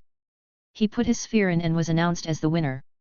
Madame Maxime, with a frown on her face, stood up and spoke in a magically enhanced voice, Harry Potter has finished in first place. The applause was lower than he expected, considering that the boy had essentially speedrun the task on his own. Seriously, what the fuck, Arcturus? The man simply shrugged in response. He must have really wanted that diary. Choosing not to comment on that response, Sebastian decided to watch his daughter, who used a clumsy variation of the self-stunning maneuver. It was a pretty risky trick, where a person would stun themselves with a weakened stunner to play dead when they knew that they would lose. She had also cleverly cast a tracking charm on a Spanish and British champion, which would help her follow the victors to the finish line. It was a clever trick, even if it could be a risky one. Of course, to add insult to injury, the Potter boy had sent all the other medallions to the other British champions, practically guaranteeing their victory as well. So, when Fleur woke up, she found herself amongst dozens of unconscious champions. She woke up the rest of the French champions and followed the British champions. Sure, Hogwarts had stolen the show, but at least Beauxbatons would be a close second. And the look on Dumbledore's face as he gave the Potter boy the diary of his own mentor, knowing that he would never get it back, was something that he was planning on savoring. Chapter 264, The Disbanded Knot. November 7, 1994, Beauxbatons, France. Harry Potter walked towards the finish line, feeling a mixture of confidence and smugness. It hadn't even been close. Even with the tournament organizers using that chimera against him, he had essentially speedrun the entire task. It had taken him less than 10 minutes to get the French medallion. It wasn't really that hard, the champions were pretty spaced out, probably hoping to cover more ground. It was child's play to just sneak behind one of them, hit him with a compulsion charm, take the medallion and replace it with a fake. He didn't even bother cursing the medallion out of sympathy more than anything. Plus, he didn't really need to. He had already won. He had combined 7 medallions, one from each school, which morphed into a sphere. Using his arcane hearing, Harry was able to see that it moved a few meters in a certain direction that it was attracted to, like a modified point me charm but with only 3 tries. Choosing to be efficient, he simply charmed the sphere to move in 2 opposite directions, and to activate each time. The direction of each movement was quickly calculated, and he created a modified point me charm to lead him to the intersection of the 2 lines. He found himself in a clearing, where a large stone pillar had risen from the ground with a spherical hole exactly the shape of the locator sphere. The rest was pretty evident. However, before he put it in, Harry debated himself on whether to help the other Hogwarts champions or not. To be perfectly honest, he didn't care about school spirit, just the diary. With that task done, he wouldn't even be required to participate in another one. He would be essentially done with the tournament, outside of whatever task Daphne would participate in.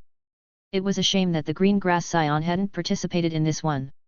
Her family crest was built for combat in this environment. To be fair, they hadn't known what the task would be, and Daphne hadn't wanted to take that risk. That's not to mention the fact that she was slightly miffed with him about her blood magic lessons being postponed. Harry suppressed a sigh. With the excitement of the task done, he had to go back to his life and face his problems. Well, most of the problems spanned from Lily Potter's return. He still didn't know how to feel about that. At least he'd have Flamel's diary to keep him company. He was excited to see what the man had written, especially considering the way he had enchanted it specifically for the tournament.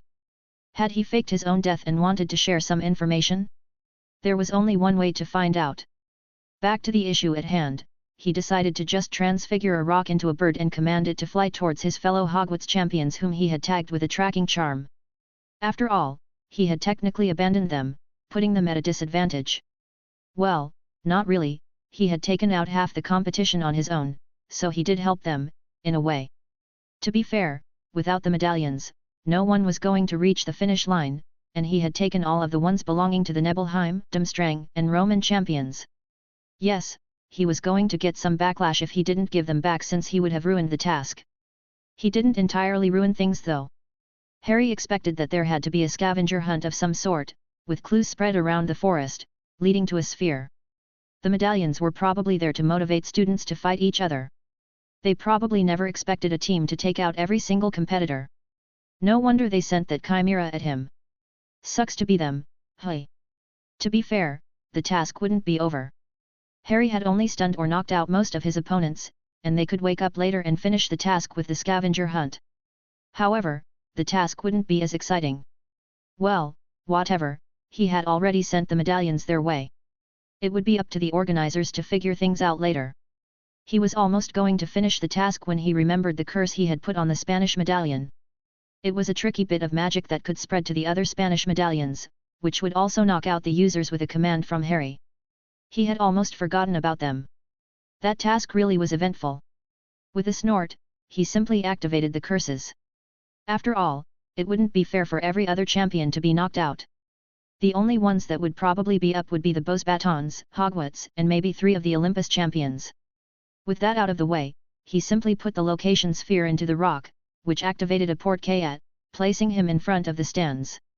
The crowd stayed silent for several seconds, and then went absolutely, utterly mad. Tens of thousands of spectators went crazily wild, and the ruckus was liable to wake up the dead. The judges were staring at him while gaping, their eyes wide in surprise. He didn't really blame them. That kind of display was not something that they'd ever expected. And the sad thing was that Harry hadn't really taken things seriously. Well, that's not true, it was more like Harry had made sure not to go overboard. He had barely used any of his real skill outside of a bit of ice magic, and the discreet application of space manipulation to walk faster around the forest. Other than that, everything could have been accomplished by a skilled newt student. Even the runes themselves could easily be replicated by a student who had taken runes as an elective. Maybe coming up with the matrix on the spot was a bit out there, but while it was slightly tricky, it wasn't something impossible for someone who had mastered the subject.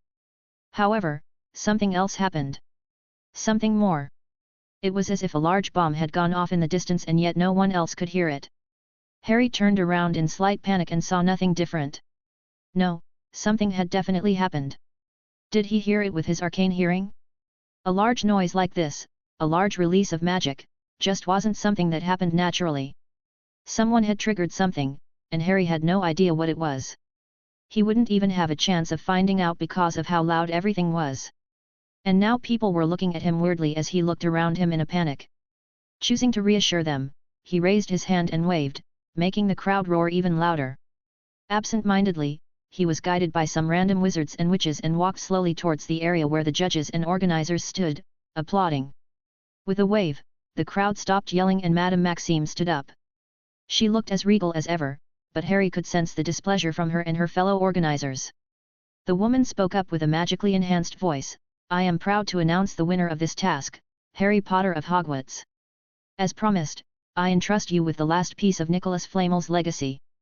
A marble pillar rose from the ground, and on it, Nicholas Flamel's diary laid. Harry slowly walked forward and grabbed it, only to smile slightly as its magic accepted him as its new owner.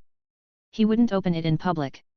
After all, people didn't need to know that he could do so. The headmistress made a long speech about magical cooperation and the role of Beauxbatons, but Harry wasn't paying attention. He was looking for the source of the sound. Small remnants remained everywhere, but it was constant. There was no source he could trace. What the fuck was going on? Harry was led towards the judges to shake their hands. Harry did so without really focusing, too distracted by theories on the origins of the magical noise. Most of the officials definitely didn't like him, even if a few of the judges looked more amused and impressed. When he shook hands with Dumbledore, he looked up and saw his smile break slightly into a grimace. The guy definitely hadn't wanted Harry to win. Was he the one who put a bounty on Harry's head? He wasn't exactly sure. It was sort of unsubtle for Dumbledore.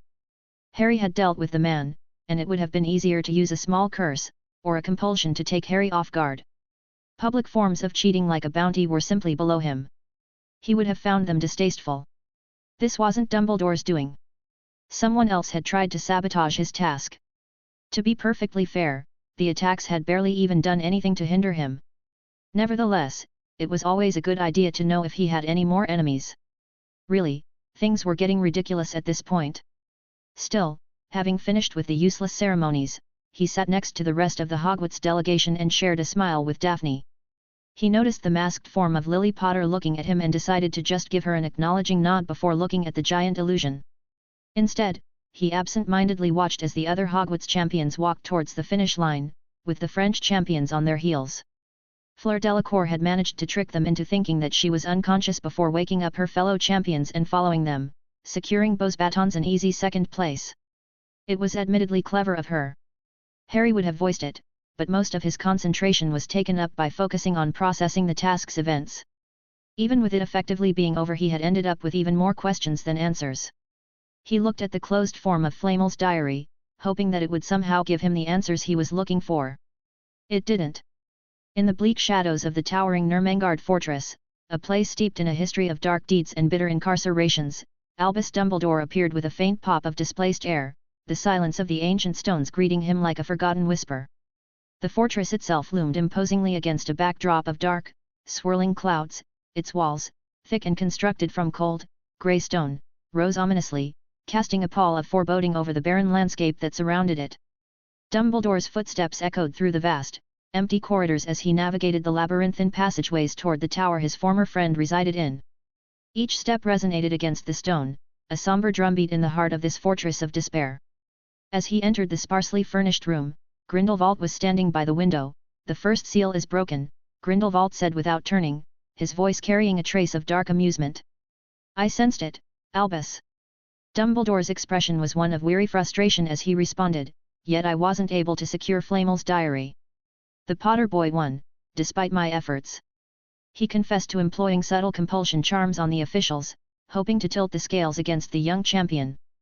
But the organizers lacked subtlety, he continued, shaking his head in dismay. "A Leviathan, of all things, to attack the boy." Grindelwald turned, his face breaking into a mocking smile. "It seems young Potter has bested you again, Albus. You should have known better than to trust others with delicate tasks. You did say that it was a long shot at best." His tone was scornful yet tinged with a hint of camaraderie, as if recalling a shared past full of similar miscalculations. He moved closer, his voice lowering to a conspiratorial whisper. "But let's not dwell on distractions. The removal of the seal was a crucial step. Everything proceeds according to our plan. Ragnarok will happen on our terms, and our dreams will become reality." "One of our dreams, Gellert," the former headmaster corrected, "the victor of our battle will shape the world." "Oh, Albus. You and I already know that things are never that easy. Don't forget that our alliance is temporary. The light and dark are always destined to be enemies. We're both here to make sure that the damage is not so great that there wouldn't be a world left for the victor to build." The Dark Lord burst into laughter. "Sure, Albus. Whatever makes you sleep at night." Chapter 265, of Bloody Words. November 7, 1994, Beauxbatons, France. The sun had fallen, and the spectators decided to go enjoy their dinner and go to sleep before coming back the day after. Harry was surprised to hear that the task wasn't actually over. The organizers hadn't really put in any time limit, but they probably had a few clues spread around the forest that they could activate to get the champions to move forward a bit. The rules of the task were clear. The only way to leave was to reach the finish line, forfeit, be disqualified, or just be too injured to continue. It was strangely reminiscent of Quidditch matches in the way they handled the duration of the task, but then again, for some ungodly reason, people seemed to like this about the sport. Currently, the Hogwarts and Beauxbatons champions had finished, while the Durmstrang and Nebelheim champions were too injured to continue. Apparently, the Chimera's last lightning attack was a bit stronger than they were able to handle, and the damage might have been severe. Their headmasters, Igor Karkaroff and Magnus Svensson, did try to argue this fact, but the sad truth was that if left alone, there was a chance of permanent injury, and that's not to mention the dangers in the forest. Then, they tried to get Harry disqualified for violating the rule on dark magic, and McGonagall protested, saying that all he did was cast a harmless shield. He hadn't been the one to cast the attack spell. That left the Olympus champions, the Roman champions, and the Spanish champions, who had woken up hours later, confused as to what had happened, and frantic for their lack of medallions. The Romans could have been out of it for longer if it wasn't for the fact that Diggory had broken the ward that Harry had modified to keep them asleep. Not that Harry cared, he got what he came for. The organizers must have pitied them, since the remaining competitors found small clues in the form of a riddle carved on a tree, giving them subtle directions to their next clues.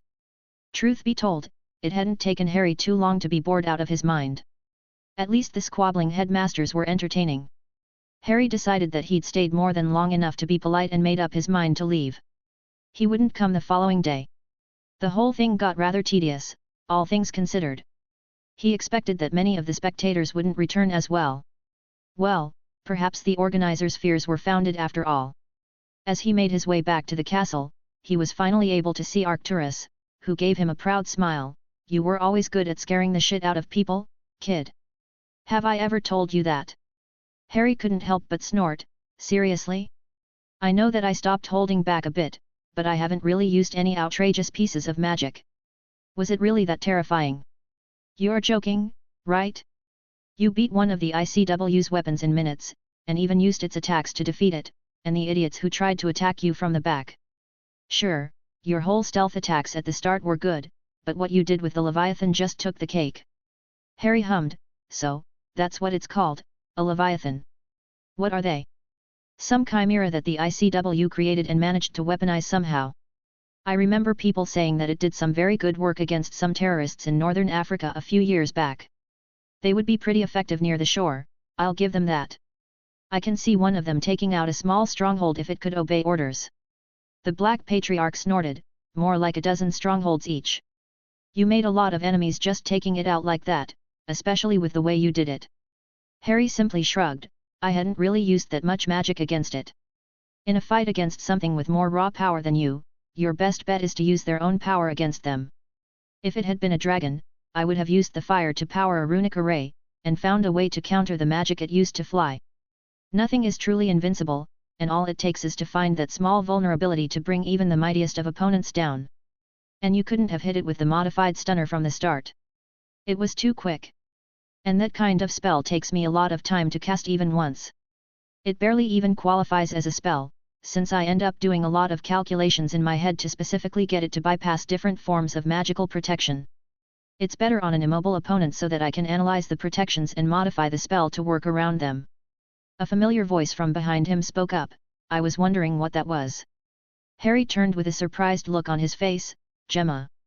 He didn't really expect to see her anytime soon. Ever since her graduation, Harry hadn't heard anything from the young woman. To be perfectly fair, they weren't that close, but he did admire her slightly.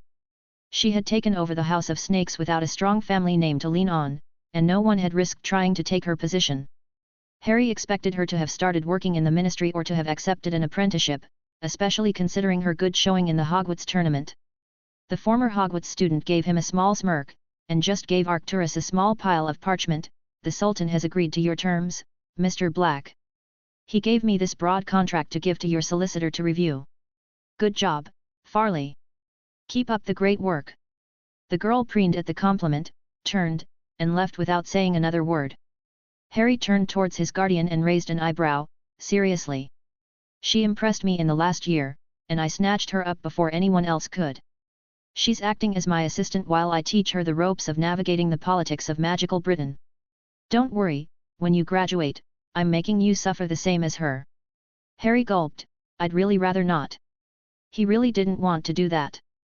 Harry always preferred to work on his magic rather than to spend hours on boring parties with people who barely spoke a word of truth. He hadn't even crafted something good for almost a year because he was so busy trying to deal with Dumbledore's machinations and rebuilding his family fortune. Arcturus must have noticed his horrified look because he burst into loud laughter.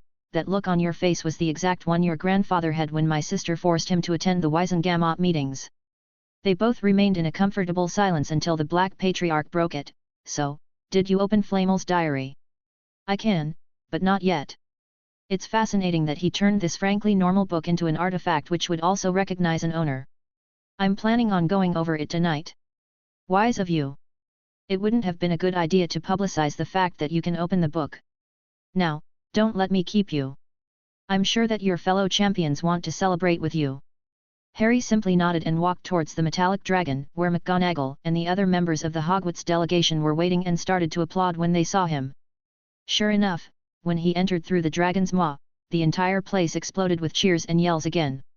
The Weasley twins were lighting up fireworks and had somehow snuck in barrels of fire whiskey that McGonagall obviously pretended not to see. He decided to help himself with some food. He hadn't realized just how hungry he was until his stomach growled at the sight of a miniature feast. The other Hogwarts champions were busy regaling the other students with their tales about what had happened in the forest. Harry kept getting stopped every few minutes to answer some stupid question. He was quickly getting irritated every time that happened. To be perfectly fair, Harry did technically hand Hogwarts the win in the first task of one of the biggest events of the year. He had even made sure that two of the strongest opposing schools, Durmstrang and Nibelheim, wouldn't get any points. Hogwarts was the school least favored to win and everyone knew that, especially the students and staff. Harry had shown the world that Britain wasn't as weak as they thought it was. Feeling very close to just hexing whoever came to him next, Harry felt himself being pulled away by a blonde figure. Finally, he hadn't seen Daphne since they left the stands, and even then, they hadn't really said anything to each other. Daphne gave him a small smile, you looked like you needed help. Yeah, thanks for that. I was tempted to curse the lot of them just so they would leave me alone. I'm glad you didn't. After all, we wouldn't have wanted to sully your new reputation as Britain's golden boy. Harry groaned, that's not funny. It is from where I'm standing. Still, you did very well, Harry. I think you would have done better. Your family crest would have been a major advantage in a forest. The blonde snorted, and you could have been a lot quicker too. Remember, I regularly spar against you. I know what you are capable of, and you were pretty casual with the way you handled things. I think I never properly appreciated just how bullshit you are. Harry smirked, I am good, aren't I? The girl returned his smile before straightening out, look, Harry. I know things haven't been good since our fight. But, I missed you. He nodded back, I missed you too. The blonde jumped and hugged him tightly, a hug that he quickly returned. Ever since he confronted Lily and asked her to stay away from him and Daphne, the blonde knew that he must have been the one who had ruined her chances of learning proper blood magic. Harry didn't even get to tell her about Lily's identity. And of course, Daphne had to ruin the moment by saying, but Harry, you were being unreasonable. You are my friend, not my father. You can't forbid me from doing anything. She's dangerous, Daphne. And blood magic is no joke. You could easily get yourself killed.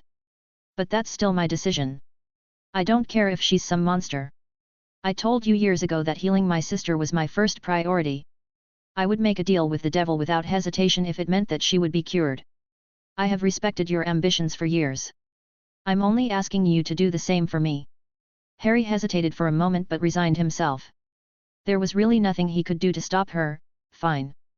But before you have any lessons, there are a few things you need to know about our dear unspeakable. Let's just do it tomorrow. This day has been stressful enough on its own and I'm getting tired.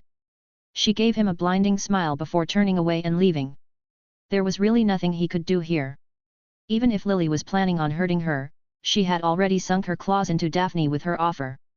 He was going to tell her who she was later, but he didn't think it would change anything. Speaking of the redhead, Harry decided to speak up, you can come out now. The fake unspeakable walked out from the shadows and spoke with a smooth voice, so you're finally letting me teach the girl then? She really doesn't know the hold she has over you. Harry nodded, she doesn't, but that also means that if you do anything to hurt her, mother or not, I'll burn you. I'll burn your heart out of you. As for now, you said that you would do something for me. Sure, what do you need? I need to know who put the bounty on me. The redhead's obscured voice turned amused, oh, that's easy. It was me. I'm the one who put the bounty on you. After all, it was a lot easier for you to win when every other competitor willingly went out of their way to come to you, hoping for a quick payday. After all, I had faith you would beat them easily enough. Harry shook his head in disappointment and went to his room. You really are a horrible person, Lily Potter. He decided not to think about it much. There was already a lot on his mind. He would deal with that little revelation the following day. Instead, he took out the diary from his magically expanded bag and opened the first page. The words they held seemed to shock him. Hello, young Peveril. You seem to have found my diary just as I arranged for you to do. You have a lot to learn and not enough time to do so. So, let's just get started. Chapter 266, A Tale of Two Brothers. November 7, 1994, Beauxbatons, France. Instead, he removed the diary from his magically expanded bag and opened the first page. The words they held seemed to shock him. Hello, young Peveril. You seem to have found my diary just as I arranged for you to. You have a lot to learn and not enough time to do so. So, let's just get started. Harry stiffened as he kept reading. How the fuck did Nicholas Flamel know that a Peveril descendant would be able to open the diary? The only reason Harry could be called a Peveril and not a Potter was because of his crest. Harry had accepted that a very long ago that he was a Potter in name only, but not in magic. For example, Tom Riddle would not have been considered to be a Peveril. There wasn't a lot of research on the field, but it was an accepted fact that the differences in souls and upbringings could impact which crest someone would get if they could inherit multiple ones. Similarly, someone might forcefully get their child to inherit a certain crest by grafting a small fragment before their 7th birthday, but it wouldn't be as good as someone inheriting the family crest naturally. All in all, considering that there hadn't been a proper Peveril for centuries at the very least, there was no reason for Flamel to address him this way without scanning his crest. Of course, the answer came in the next sentence, Well, I know you're probably overthinking about how I knew it would have been you. After all, the content of this book is static, there are no changes. And don't worry, I truly am dead. However, while my prowess as an alchemist is very well known, very few knew of my wife's talent as a seer. Even as I write this, I have no idea in which circumstances you will receive this book, only that you will when it is necessary.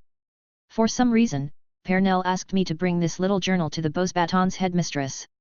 I think her name is Olympus or something. Names tend to be blurry when you get my age, and I pray that you never do. Anyway, like my wife told me, I should put some kind of permanent enchantment so that this diary would only belong to the winner of Beauxbatons' next European tournament. Which was weird because as far as I know, Hogwarts was hosting the damn thing.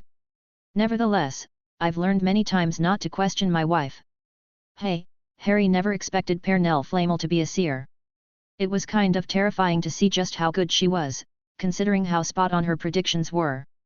The woman had seriously predicted the fact that the tournament would no longer be held in Hogwarts and that Harry would participate in the task to win the diary. He had never heard of a seer that was that precise. Then again, he hadn't heard of a seer living as long as the woman. After all, she had more than 6 centuries to hone her craft. Choosing to just go with the flow, Harry continued to read. Now that you understand how I sent you the diary, you must be asking why I did so. Well, according to Pernell, you will need so. You will find in this journal some beginner knowledge in alchemy, as well as some stabilized alchemical experiments with very little risk. I don't know why Pernell asked me to put them since they're a little too stable to be powerful, but apparently, they will be of use to you somehow. Pernell wrote a few chapters in the end, but she didn't let me read it. But before we start with the technicalities, by the time you're reading this, you have to know that you are at the precipice of one of the grandest events in history.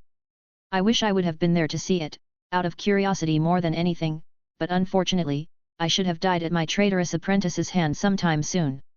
Despite the fact that I will always care for the young man I trained and taught, Albus Dumbledore is now the greatest danger to you. He was once my greatest pride and now is my greatest failure. It all began centuries ago when I created my infamous stone. It was never meant to be a tool for immortality, but a panacea, the only cure I could have conceived for my dying wife. At the time, I tried using the remaining life force of every person dying prematurely, but it wasn't even close enough. That kind of magic required sacrifices, and so I obliged. Having had enough of guessing, I just decided to let fate decide the price.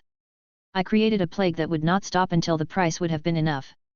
It took millions of lives for the stone to be created, but it was nearly not enough, except that a newborn light champion was killed by it as well.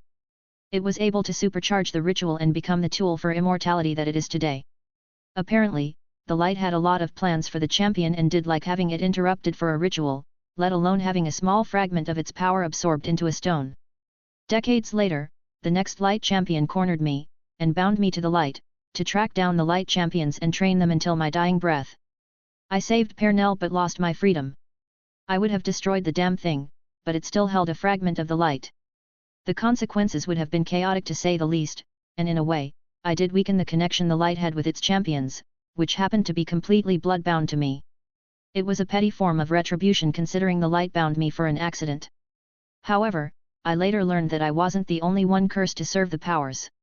Another vampire, Vlad Dracul, created a ritual to enhance himself and his species.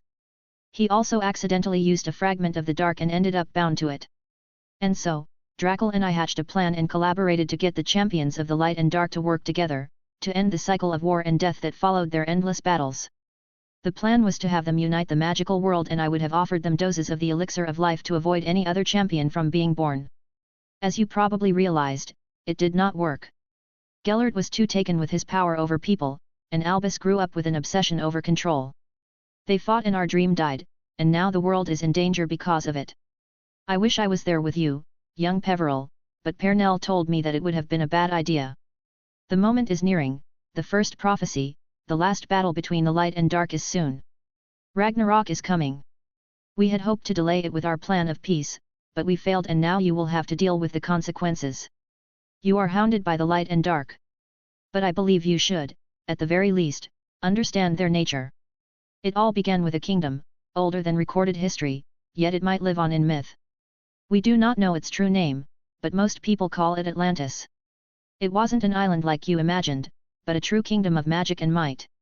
Its mighty king had 2 sons who vied for his throne. The younger son craved the throne, and so, he used the forbidden arts to pierce the veil between worlds. He was met with a realm of purity and light, that he claimed as his own, giving him magic beyond his wildest dreams. The older brother, seeing this, did not wish to jeopardize his position and did the same, claiming a realm of darkness and shadows. As the king was on his deathbed, the 2 brothers battled in a fight that destroyed most of the kingdom. It was so powerful that they had overwhelmed their mortal bodies, becoming one with their realms, and the walls between realms became thin. They kept absorbing realm after realm for their power, that it created a great crisis that we call the Great Cataclysm. The very stars collided, and worlds were ripped open, letting wonders and horrors into the world. Dragons as tall as mountains roamed the skies, and the sea was filled with monstrosities that were as large as islands. Humanity was at risk. Seeing the actions of his own son, the king with his dying breath, helped the gods of realms threatened by his sons, locked away both dimensions. He gave his own life, and burned away his great soul to power the ritual. In honor of his sacrifice, the gods made sure that humanity would survive. Unfortunately, the seals were not permanent. Slowly but surely, the light and dark could communicate with the material world. They were weak at first, but they progressively were able to mold certain wizards to suit their purpose, blessing them with the power to become leaders and start changing the magical world, which we ended up calling the champions of light and dark. In a show of unity, both the light and dark achieved a ritual to strengthen the walls between dimensions, forcing the gods to either stay in the material world, far away from their power, or return home. Most did return home, and the very few who remained were hunted down since they were no longer connected to their realms. The light and dark obviously put on certain safeguards to keep getting champions, but I will admit to not truly knowing what they are.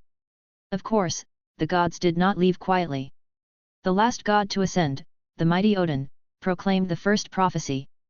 The prophecy of Ragnarok. And so, Harry read the single most terrifying piece of text he had ever seen in his life. When the serpent falls and silence reigns, a war of shadows and light shall start again. The sky to fire, the world to end. A legacy reborn as the gods descend. Death and fate, now intertwined. A tapestry of existence, redefined. Only ash will remain, the final scene. A silent world, eerily serene. He shivered with every word, feeling the very power that just saying them in his mind. He had no doubt that every single word he said was true. However, it felt incomplete. Merely reading the world in his head started a veritable symphony to his arcane hearing. It was unlike anything he had ever experienced, but it was also missing something. A verse, maybe even more. He wanted to find out. No, he needed to find out. He could feel even his magical crest soothingly warming up in approval. He decided to read further to see where things were going, or what Flamel actually wanted from him. Well, that's it for my little message. Again, if you're frustrated, just blame Pernell. Great, and now she's sending hexes at me. I probably shouldn't have written that. Oh, wait, she says that you'll get your answers when you see the last legacy of Camlan. Hey, I didn't expect her to push you to go there, but whatever. It's not my problem, I'll be too dead to care. I hope my notes will help you, young man. Farewell, Peveril, and I wish you good fortune in the battles to come. And that was it. Nicholas Flamel's last message. And it was a story and a fucking vague recommendation. Fucking seers, not giving any straight answers. Harry ignored the hypocritical comment considering that he was also a seer. Nevertheless, while this answered a lot of questions, he somehow ended up with even more of them. Flamel's journal was obviously not going to have the key to answer them. At least now, he had a solid lead. He needed to find the last legacy of Camlan, and also figure out whatever missing verse in the prophecy of Ragnarok. That's not to mention the fact that he would still have to confront his mother. It wasn't a surprise when he didn't get enough sleep that night.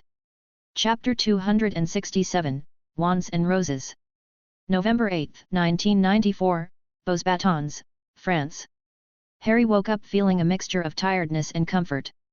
He had barely slept the previous night, considering the bomb of knowledge that he'd ended up getting. It all just fit so well, even if it felt more like a bedtime story than an actual history text. Knowledge of the creation of the light and dark must have been sparse, to say the least. Pernell Flamel was probably the source of most of this story considering her skills in divination.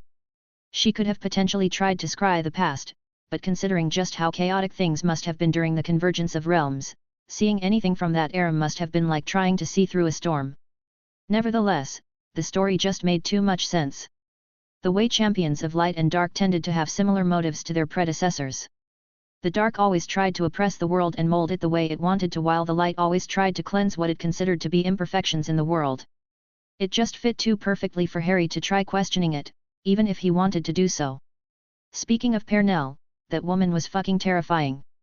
Even when she was dead, she could have already put things in motion which could cause an untold amount of damage. Seriously, no wonder ministries tended to keep close eyes on seers. Sure, Harry had never heard of anyone being able to predict things with the woman's accuracy, but he would not look at another seer the same way again. Harry imagined being able to do this. Somehow making years or even decades of plans in advance. Unfortunately, he had no way of really training his divination abilities. Seers weren't exactly popular and tended to be considered as covered national resources. No country publicly revealed their seers' locations in fear of them being abducted or killed off. It seemed like Harry would have to settle with the random visions and dreams. For now. A shame. It was probably going to be very useful in the coming apocalypse. Yeah, that was also a thing. Ragnarok. The word itself made him shiver. He had heard of the word previously from Norse mythology. It was the prophesied apocalypse of the Norse pantheon, with most of the gods dying, and the world being destroyed. You know, normal apocalypse stuff. The poem that Flamel wrote down, even if it was probably incomplete, didn't paint a proper picture. The part about the world serpent dying did make him feel guilty. That was him. He had done that, killing Hormungandr to defeat Tom Riddle. But, had he truly caused this? The events needed to accomplish this, to essentially kill a god, were absurd. First, he had to have created the perfect weapon, the Colt, unknowing of what was to come. He had to come to the Chamber of Secrets, and not defeat Tom Riddle beforehand. The basilisk had to have been slain, which Neville Longbottom did with a sword of all things. Riddle had to show off and Harry had to shoot the world serpent with the Colt. Considering that Grindelwald had survived the shots with some preparation, Hormungandr could have probably done the same somehow. He had to be surprised, to not realize what the weapon was before dying. The series of events needed to accomplish this were beyond ridiculous, and Harry could almost see the hand of fate moving things around like pieces on a chessboard. Was it truly his fault, or was this always going to happen regardless of any decisions he could have made? It was needless to really wonder. After all, he could not change the past. But now he had to deal with a fucking apocalypse. Things were never going to be easy for him, were they? With a sigh, Harry decided to just face the music and go down to eat his breakfast. He was looking forward to hanging out with Daphne properly, especially after their small fight the week before. However, as he walked out of the metallic dragon, he saw Lily Potter in her unspeakable guise, obviously waiting for him. She stiffened when she saw him and spoke up, "Hey, Harry. I think we need to talk." The last Potter really wasn't in the mood, especially with the fucking bomb left in his lap thanks to Flamel. Still, he decided to just get through with this. "Fine. Do you mind doing it on the way to breakfast? I'm famished." The fake unspeakable nodded, and they both walked side by side to the palace. Harry decided to let the woman speak up first. "I'm sorry." Well, wasn't that a surprise? He never expected the woman to apologize. "What are you sorry for?" "I shouldn't have put a bounty on your head." Harry let out a deep sigh. "It's not about the bounty, Lily. It's about the fact that I specifically asked you to give me some space, and you went out of your way to do something like this." "It was more efficient, though." The masked redhead protested. "I don't care about efficiency. If you hadn't noticed, I was more than fast enough. And it wasn't even more effective. I had personally gone out of my way to hunt down the other champions during the task. All you did was essentially force me to fight that chimera and 10 other champions at the same time since they wanted to personally take me out. It was faster, but if they hadn't done that, it would have taken me an extra hour to track them down. It wouldn't have even been an issue considering that the task is still going on right now. The only reason anyone has finished is because I gave the medallions to the other Hogwarts champions and the Beauxbatons champions followed them back." The redhead flinched at that. He could understand why. It wasn't nice to realize that your plan actively hindered another person's. Now, normally, her plan would have probably worked. As far as anyone knew, Harry was smart and good at dueling, but that didn't exactly translate well to winning a scavenger hunt. Lily had tried to stack the odds in his favor, turning the task into a martial contest, which he should have won easily enough. The woman protested, "I didn't know what the task was in detail, only that it had riddles, and that fighting was allowed. I tried infiltrating the organizers, but only Maxime and the ICW delegates knew the specifics of the task. Apparently, there was a secrecy contract involved. I could have done more if I had more time, but you only decided to involve yourself when the diary was revealed." Now, looking back, if she hadn't even known about the task, it would have been logical to do that. She ensured, in a way, that any sort of task would turn into a fight, which Harry was more likely to win and get the diary that she knew he wanted. Considering the frankly confused tone, Lily hadn't really even considered why putting a bounty on her fucking son's head was a bad idea. After all, when you made the proper calculations, the results were the same, with Harry as the victor. In fact, logically, it was even an advantageous move to essentially secure the win since the champions would actively try to hunt him down instead of winning the task. It was also very close to the logic of killing her husband, a man that she had confessed to liking well enough to consider him a friend, without any hesitation, to save him. The pure pragmatism was correct, but it just wasn't right. Even if she had done this to save him, or even if she just wanted to escape the ambush on Godric's Hollows, maybe even if she thought it was a good opportunity to connect herself to another dimension, it didn't explain away the fact that her first reaction was to kill her husband. That just wasn't how the thought process of normal human beings worked. Humans are a race heavily defined by their emotions, magical or not. Seeing someone so detached from sentiment, and obviously ruled by cold logic, just felt wrong. What the fuck had the Department of Mysteries done to her to turn her into this? Harry was honestly uncomfortable with the woman's personality and obvious obsession with him, but the cold truth was that he needed allies. Arcturus was trying to use the tournament to ready himself, but there was no one that could really stop Dumbledore or Grindelwald. Lily Potter could actually do some damage, and she came with an army of enhanced werewolves and the Department of Mysteries' support. Considering the whole mess with Ragnarok and the possible end of the world, he could see himself needing the help. Flamel's last message really shook him. He would keep a close eye on her, but he had to at least give her an inch. And so, he put a fake amused expression on his face. "Well, please don't do this again. Out of curiosity, do you even have 50,000 galleons in case someone managed to take me out?" "Of course not. I had complete trust in your abilities. After all, you're my son. All it takes is one spell for even the greatest of mages to lose. Anything can happen in a fight." The masked woman nodded. "Yes, I know. Now, I know you don't feel comfortable with this, but my first blood magic lesson with the green grass girl is right after breakfast. Are you sure you don't want me to postpone?" Harry simply shook his head. There was nothing he could do on that front without alienating both Daphne and Lily. It was probably the redhead's plan to include herself even further in Harry's life. He still didn't know if that was a good or a bad thing yet, but he hoped it was the former. He had been outmaneuvered with this, which he would admit readily, and he couldn't really refuse either of them. Was Lily trying to gloat, or was she really trying to warn him so that he wouldn't be surprised? Fucking hell, that woman was confusing all the time, and her motive was unknown. They kept walking in silence until they arrived at the Great Hall for their breakfast. He ignored the stares the other students were giving him and just sat next to Daphne, who was talking animatedly about how excited she was for her lesson. After breakfast, he decided not to join the spectators again and watch the task. It was just so boring to watch students try to figure out a puzzle for hours. Instead, he decided to go back to his room and try out the alchemy experiments that Flamel had put in his book. Flamel's viewpoint on alchemy was very different from how the rest of the world expressed it. Alchemy was known as permanent magic. An artifact with a permanent enchantment just couldn't be made without using alchemy. However, the way Flamel explained it, permanence was a side effect of alchemy, not its intended use. The core of alchemy was in the property of equivalent exchange, but the question was, of what? Well, the truth was that it was an equivalent exchange in the levels of magic. Normal magic just used the energy processed by the body to mess with the way the world worked. The world keeps trying to go back to normal, which weakens the spell until it dissipates into nothing. That is why spells do not work permanently. It was a very well-known law of magical entropy.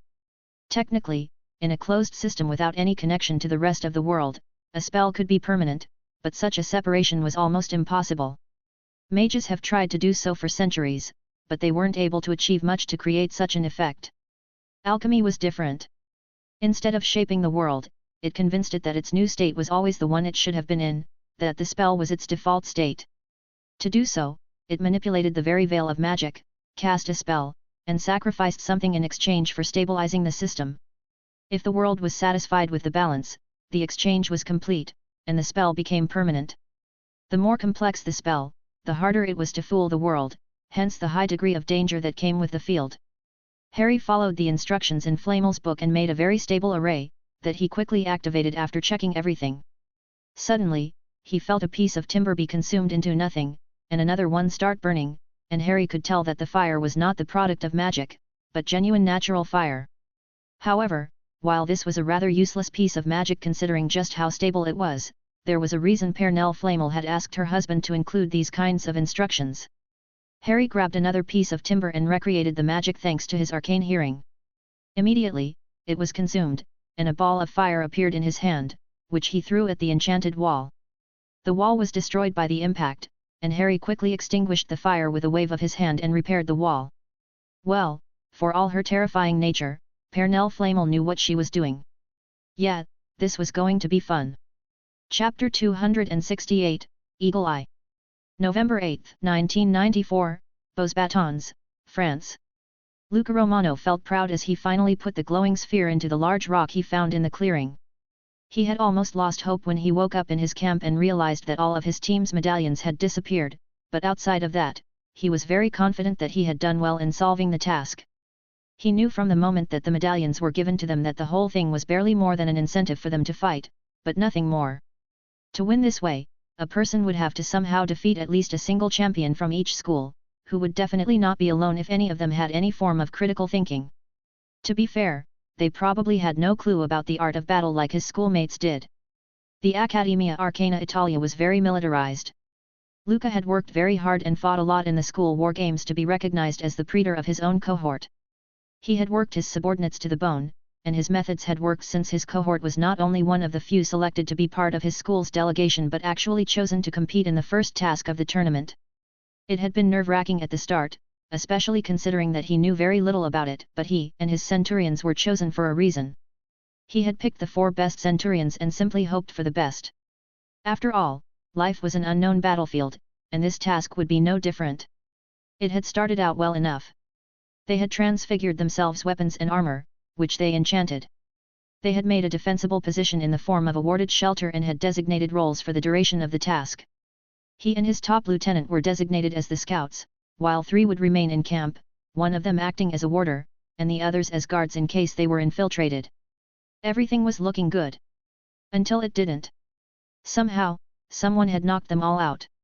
He guessed that it was some kind of airborne potion that would have bypassed their ward, and then they somehow took over their ward to knock out everyone inside. It was all very vague, but that seemed to be the perfect explanation. No one had even noticed that they had fallen unconscious, nor did the ward break. He couldn't really blame anyone. After all, even he had been taken out by the trap, which cost them their medallions. It hadn't really mattered since it was unlikely that every other school would be taken out that quickly. Luca decided to swallow his losses and try to make the best out of the situation. He had simply asked them to look around and saw the first key, in the form of a riddle. That had quickly gotten the morale up, since, after all, even if someone else won the task, there was no dishonor in coming in second place. And then the rest was history. They had solved riddles, dodged carnivorous plants, fought off trolls and even some kind of weird species of enhanced wolves that Luca had never heard of before. They even had to run away from a fucking wild griffin. It was also perfect. It wasn't hard to realize that such a format of a task was obviously flawed since it didn't guarantee any form of conflict in the forest. It was just too structured, and Luca could easily see the fingerprints of someone controlling the action from afar. It was disappointing, but it was proof that the ICW was technically contributing to making the tournament safer. Of course, that also meant that the outcomes could be predetermined. Still, even with that sad fact, his cohort had done an admirable job, and he was proud of what they had achieved. It took almost 2 days, but they had quickly found the hidden orb and found out the correct place to enchant it, to lead them to the finish line. Immediately, he and his cohort were teleported before the stands, where the spectators were mildly applauding and cheering their arrival. Luca's lieutenant, Romeo Conti, looked around, there are fewer spectators. Yes, he couldn't deny that either. There were maybe half as many people as were there during the start of the task. Did they really do that badly? Before he could do anything, his entire team were asked to follow one of the organizers, who brought them to their tent. They were all a bit stunned at the anticlimactic course of events. He could hear his cohort whispering and he shut them up with a sharp glare.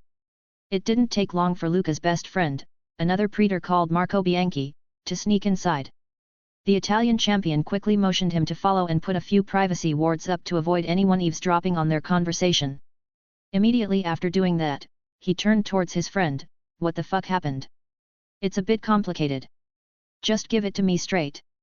Which place did we come in? Marco gulped slightly, and spoke up. You're the third school to finish. They came third. Disappointing, but not really the end of the world. The time that they were knocked out probably made up the difference. Still, that didn't explain much. Then why is half the crowd gone? Well, you see, you're the first school to finish traditionally by solving the puzzle. It was very impressive and everything. But in first and second place came Hogwarts and Beaux Batons, and they sort of finished yesterday. People didn't want to wait an entire day or more for third place, so a lot of them just left. Luca couldn't help but feel slightly sad at the fact that his team's effort wasn't noticed, but that was overwhelmed by the sheer disbelief at the fact that someone had finished a day before him, yesterday? They must have finished the task in an hour. How the fuck did that happen? Marco grinned in amusement. I know it's bad and everything, but it was so fucking badass. You probably won't believe me. You'll need to see this. The champion looked down at his friend's hand and saw some kind of modified omnioculars, which he activated, allowing an illusion to appear before him. In it, he saw Harry Potter running around very quickly. It was hard not to notice Harry Potter, by far the youngest champion in the first task. He had thought he would have been a liability. Prodigy or not, the boy was barely 14 and inexperienced, that's not to mention the giant bounty on his head. 50,000 galleons was a stupidly high amount of gold just to stop a kid from winning. To be perfectly honest, Luca thought that whoever had put up that bounty was either not planning on paying it or was planning something far more sinister with the boy. Luca was tempted to take the money. He knew that his centurions were planning on doing something, but it was just too much trouble to risk doing something this shady while you're being recorded. Sure, he would have taken out the kid if they had fought, but he wouldn't have actively tried to find the Potter boy. Nevertheless, he fully expected people to swarm the boy and take him out quickly. This was why he was baffled by the fact that Marco had just shown him a recording of the boy of all people. Before he could voice his confusion, he saw how the boy stole one of the Spanish medallions without them noticing and even put a curse on the fake he replaced it with. Then came the small fight with the Greeks. It was all so efficient. So simple. The boy hadn't even used complex magic outwardly, outside, of course, of the obvious magic he used to run around with a ridiculous speed, and the large-scale tracking charm that he must have used to find people. Any comment on the speed or tracking? None, but people think it's some kind of family magic since he didn't use a wand for those. Luca nodded and kept watching. Of course, the next of the boy's victims was Luca's team. He noticed how the boy fooled the wards and carved out runes that would be powered by their own magic to knock them out before taking over the ward and turning it into a trap. It was quite ingenious, really. Even if he had snuck past the wards, using any magic would have been detected. Carving runes isn't really magical, and since they were being powered by people who were allowed into the ward, no one detected them. Holy Juno, this was like watching a master at work. He couldn't even be mad about that. The tactics. The boy was something else. Of course, what came after made all of this look like child's play. Was the kid messing with the task so much that they sent a fucking Leviathan after him? Of course, to make things even better, he got ambushed by both Durmstrang and Nebelheim and somehow took them all down. The rune work went a bit over Luca's head, but he had not only defeated the Leviathan, but he also tricked whoever was controlling it to take out everyone else, and actually knocked the beast down. He was so taken by what he had seen that he hadn't noticed that he was gaping at the illusion. Nor did he notice the 4 centurions behind him, with their mouths open. It had been a good 2 minutes since the recording ended and the illusion dissipated, yet they all just couldn't look away. Another silent minute passed before someone decided to speak up. It was Romeo, his lieutenant. His voice broke, and he needed to pause to swallow before carrying on. Did that really just happen? Yup, Marco cheerfully replied. Oh. That was. The warder started to speak up but trailed off in the end, unable to think of the words to properly describe what he had seen. But he didn't need to finish, they all understood what he meant. Yet, Marco replied, still looking smug. Silence once again filled the room. Finally, someone snapped, "Who the fuck was that?" Luca still had no words to properly explain what he had seen. Instead, he took a deep breath. "Don't you recognize him? He's Harry Potter." That seemed to have struck them all dumb once more. After all, they had actively tried to eliminate the kid from the task for the bounty. They were lucky that they were just knocked out. Marco decided to continue, "Yeah, so after this pretty show, the kid just steals another medallion from a Bosbatons champion, as he did to the Spanish, but without the extra curses. Then he just combined the medallions, got the sphere and found the finish line. Then he sent the other medallions to the Hogwarts champions, who had gotten lucky fighting the French and Spanish champions. They made an orb of their own and got to the finish line. That Vila girl, Delacour, I think, faked being stunned and woke up her teammates. She had put a tracker on the British champions and got to the finish line right after them." Luca decided to summarize things a bit. "So, you're telling me that a 14-year-old kid split up from his team, stole half of the medallions, angered the organizers enough to send a fucking living weapon against him, beat that weapon, took out 2 other schools, stole 1 final medallion, and won, all in just a couple of hours? No, not only did he win, but he indirectly made 2 full schools finish the task days ahead of time, and eliminated 2 other schools fully since they were injured after their confrontation." Marco nodded, "Yes, and since over half the competitors had either finished or were eliminated, spending the night with the healer, most of the spectators just became disinterested and left. And all of that was because of a single kid. Apparently, he wasn't going to compete if it wasn't for Flamel's diary, which the Bosbatons headmistress put up as a prize for the winner." Luca snorted, feeling a mixture of amusement and bitterness. "Fucking diary." The rest of the room nodded and echoed his statement, "Fucking diary." Chapter 269, Premature Celebration. November 8, 1994, Bosbatons, France. Harry had expected to witness a lot of needless luxury during the reward ceremony. It was completely understandable since Bosbatons always prided itself on its lavish celebrations.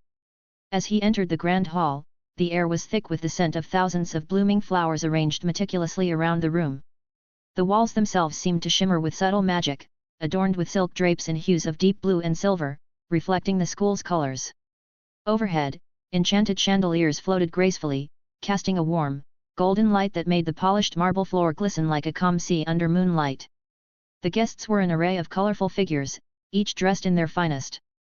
Ladies in flowing gowns and gentlemen in sharp, tailored suits mingled effortlessly, their laughter and delicate clinking of crystal champagne flutes filling the air with a melodious harmony. It was also fake, and Harry hated it with a passion. It was obvious that these people didn't care about the task in any way, nor about the students that were competing. To them, this was barely more than an excuse to network, to make deals, and start collaborating with each other, as well as a chance for the ICW to show off its influence. Britain was also obviously sidelined. They had invited Cornelius Fudge and his undersecretary, Dolores Umbridge. They refused to send any other invitations to the ministry, citing the fact that they still hadn't filled the position of head of the Department of International Relations. Of course, since the ICW had to approve the appointment of department heads after the Quidditch World Cup fiasco, they hadn't deemed any applicant to be acceptable. Thankfully, they couldn't really not invite the guardians of the competing students, which meant that a handful of influential British wizards and witches were able to attend. Arcturus Black, Amelia Bones, Amos Diggory, Augusta Longbottom, and many other wizards and witches that Harry didn't recognize had been able to come, and were doing their best to represent Britain. Of course, they were far fewer than the others, but it was better than just having 2 people. To be fair, considering just how many ministry department heads achieved their position due to pure nepotism, the risk of embarrassment was substantially lower. Surprisingly, Fudge and Umbridge were doing a great job at trying to salvage their country's failing economy. It was probably the minister's last shot at saving his career, and he was milking it for all he could. Of course, while this would have already been bad, the company was what was making Harry miserable. He was sitting at a table with the rest of the first task's champions. Every one of them, including his fellow Hogwarts champions, was staring at him with an openly wary expression. Hey, they must have watched the recordings.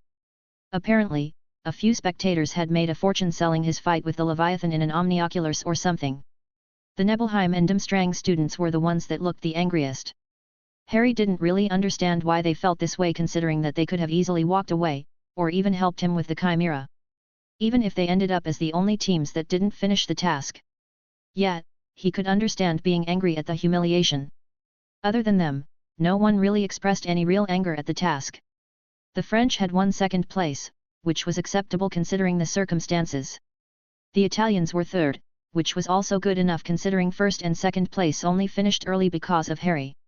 Apparently, their discipline paid off because they were organized enough to go through the scavenger hunt with surprising efficiency.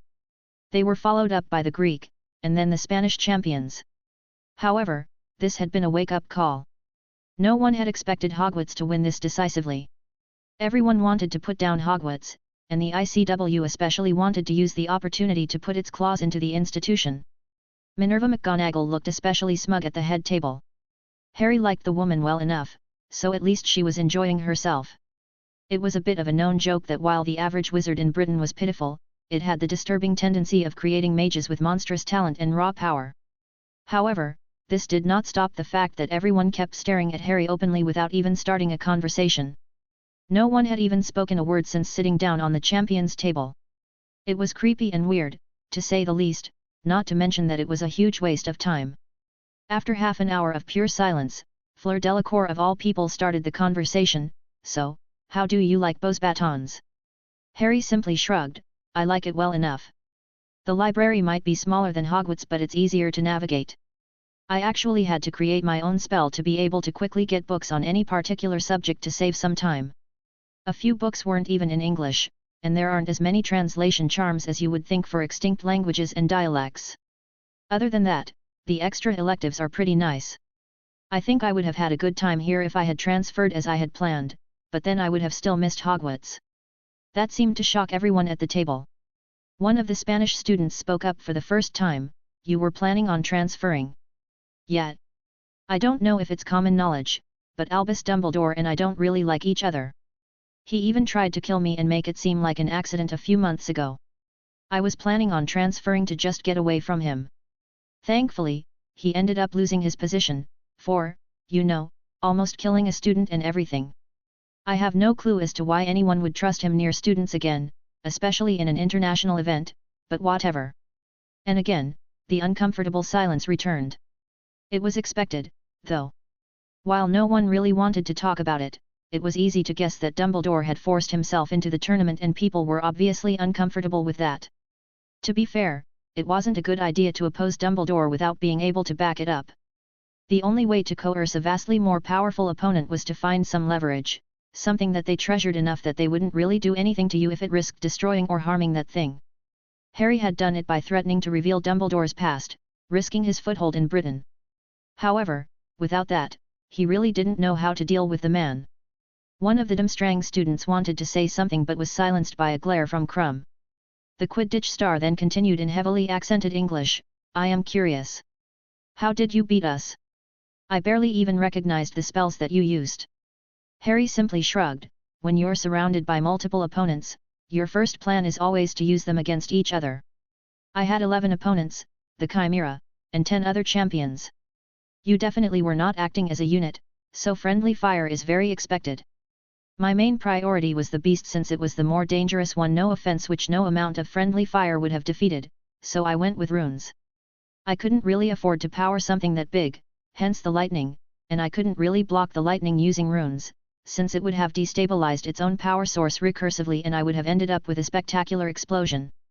I took care of that vulnerability by enchanting the ice spear to only be connected with the rune matrix once, and made it connect to the other spears of ice using the lightning rod charm. Then I had to stall until whoever controlled the beast tried to be smart and circumvent the vulnerability in the rune matrix. You know the rest, of course.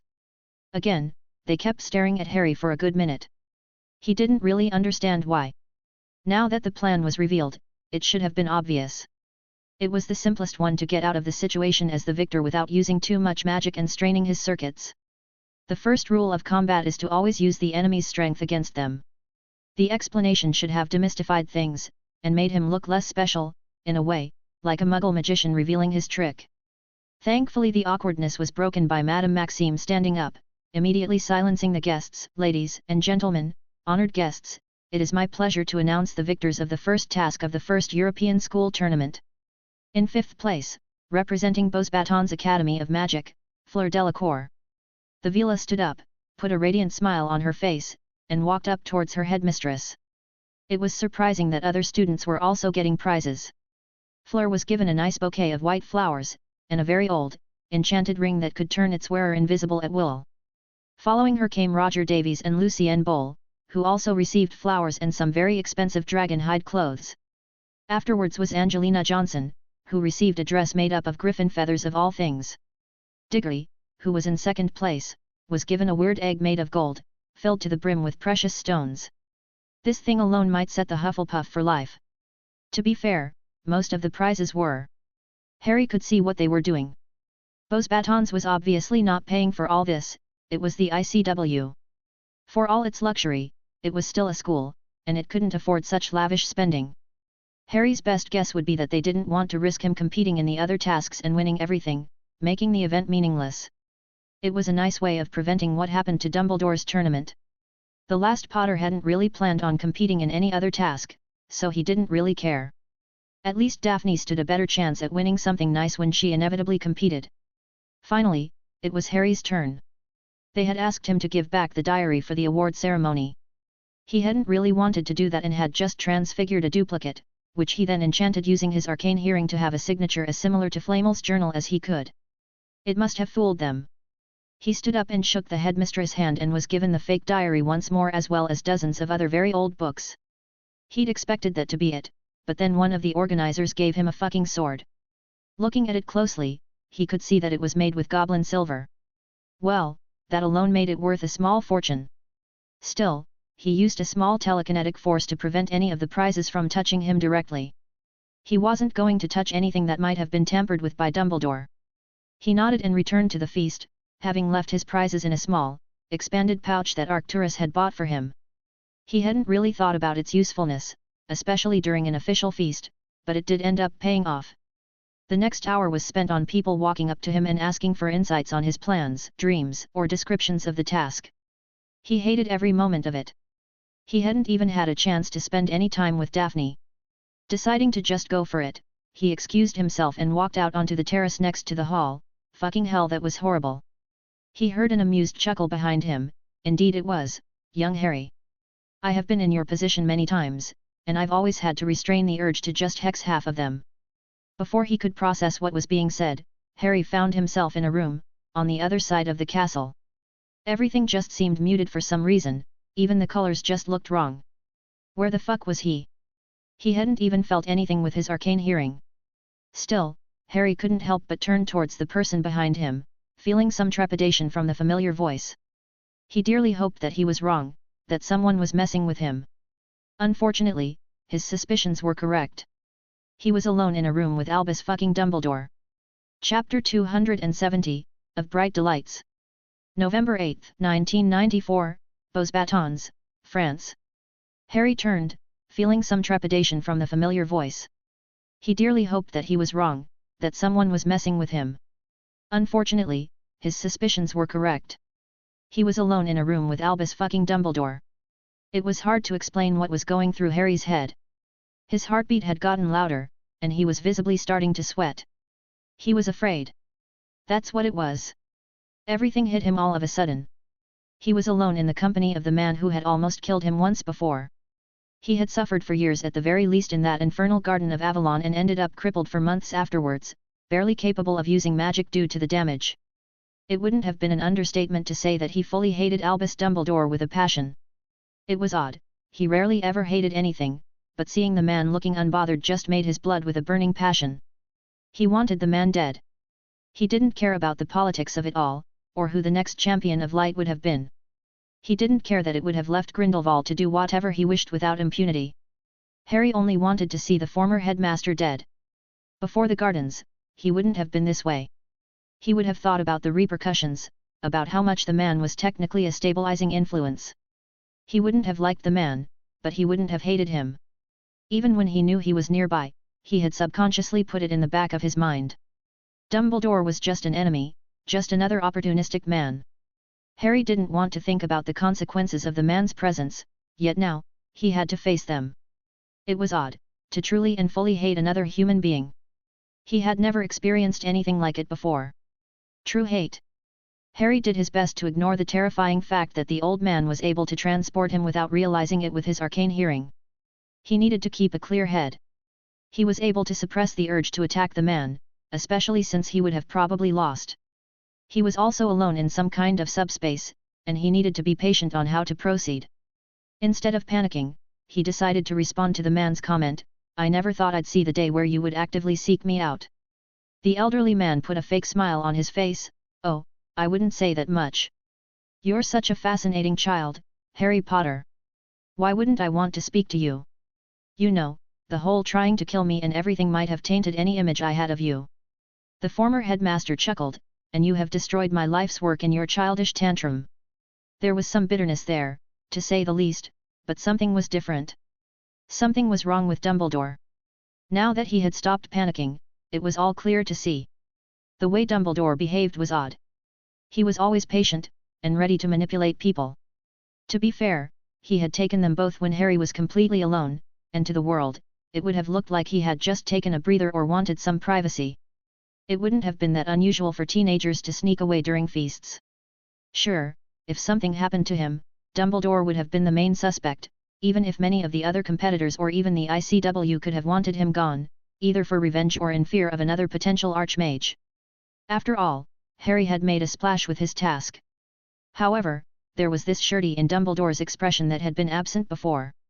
The man was obviously certain that he would get what he wanted and did not fear any consequences. Something was different. Deciding to dig in further, Harry snarked back, "Grindelwald destroyed your life's work, and he wouldn't have been able to do it if it weren't for your own actions. And yet that starting seed of doubt, that made everyone question my motives, came from what you said in your guardianship hearing." Harry let out a bitter laugh. "Is that so? Weren't you the one who pushed me into a corner that day? I was playing the game, you're the one who went overboard. There's a certain etiquette in political events, certain expectations to make sure that not too many people lose their careers. You broke that. But that's not why I'm here, as you probably know." Flamel's journal, Harry simply stated. "Ah, Nicholas was a dear mentor of mine, and later even a close friend. What you have in your hands is some of his final work, and experiments that I wish to continue. I want to make sure his legacy doesn't die with him, you see." Harry wanted to punch the man in the face, but as you probably know, the journal has a few safety features, including an ownership clause. Yes. I don't know if you've ever learnt this in class, but ownership can easily be transferred either through bargains or by force. He could tell easily that the former headmaster wanted to unsettle him or even subtly threaten him into giving up the journal. Maybe you're right. Maybe someone could theoretically win the diary from me. However, what if I somehow anticipated this and bound it to my bloodline, or even better, to my magic crest? In this case, even if I wanted to, I wouldn't be able to relinquish it, would I? I tend to be very thorough when it comes to protecting my stuff. I wonder if that means that I'm a greedy person. Anyway, it's sad that because of my impulsive decision, no one would be able to get the diary. What a shame, it would have been worth a pretty penny. I hope that one of my descendants will be able to decipher its mysteries and read Flamel's last words. They must have been fascinating." Harry was bullshitting. He hadn't bound the journal to his crest, it would have been an idiotic thing to do. This was a diary written by someone far more skilled than himself with magic. He had learned long ago not to take risks with unknown artifacts, and putting it near his soul was a very bad idea, no matter how much he liked Flamel. After all, he was the man who taught Dumbledore, and the former headmaster must have learned an awful lot from him. However, the Archmage could easily believe that it would have been the truth. To be perfectly fair, Harry had acted rather rashly when it came to the headmaster. The guardianship hearing, and the way he made a mockery of Dumbledore's tournament, were not the actions of a subtle person. To be fair, the first one, he had been taken by surprise, and the second one, he was just doing it out of pettiness for being forced to compete, and he had nothing to lose by doing so. Dumbledore didn't know that Harry could be subtle for the simple reason that when he needed to be, no one knew of his involvement. After all, no one knew about the Battle of Hogsmeade or even that Sirius Black was still alive. The man's face morphed into a fake concerned expression. "Oh, you must have someone examine your crest promptly. The damage alone of using an unknown artifact could be disastrous, I know. But what's life without risk? He replied cheekily, doing his best to not betray the panic he was feeling. Dumbledore seemingly stopped feeling patient. Where is the Philosopher's Stone? Hey, that made a disturbing amount of sense. Harry knew that it was Dumbledore who killed the Flamels, even Nicholas Flamel knew that he would meet his end at the hands of his apprentice, but he had always assumed that Dumbledore had taken the Philosopher's Stone when he killed them. The stone containing a fragment of the light must have been a very powerful artifact, especially since everyone thought that it was missing. So, Flamel got one over Dumbledore and hid the damn thing in a way that no one could have traced. How interesting. While its location was not in the diary, Harry could technically leverage this information. Calmly, he answered, how about a trade then? One answer for another. The older man frowned, speak. How about this then? I'll tell you everything I know about the Philosopher's Stone's location, but, in exchange, you tell me exactly what you're doing here. I don't understand, young Harry. I'm here to judge on this. Harry interrupted him, we're alone here, Dumbledore.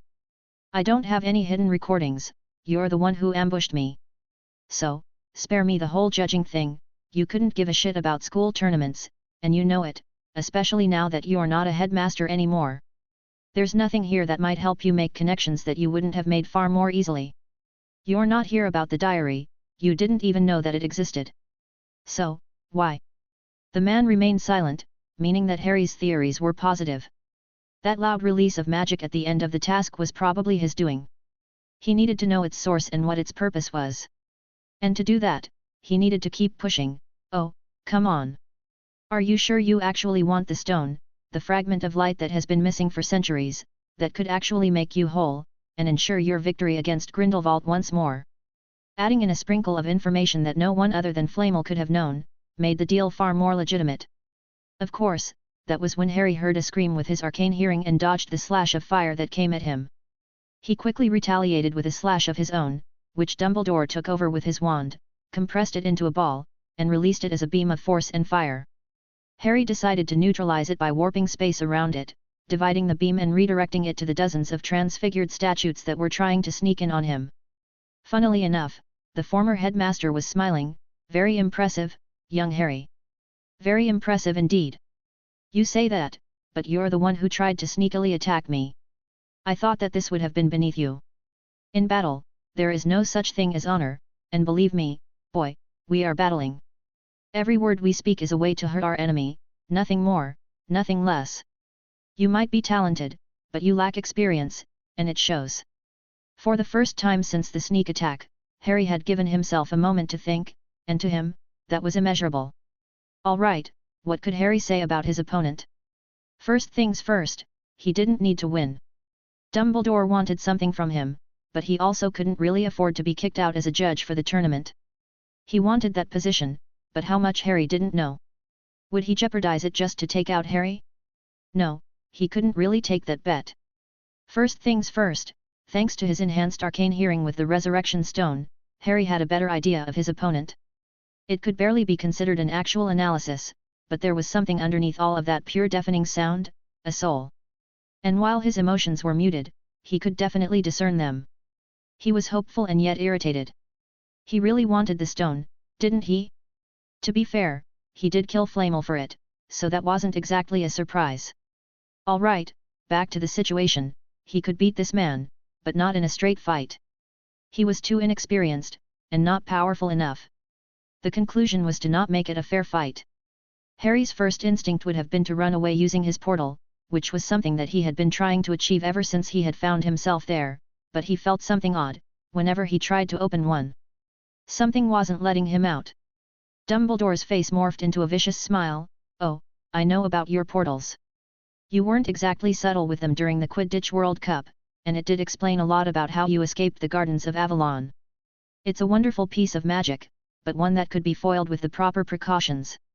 I have to admit it was an interesting exercise when designing this place, to constrain space warping into only its internal dimensions. You're the one responsible for the attack on the World Cup. You wanted the European tournament to not be held in Britain, where you were quickly losing your political power and authority. This whole tournament is your doing. Dumbledore didn't answer the question. Instead, he asked one of his own, I just realized that for all this time, we've never once crossed wands. Do you know why that is? I thought it was because you didn't want to risk me taking that fancy wand of yours. That brought Dumbledore short. That's some very dangerous knowledge. Yes, one that would make you a target to every power-hungry person in the world. You could probably beat them, but you're not always alert, are you? If this little fact was shared, then you would never know true peace, you would never truly trust anyone. A sad fate and definitely a way to hinder most delicate plans, don't you think? I could say the same if it was publicly known that someone figured out how to make true portals, the former headmaster retorted. Mutually assured destruction then. Harry proposed. Dumbledore nodded in acceptance, but Harry wasn't exactly hopeful. The man was oddly uncaring about his information, as if he knew for a fact that Harry wouldn't say anything. This didn't bode well at all. Still, the older man commented, you didn't answer my question. Do you know why we never crossed wands? Harry couldn't help but feel a bit of apprehension at the man's tone. He was right to be afraid, since the entire room became illuminated by hundreds of miniature suns. Only, they weren't suns. When Harry tried to look closer, they were more like spears made up of pure light, but he could tell that getting hit by them would have been a good idea. Hey, Harry didn't even notice any slow build-up of magic. Did the man seriously do all of this with a single uncharged spell? He gulped while putting the final touches on his plan. Even then, he could not help but realize why people were terrified of Albus Dumbledore. Yeah, this was definitely not going to be an easy fight. The older man continued, it's because I rarely needed to cross wands with anyone. If I needed something done, I had an army of politicians and followers ready to follow every command. I don't have that anymore, nor do I have the political power necessary to force your hand. Because you, a boy of 14, have forced my hand. You have achieved something that even Voldemort and all his followers couldn't. And in a way, you set me free. I forgot what it's like to really let loose, and for giving me this opportunity, I can't help but thank you for it.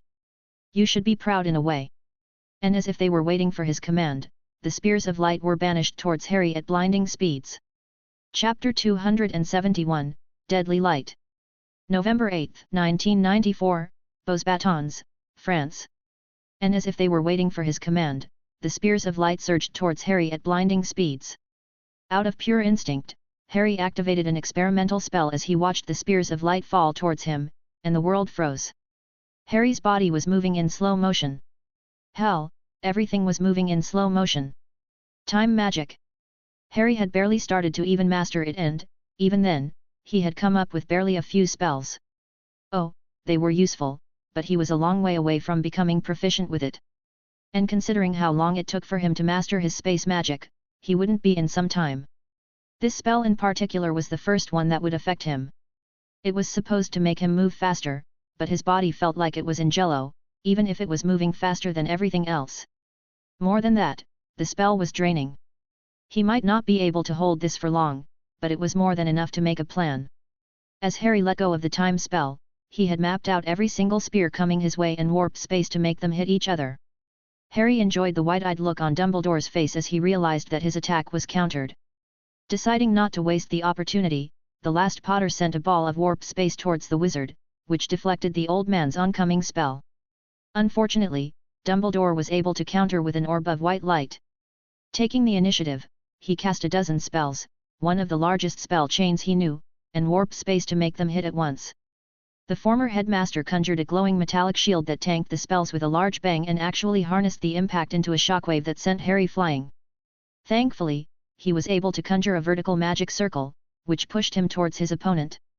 Dumbledore seemed to be ready to face him, however, at the last minute, Harry created a portal behind his enemy, which swallowed the younger man, and allowed him to get a spell off in the man's blind spot.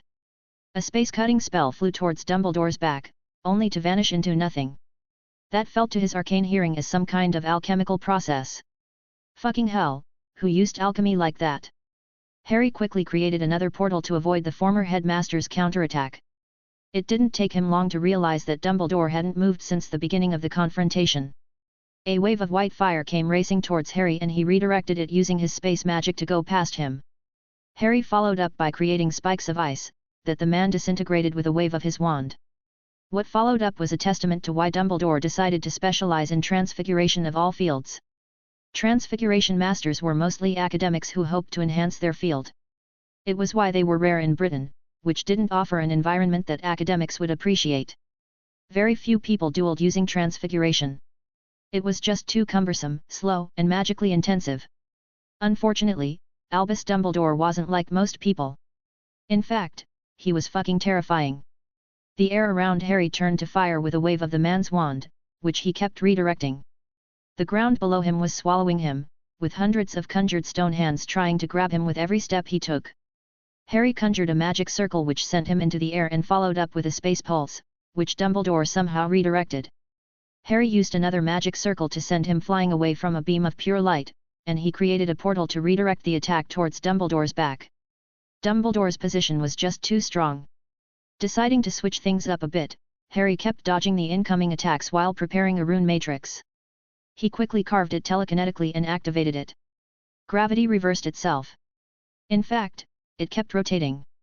Harry, prepared for this, had levitated a platform oriented to his new acceleration, landing gracefully.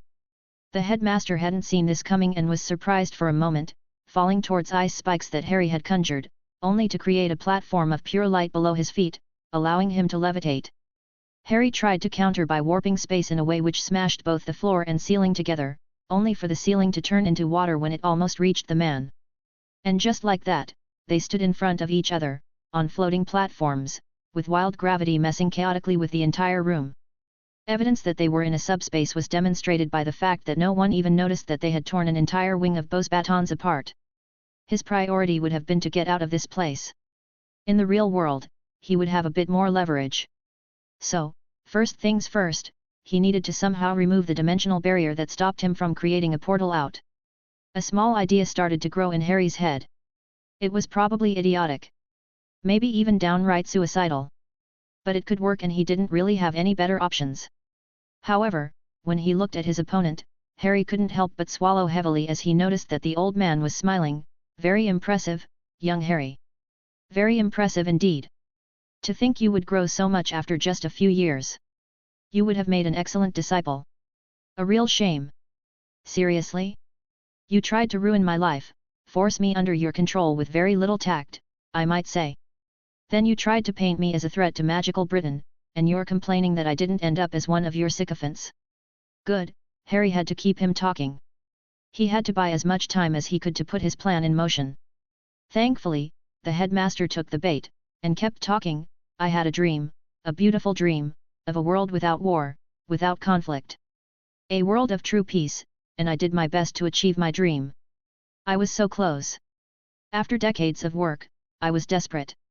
Your presence has ruined my life's work. Do you have any idea what it's like to have your very purpose destroyed because some brat didn't like it? You're a child. You barely know what you want to do with your life, and yet you destroyed my legacy, something that took me decades to build. I might have been forceful with you, but I was the one who has lost the most. Conflict is necessary for us to evolve, to improve, Harry retorted. And why would anyone need to evolve?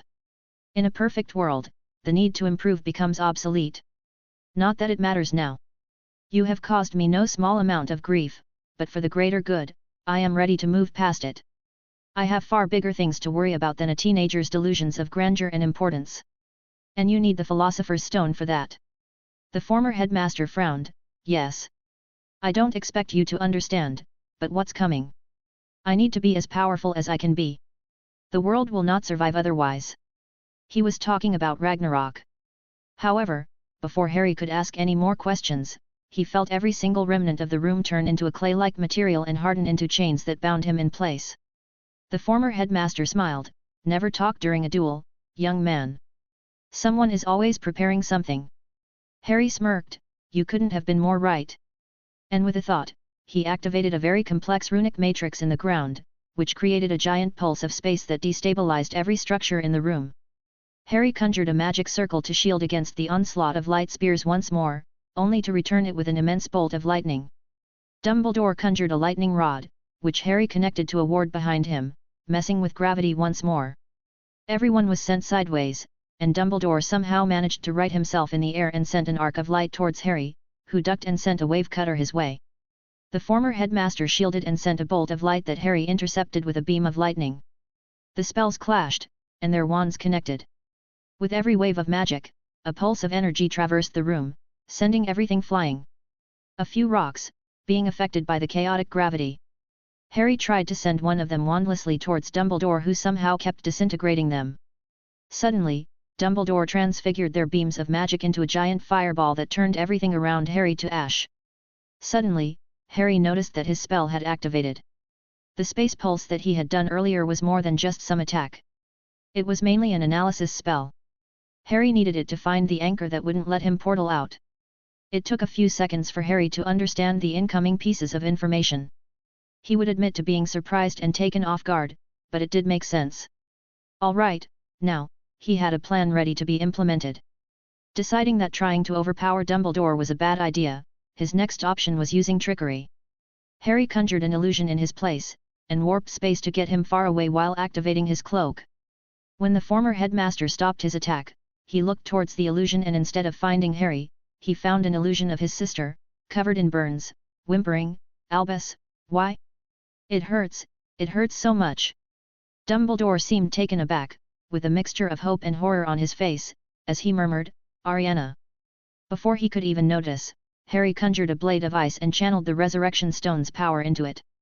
He stabbed it into Dumbledore's chest. "Not quite. Illusions and trickery can be very powerful. I suppose you would know that. After all, you're not real, are you?" Dumbledore whispered. "How? This isn't a subspace. At first, I thought you had somehow managed to take me off guard, but when I tried to analyze this place, the readings were all over the place. They were too chaotic and unnatural. A physical realm wouldn't have formed with these parameters, but a realm of dreams. Well, that's another story. We're still on the terrace, aren't we? You're the anchor to this place." Harry conjured another blade and used it to impale Dumbledore once more, who disappeared with a flash of light. He probably tried to trap Harry there, but thankfully he could feel Dumbledore's magic with his arcane hearing. He followed after it, as it returned to its source. Suddenly, Harry sat up with a gasp and got up. He saw Dumbledore's face turn from a flinch to actual rage before he took out his wand and sent a white spell at the disoriented boy. "You went too far with that, boy." Harry genuinely thought that this would have been it, that his life would end at the hands of the Archmage of Light before him. He was barely even coherent, let alone capable of casting any spells. To both of their shock, a red shield materialized in front of the boy. That seemed to break Dumbledore out of his enraged state. Having recollected himself, he murmured, "I haven't seen blood magic like this for a very long time, ever since the Red Witch perished. I suppose I should congratulate you on fooling the world for over a decade, Lily Potter. Welcome back to the world of the living." Harry turned and saw the fake Unspeakable standing near the terrace's entrance. She was holding her bleeding hand, from which blood was dripping on some kind of glowing blood magic rune matrix on the ground. "I wish I could say that it is nice to see you, Albus. You should be glad that I have already gotten what I came here for. Take care of your son, young Lily. You can't know how much time you have left with him. Or perhaps he would leave you if he knew the things you did." Dumbledore was holding Flamel's journal in his hand and walked out as if nothing had happened. Lily knelt down and helped Harry up. "Are you all right?" "Yeah. I knew he was powerful, but damn. It's very different when you see it in person, and even then, he was holding back a lot. It's all right to lose a round to someone like him. At least you survived to win the next one. That's more than most could say." Harry smirked. "Who said anything about losing?" The masked redhead looked at him with what must have been an incredulous expression. "He got the diary and defeated you for it. He's won its loyalty. How did you not lose?" "That's all well and good, but you're missing one little detail. I switched the diaries. He stole a fake, and let's just say that he'll have a nasty surprise on his hands when he opens it." It took almost 15 minutes for them to stop laughing. It was surprisingly nice, to just laugh in the company of Lily. He was grateful for her intervention, which made him wonder if he should start trusting her a bit more. Chapter 272, Thorny Clouds. November 11, 1994, Beauxbatons, France. Harry ate his breakfast with dozens of thoughts swirling in his head. The confrontation with Dumbledore still weighed on his mind. Even if it was technically in a mental plane, it was still the first time Harry had directly fought Dumbledore, and he sort of understood why people tended to be terrified of what the man could do. Intellectually, he knew that the Archmage of Light was very powerful. But there was some truth in the saying that seeing was believing. No wonder people were scared shitless of the man. He was like a walking nuke, and the sad thing was that he was holding back. Not only was he splitting his concentration between the two worlds whilst maintaining a dreamscape, but he was doing it without anyone figuring out that something unusual was happening. And he was holding back whilst doing that. The last Potter had escaped the dreamscape just because he distracted him enough with the illusion of his dead sister, a mistake that the former headmaster would not make again. That's not even mentioning the sheer rage on the man's face when Harry woke up from his enchanted sleep. He really had pushed a button there and would have probably died if it wasn't for Lily. Speaking of Lily, Harry had many conflicting feelings regarding the woman. From all accounts, she was an unstable woman who was easily capable of cruelty if it suited her needs. However, she was also a genius who obviously cared about Harry. He didn't know if that care was genuine or if she was pretending, hoping to achieve something, but he didn't care. The redhead had saved him from Dumbledore without expecting anything else in return. That alone gave her a measure of trust. Harry wasn't used to being saved by anyone. He had always been on his own and had to deal with his own shit. The only time he remembered anyone truly saving him was when Arcturus opposed Dumbledore to become his guardian, and even then, the Black Patriarch had gained a very talented wizard in his corner. All in all, he couldn't help but feel slightly more comfortable with Lily's presence, which was also mirrored by the woman. They still had a long way to go, and if Lily betrayed him, he would have seen it coming. However, the main thing that wouldn't leave his mind was the loud noise when he finished his task. It wasn't anything normal, that was for sure. And Harry could feel that it was important and probably had something to do with Ragnarok and whatever Dumbledore was planning. Still, he had no idea regarding its nature or purpose. He really hated not knowing things. Harry took a sip of his coffee and sighed in contentment. It truly was the greatest drink that ever existed. Unfortunately, when he looked around, he saw everyone just staring at him with wide eyes. He still hadn't gotten used to this, and it frankly made him uncomfortable. Still, the stares were more numerous than usual, especially when it came to the rest of the Hogwarts delegation. Harry noticed what they kept looking at and noticed that they kept glancing at the current edition of the Daily Prophet on the table. Hey, he didn't even know that they delivered to foreign countries. Deciding to just bite the bullet, he grabbed the newspaper and suppressed the urge to groan at the first page.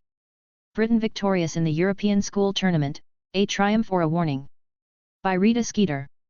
In a stunning display of magical prowess and quick thinking, young Harry Potter, representing Hogwarts School of Witchcraft and Wizardry, emerged victorious in the first task of the newly inaugurated European School Magical Tournament held at Beauxbatons Academy. The task, envisioned as a challenging day-long scavenger hunt, was surprisingly concluded in mere hours thanks to Potter's exceptional performance.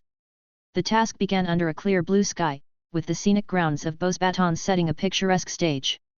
5 champions from each participating school were tasked with navigating through a series of complex clues, magical obstacles, and creatures bred specifically for the tournament.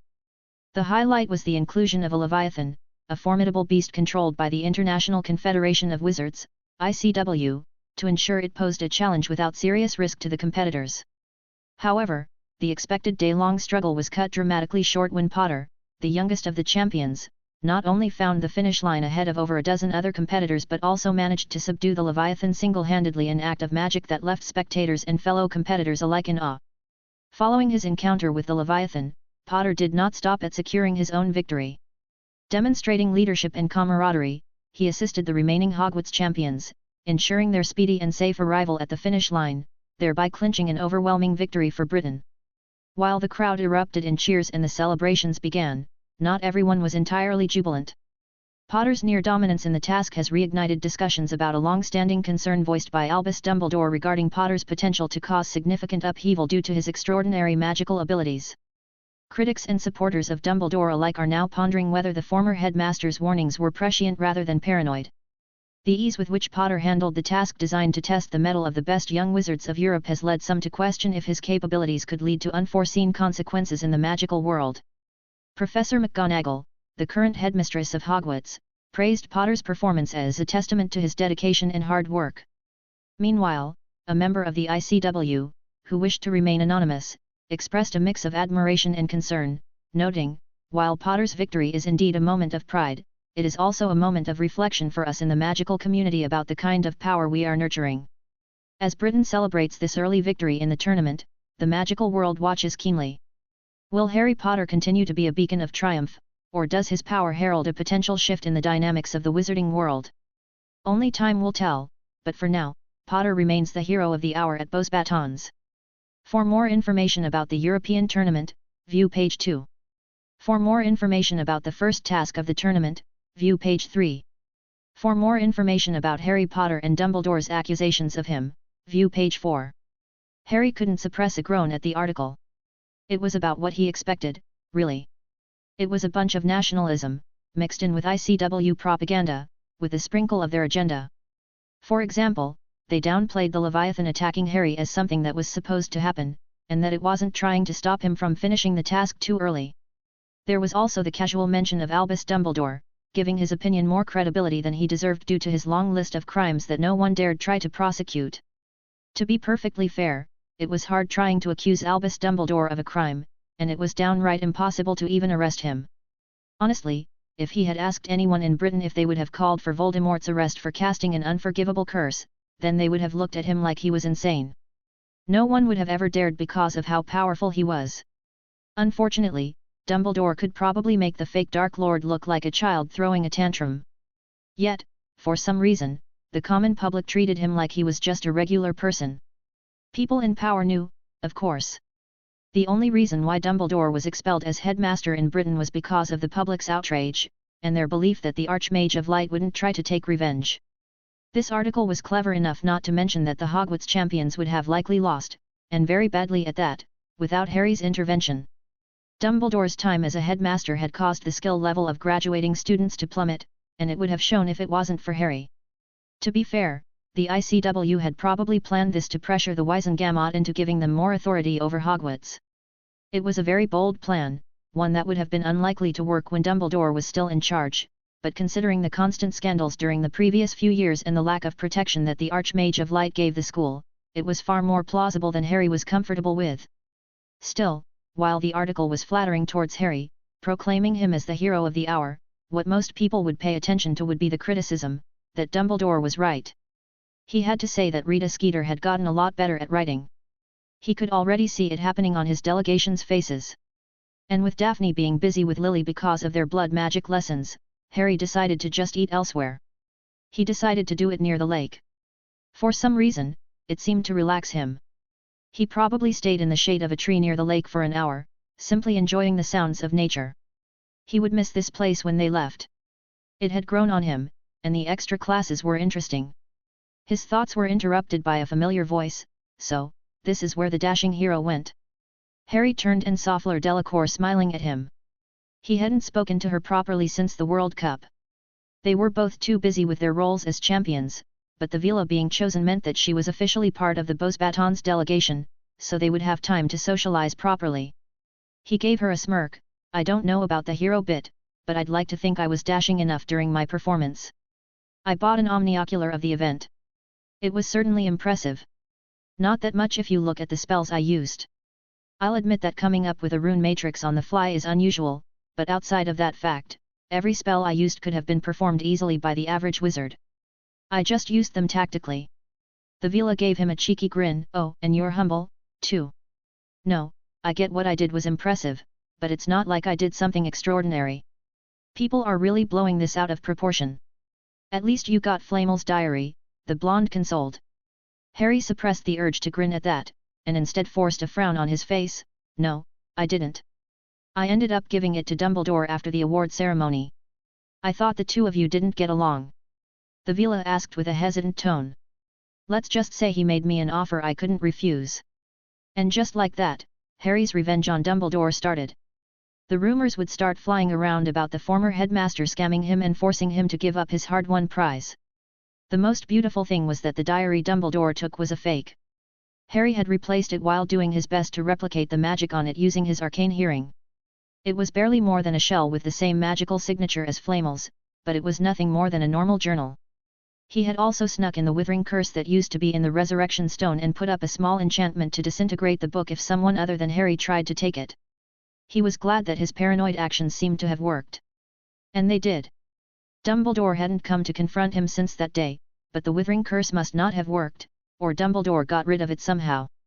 It would have been a bit of a stretch to think that Dumbledore would die because of a normal curse. To be fair, the man would have been more cautious, especially since he was the one who had killed Flamel and the possibility of the alchemist making a trap was quite high. Anyway, Harry kept trying out the alchemy exercises that Flamel put in his journal, and he was grasping the subject surprisingly quickly. All in all, Harry spent the rest of the day chatting with Fleur near the lake, with the Vila being a surprisingly engaging conversationalist. Harry was going to miss this place. After all, he was going to leave Beauxbatons in a few days for the next task of the tournament, in which he had no plans of participating. Still, when he came back to the metallic dragon just before the sun was about to set, he saw that Lily was waiting for him. He really needed to trust her more, especially after her help. And maybe she could help. She was supposed to be a genius, after all.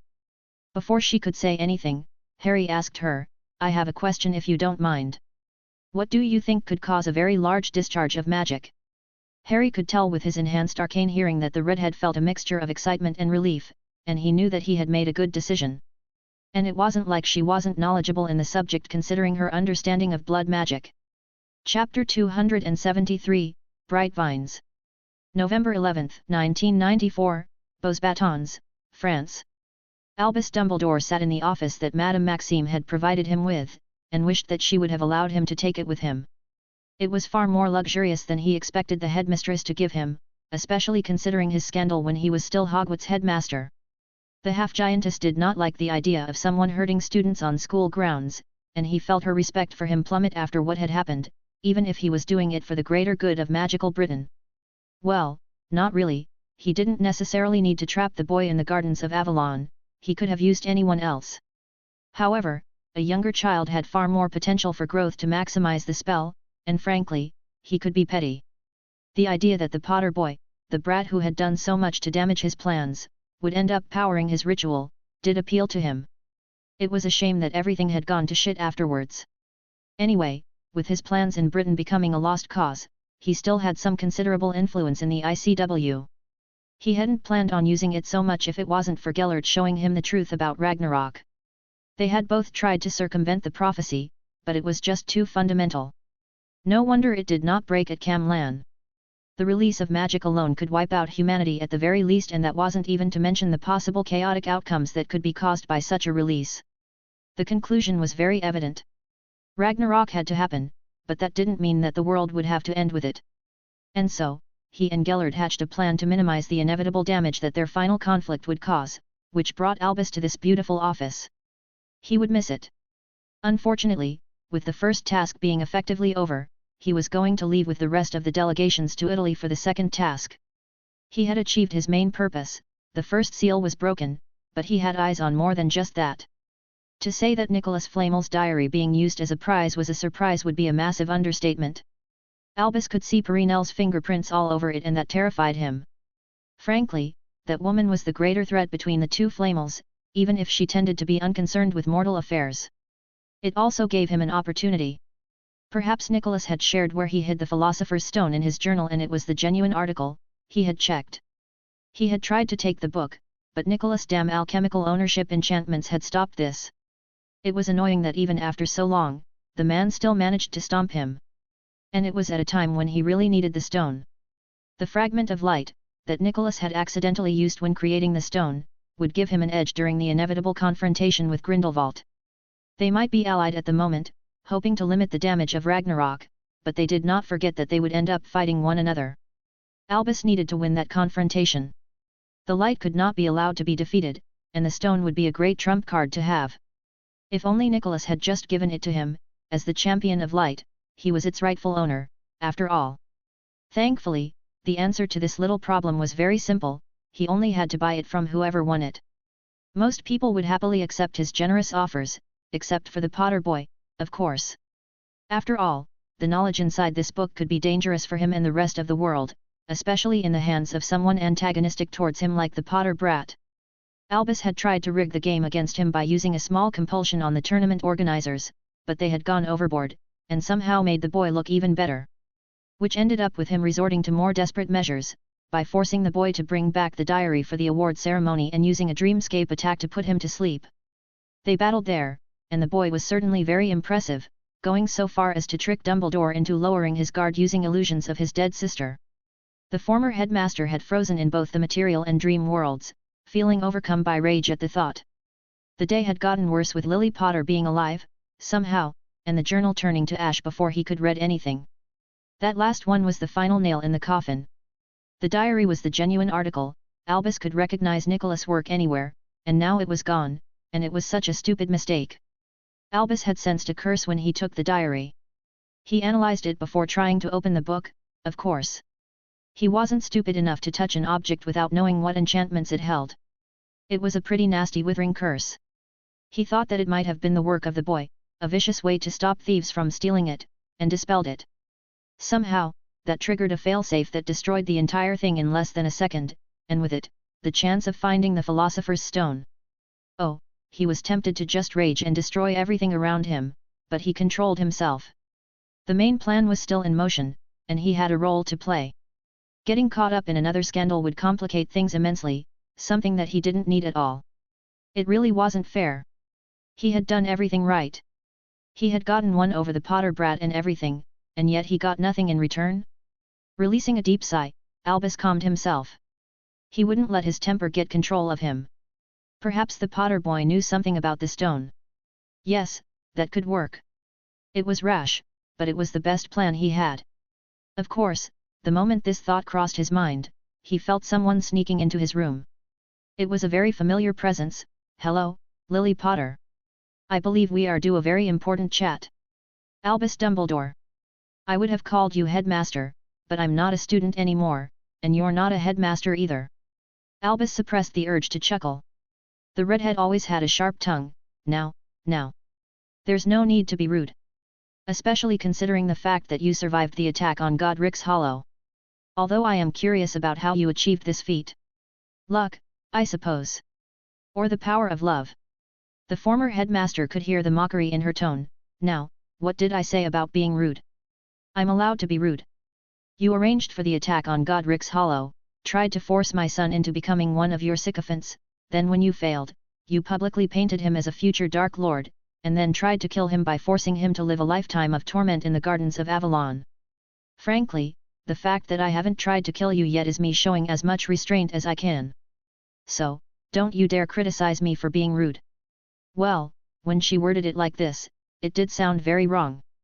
Oh, Albus had a reason for every single action he had taken, and the Potter brat had caused him more than enough trouble in return. However, Lily Potter was not exaggerating. She was genuinely furious, and wasn't that an odd sight? Oh, how unexpected. Who would have thought that you could be so sentimental? Has the boy finally melted the infamous Red Witch's heart, when even her husband couldn't? I am glad, truly, that you're finally starting to connect with someone else, to finally care about someone other than yourself. And of course, that was another vulnerability against the Red Witch, who returned his comment with a sneer, the boy is necessary for my plans.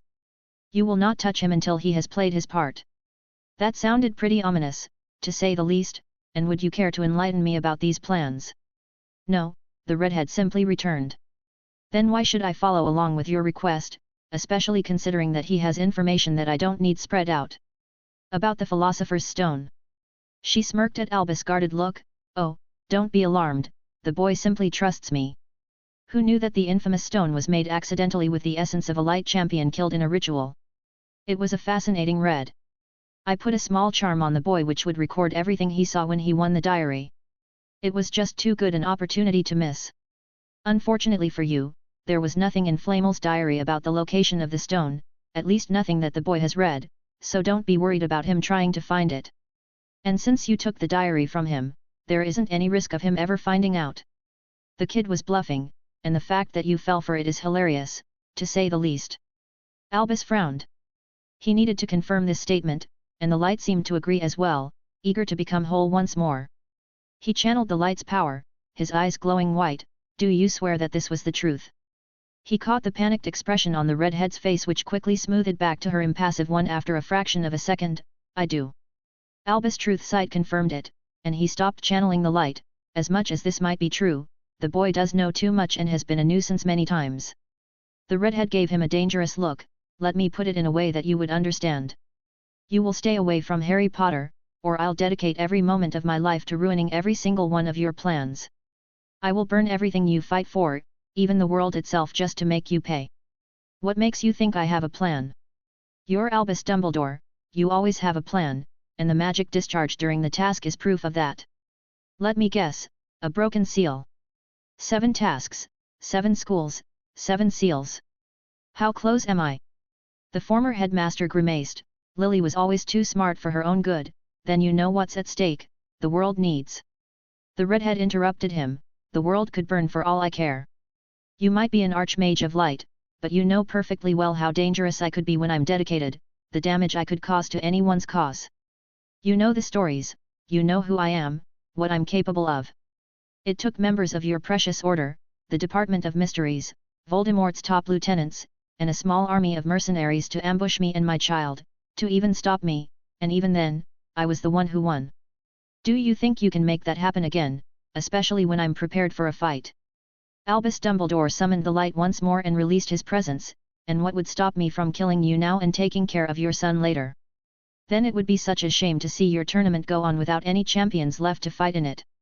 What a shame it would be if giant explosions of light were activated in France's premier magical school, killing every school's delegation, headmaster, and a lot of Europe's most influential wizards and witches. You'd survive, probably, but everyone would blame you. This would have made the scandal in Hogwarts look like a small mishap. How would your plan proceed if the tournament is cancelled, and you're hunted down all over Europe with a passion? Now, look me very closely in the eyes, Albus Dumbledore, do I look like I'm bluffing? Albus Dumbledore did just that and noticed the madness and sheer will on the woman's face. Yes, she was perfectly capable of this and had the magical knowledge to pull it off. She wasn't bluffing. He released his hold on the light and sat down. The redhead smirked, stay the fuck away from me and my son, Dumbledore. She then turned and left the room without saying another word. Yes, if he'd had any reservations, then they were gone. This really was the Red Witch, and she was back. That was another variable, a new piece on the board that he hadn't foreseen. The plan would need to be adjusted to compensate for it. He had to admit that the thought of her teaming up with the Potter brat was very troublesome. Yes, very troublesome indeed. Chapter 274, Ave Imperator. November 14, 1994, Beauxbatons, France. Cedric Diggory watched as the luxurious Beauxbatons palace slowly became nothing more than a small dot, as the Hogwarts Express, turned dragon, rose higher into the sky. He would miss this place, if only because of the elective classes, which he enjoyed immensely. To be perfectly honest, Beauxbatons had shown him everything that was lacking when it came to Hogwarts, and the various criticisms against Dumbledore's policies regarding Hogwarts were starting to make sense. It was astounding just how many classes were missing in Hogwarts, and a testament to how screwed they would have been if it wasn't for Potter. Cedric was, in his not-so-humble opinion, one of the better mages in the school. He was a good dueler, anyone would be after years of membership to Flitwick's dueling club. He was a good student, one of the best in his year, and his transfiguration skill impressed even McGonagall. And he had achieved all of this without a family crest. The Diggory family was a recent one, being founded after the Statute of Secrecy was put in place. Aside from one of their members being the minister around a century and a half ago, they didn't have any noteworthy members, and especially no researchers. Cedric had put everything he had into proving to the world that one did not need a family crest to become a great mage. That was a piece of conviction that had stayed with him for years, and he decided to prove to everyone that it was true. He worked as much as he could to surpass his classmates, becoming one of the more recognized students in Hogwarts. And yet, for all his hard work, he knew, deep down, that if it wasn't for Potter, he would have lost the first task of the tournament. Cedric was the biggest fish in a pond, and now he found himself in an ocean. The Durmstrang students were better at dueling than him, the Beauxbatons students had a better grasp of delicate magics, the Spanish had more knowledge of curses and counter-curses than him, and the Nebelheim students had a grasp of runes that eluded him. The Italian students were better fighters, and that's not even mentioning the Greeks and their bullshit elemental magic. He had been angry when Potter bailed on them and handed them the win for the first task. Cedric had tried to hide it as best he could, but he was seething in anger and jealousy. That was until he saw the replays of the task. Instead of focusing on the Leviathan bullshit, and Potter's frankly insane fighting prowess, Cedric decided to look at his enemy's capabilities. The conclusion was evident. There was no way in hell they would have won without some kind of divine intervention. Seriously, how the hell was he supposed to fight someone who could keep flinging lightning and darkness? Cedric thought that he would have had a good chance at winning on his own because of the fight near the end. After all, he and his comrades had ended up victorious against the Spanish, French, and Greek champions. Of course, at the time, he didn't know about Potter's trap that took out the Spanish for them. Without Potter taking care of half the champions on his own, they wouldn't have even had a chance at winning. Cedric could hold his own against one of them, maybe, but his teammates couldn't have. Davies was an unreliable coward who no one with a functioning brain would count on in a fight. Angelina was a good Quidditch player and an adequate dueler, but she would have been taken out in less than a minute against a competent opponent. Lucienne Bowl was a surprisingly good dueler. Cedric didn't know what happened in the Slytherin common room, but apparently, Bowl was some kind of enforcer or something. Anyway, none of them would have won a fair fight against any of the other teams. If Potter hadn't been there, then they would have probably ended up embarrassing themselves. Cedric had never really spoken to the boy aside from a few greetings. It didn't matter, though, Potter was infamous enough in school. Even before his monstrous talent was revealed, he was still known as the sole survivor of the fire of Godric's Hollow. An entire village had died, yet the boy, who was at the epicenter, had somehow survived, without so much as a scratch on him. People hated him, some even blamed him for the attack. It was all mostly just envy and grief at the deaths of their families. Almost everyone had a relative living in the village, and it was a shock to see it destroyed, with all the residents perishing, especially after the celebration of the Dark Lord's destruction. However, for all that the fire should have haunted the boy, it was probably the way he handled the boy who lived that set him apart from the other students. He seemed to not care, for the lack of a better world. People either worshipped Longbottom or hated him, but Potter just barely paid him any attention. Something that obviously grated on Longbottom's nerves. Anyway, it was probably the humiliation of the Hogwarts tournament that really put the spotlight on Potter, especially after winning the first task while doing nothing. Seriously, the boy went out of his way to win the tasks with as little effort as possible, even tricking Cedric in both the first and second tasks. The Hufflepuff didn't have it in him to resent the boy for that, especially considering the enmity he seemed to have with Dumbledore and the former headmaster's attempt at killing the boy. Cedric knew deep down that Potter was the only thing holding Hogwarts together. His father, Amos, had told him all about the ICW's power plays and the fact that they wanted to use the tournament as a pretense to gain control over Hogwarts, and, more importantly, access to its library, which happened to be the biggest repository of magic in Europe. Hogwarts, and more importantly, Britain, had shown the world that they could hold their own in a fight, but Cedric couldn't help but feel bitter about how Potter was solely responsible for that happening. Because again he knew, deep down, that they would have lost horrendously if he hadn't wanted that diary. It just felt wrong to have the fate of a country beholden to the whims of a single person.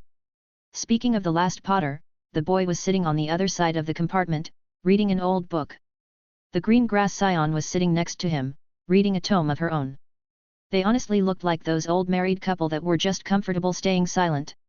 It was odd that the two weren't a couple. The headmistress had asked them all to just spend more time together during the trip.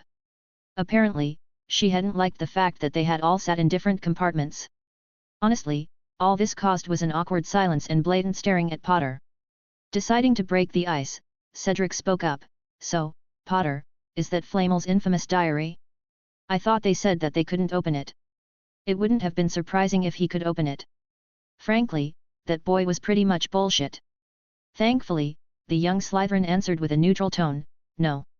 I was able to copy a nice chunk of the Beauxbatons library in the last couple of weeks. This is a book about advanced enchanting that I've been putting off reading." "Wait, you're allowed to just copy a library?" Angelina Johnson exclaimed. "There are no rules about it, so there shouldn't be any trouble," the boy calmly replied. "What about the anti-replication wards?"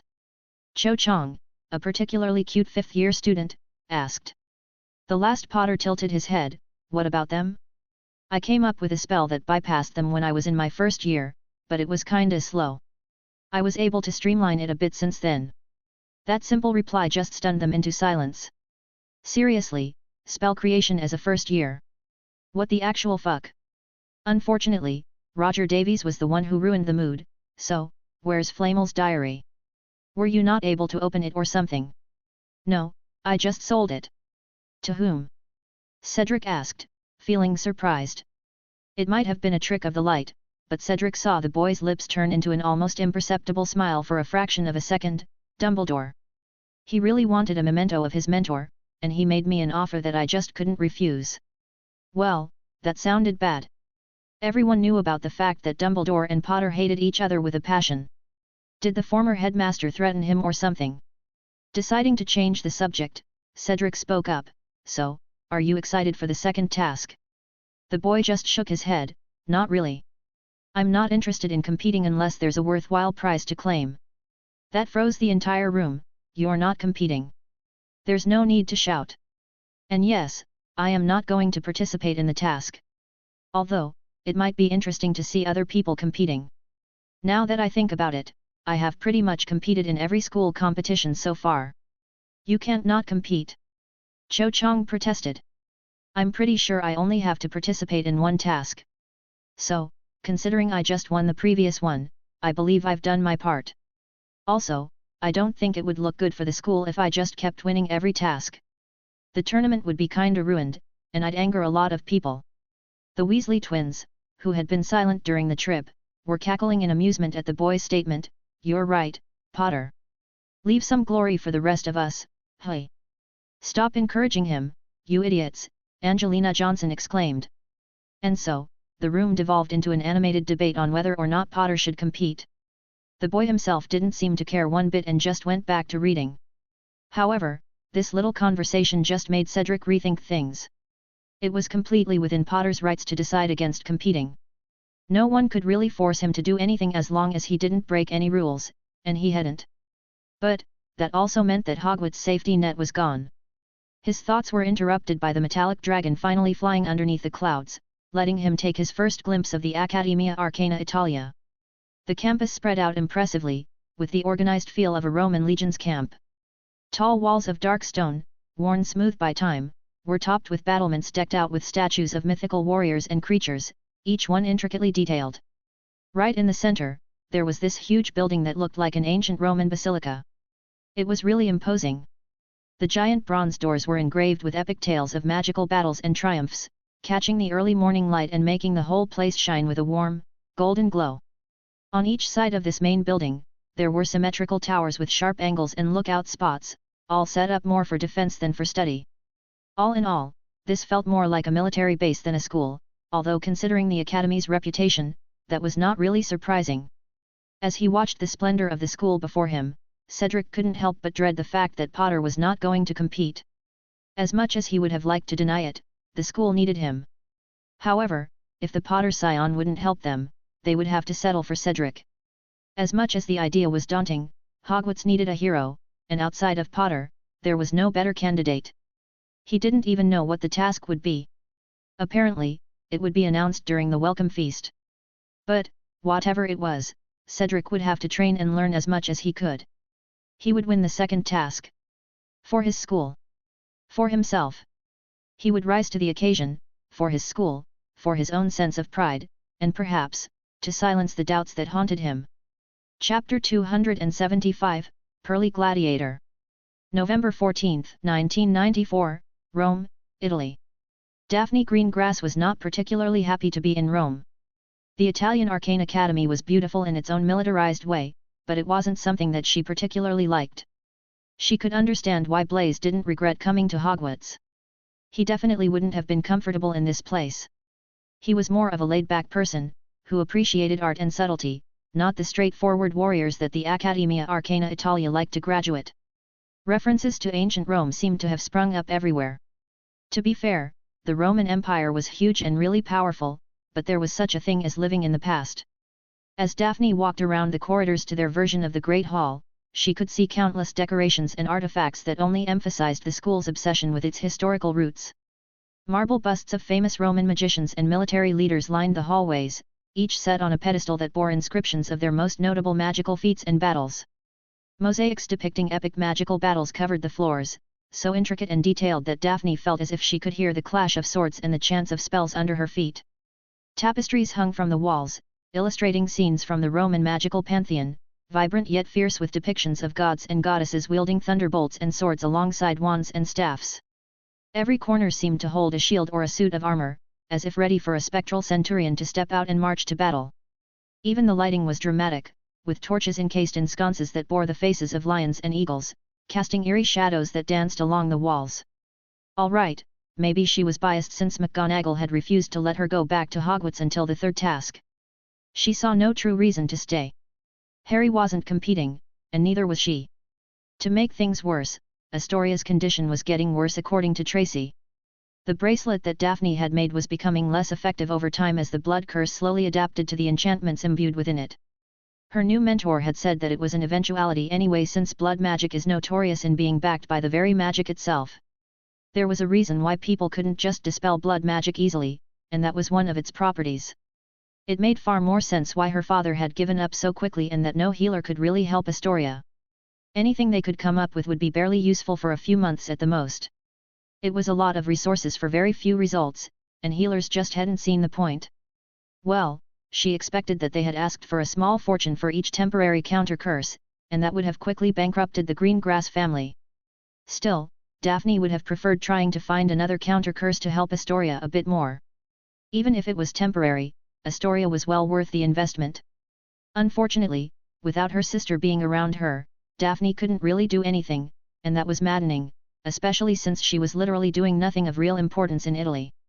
In another life, she would have loved just walking through the streets of Rome with Harry, but time was ticking, and Astoria came before her non-existent love life. The only upside she had was in the form of her mentor, who happened to be Harry's mother. It did explain a lot, especially about Harry's behavior in Beaux Batons. He had obviously found out about her still being alive and was processing the information. The last Potter was a genius in many things, but when it came to emotions and relationships, he was as thick as a brick. She liked that about him. There was this innocence to him that was completely at odds with his capability that just endeared her, even if she wanted to punch him in the face sometimes. The fact that he had tried to stop her blood magic lesson made a lot more sense when he knew for a fact that Lily Potter had killed her own husband and used a ritual that wiped out an entire village from the map, taking thousands of lives in the process. This little fact made her more cautious around the redhead, but she couldn't stop her lessons. It was a risk that she was more than willing to take for the sake of her sister. Thankfully, the redhead was completely professional during their lessons, which had taught her more than all her personal research on blood curses in the previous few years. All in all, she would have rather been with her mentor, Harry, and Astoria at the same place. That would have been the perfect scenario. And since she would not see Astoria for months, Daphne was righteously grumpy about her situation. When they entered the Great Hall, Daphne couldn't suppress her snort. The vast room was like stepping into a Roman legion's encampment reimagined for a magical era. Shields and banners adorned the walls, each emblazoned with the symbols of ancient Romans. The tables were arranged in a strict, orderly fashion reminiscent of a military mess hall, with seats positioned precisely 2 feet apart, enforcing a sense of discipline even during meals. At the front of the hall, instead of the usual welcoming warmth of a headmaster's podium, there stood a raised dais with a commanding lectern fashioned from iron and stone, giving the impression that orders were to be issued here rather than gentle guidance or scholarly discourse. Above, the enchanted ceiling, instead of mirroring the sky outside as in Hogwarts, displayed a relentless panorama of Roman conquests, complete with spectral images of centurions on horseback charging into battle. Everywhere she looked, Daphne saw reminders of a glorious and fierce past that the Academia Arcana Italia seemed determined not just to remember, but to emulate. She hated it with a passion. To her, magic was more than just some militaristic tool. Magic was art, it was beauty in the form of change. And a school was more than just a place of discipline and classes, it was a place to make friends, to pursue individual interests. Italy was the birthplace of so many wonderful things. From the Renaissance masterpieces that still awe the world to the intricate melodies that dance through its opera houses, Italy has long been a cradle of artistic brilliance. In terms of magical development, Italy's contribution was equally profound, particularly in the fusion of art and magic. And yet, none of that was really shown in this school. It seemed like a waste, to solely focus on the military aspect, with a focus on ancient Rome, instead of the rest of the nation's rich history and magic. It just felt wrong, and from the way Harry was frowning, he felt the same way. As they waited for the rest of the delegations to arrive, Daphne decided to prepare for her next lesson with Harry's mother. Lily Potter might be a murderous bitch, but she knew her stuff and was more than a harsh taskmaster. They still hadn't done any practical magic, especially because of the high risk of injury from even the most basic blood magic spells, but they were getting close to it, a fact that the blonde was looking forward to. Daphne sat at the table designated for the Hogwarts delegation. As she expected, Harry just took out his book and ignored everything else. As frustrated as Daphne was with this behavior, it wasn't exactly something new. This always happened when he discovered something new or decided to explore a new field. To be perfectly fair, she had no clue how he was learning alchemy of all things so quickly. Honestly, his progress was insane. He didn't really spend as much time researching as he did using spells. It was like the research was already done for him, somehow. Flamel's book must have been amazing for Harry to make so much progress at once. Seriously, Daphne knew that transmutation was something that took Newt students months to cast any simple spell with. Harry picked it up in an afternoon. Yes, she had forgotten how bullshit Harry could be. Still, it was nice to see him learn something new. It had been a while since she had seen him genuinely excited about something. Daphne's train of thought was interrupted when Angelina Johnson tapped her shoulder. She tilted her head in confusion, and the Gryffindor waved her wand to cast a privacy charm around them. "What is it, Johnson?" the blonde asked. "You need to convince Potter to compete. We don't even know what the task is." The dark-skinned girl didn't look amused. "We don't need to. Look, I get that you want to protect your boyfriend or whatever, but you know that he has put a target on all our backs with what happened in the first task. I'm not saying that it's his fault, but let's be honest here, the task is probably going to involve a lot of fighting considering how this place looks. Unfortunately, in a straight fight, we'll get massacred." Daphne raised an unimpressed eyebrow. "I don't see how that's our problem, Johnson. I don't see you going after Longbottom or Granger to join. Don't be clever. I don't know what the fuck your boyfriend drinks to make him so insanely strong, but the truth is that we would have probably lost the last task without him. I know that Cedric thinks that we'll win with the power of teamwork, or whatever, but we need Potter. Look, Harry doesn't want to compete and there's nothing that's going to change his mind unless he gets something he likes in return. And believe me, you'll need something big to make that happen. The truth is that he doesn't really like the prospect of competing.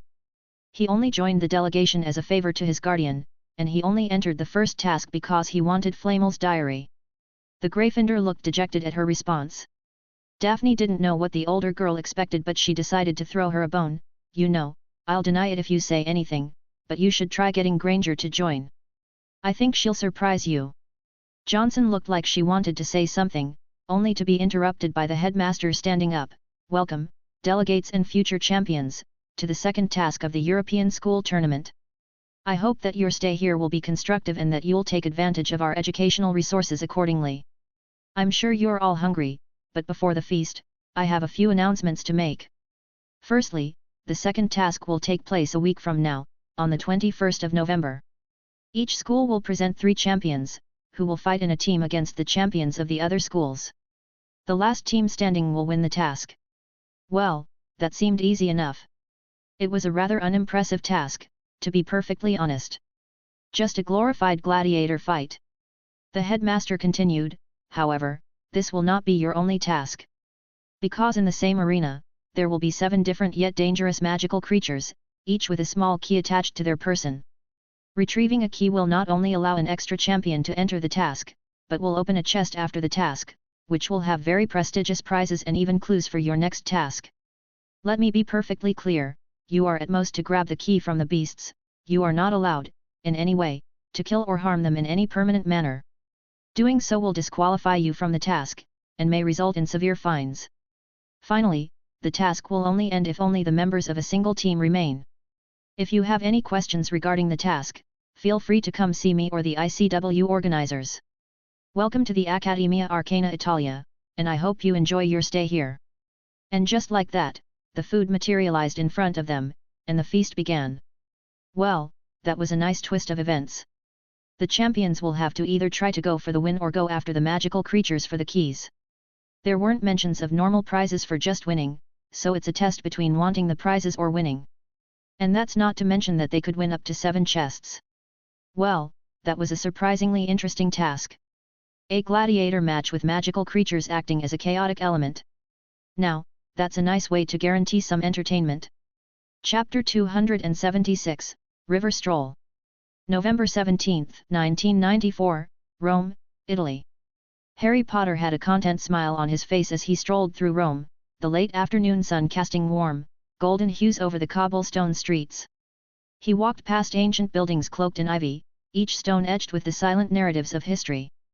The air carried the enticing aromas of freshly baked bread and rich espresso, intermingling with the gentle fragrance of blooming orange trees.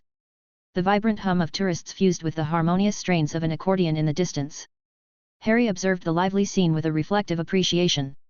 He paused to admire a bustling piazza, where locals conversed with passionate gestures, their laughter reverberating around the majestic fountain at its heart, its waters gleaming under the soft glow of the setting sun. It had been far too long since he had taken a walk without any worries. Well, that was a bit of an exaggeration. He still had more than enough worries to occupy his mind, thankfully. What he lacked was some crisis pressing down his neck, and that was a new breath of fresh air. From being scared shitless because of some possessed professor, to a possible basilisk attack, an archmage wanting to kill him, and the countless tournaments, Harry's life since entering the magical world was chaotic to say the least. Which was a shame, since he was particularly looking forward to learning and exploring magic in peace.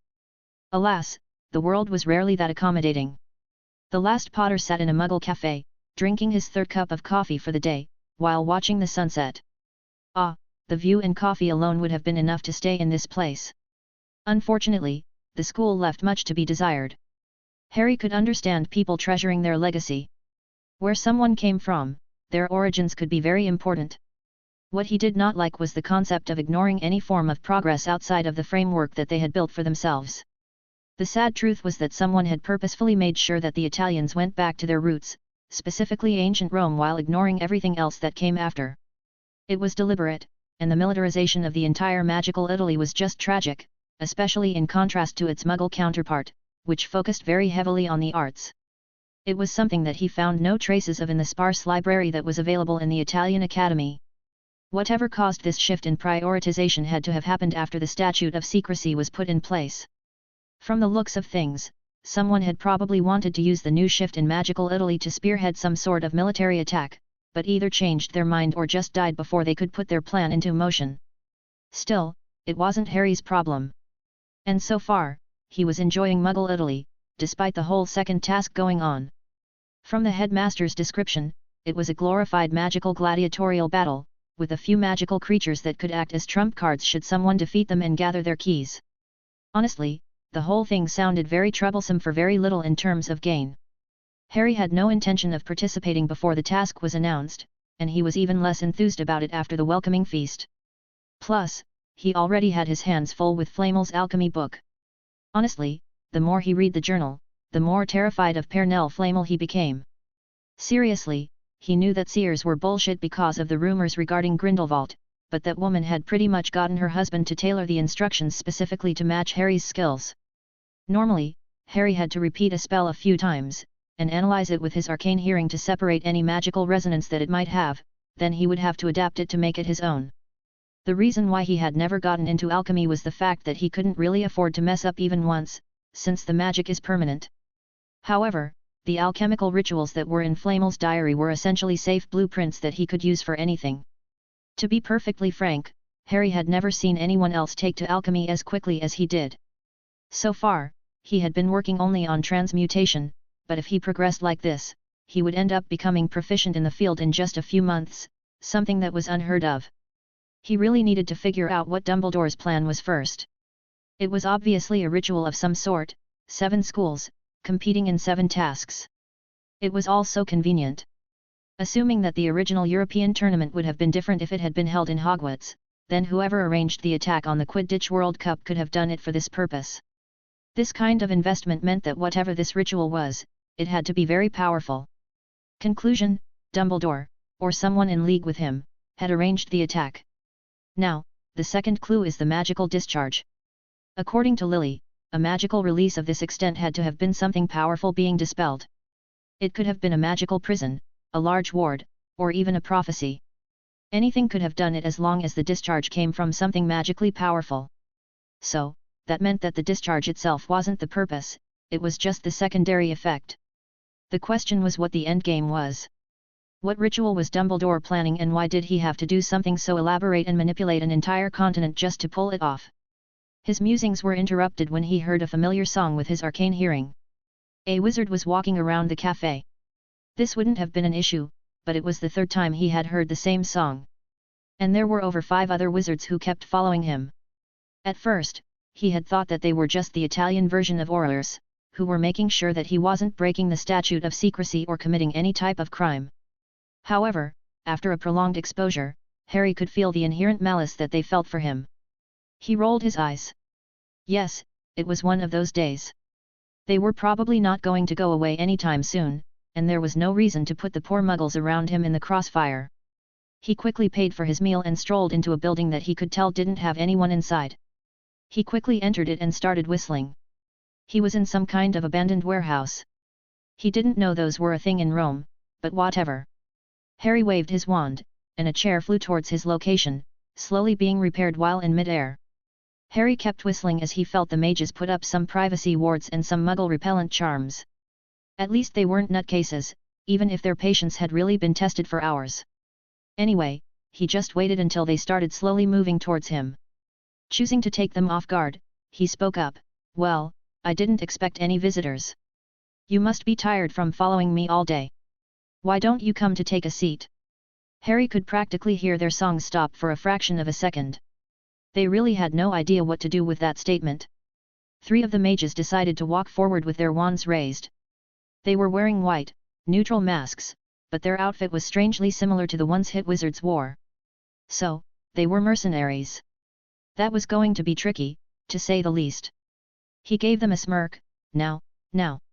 There's no need to be so violent. Manners are important, you know. What the fuck is wrong with you? One of the wizards exclaimed. There was an imperceptible German accent to the voice. Harry simply shrugged. Believe me, there's a lot wrong with me, and I don't think you'd want to stay here for hours as we talk about my private life. Now, instead of such a boring conversation, why don't we focus on something a lot more interesting? Like, for example, why you've been following me all day. One of the other mercenaries chuckled. Oh, we were just curious about seeing another wizard in Rome. People don't really visit the Muggle side. And when I recognized you, Mr. Potter, I couldn't resist. And that was a French accent. So, the mercenary team didn't come from any specific country. Very interesting. I suppose that the fact that Muggle Rome isn't really visited by wizards is true, which is a shame since it's very beautiful. Anyway, I suppose it is possible that multiple wizards in uniform, specifically some kind of mercenary armor, would follow a teenager for hours, only to hold him at one point in the middle of an abandoned warehouse. This sounds completely innocent, right? The mercenaries didn't seem to know how to handle him. He could feel the mage's teammates getting into position, ready to surround him. The 3 in front of him decided to just treat it as a joke. Well, you're right. We are mercenaries and we've been sent here to have a little conversation. You could have just sent an owl, but sure, I'm all ears. You see, our employer is rather invested in the second task of the tournament, and your participation would mess with a lot of their plans. Harry tilted his head in confusion, but I'm not entering the second task. Again, that seemed to have taken them off guard. What? Yes, I told the rest of the champions that I was sitting this one out. It didn't seem very interesting, you know, and I do have other things to do with my life. The only reason I even entered the first one was because of Flamel's diary anyway. You're not entering? The mercenary in the middle asked while sounding flabbergasted. Well, no. That's what I said. The man on the right elbowed his friend. Look, we can't really take the chance that you'll change your mind. It's about professional integrity, you see. We have to make sure that you won't be able to participate even if you wanted to. That seemed to embolden the 2 others, and Harry simply shrugged. What a shame. It seems like a peaceful resolution is unlikely. Pretty unlikely, I'll bet. Don't worry, since you obviously accommodated us here, we'll try to be gentle. You'll still be having a pretty painful week nonetheless.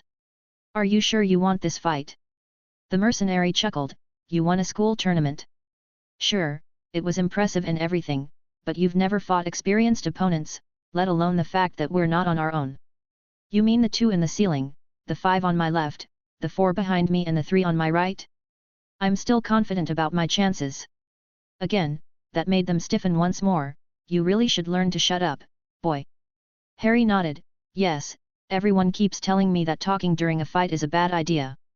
Apparently, people are vulnerable if they keep trying to talk while fighting. There's a logic to it, of course. It's hard to multitask, to focus on your enemies and what you are going to say at once. But you know, before we start sending spells at each other, I do have a question. The mercenary nodded.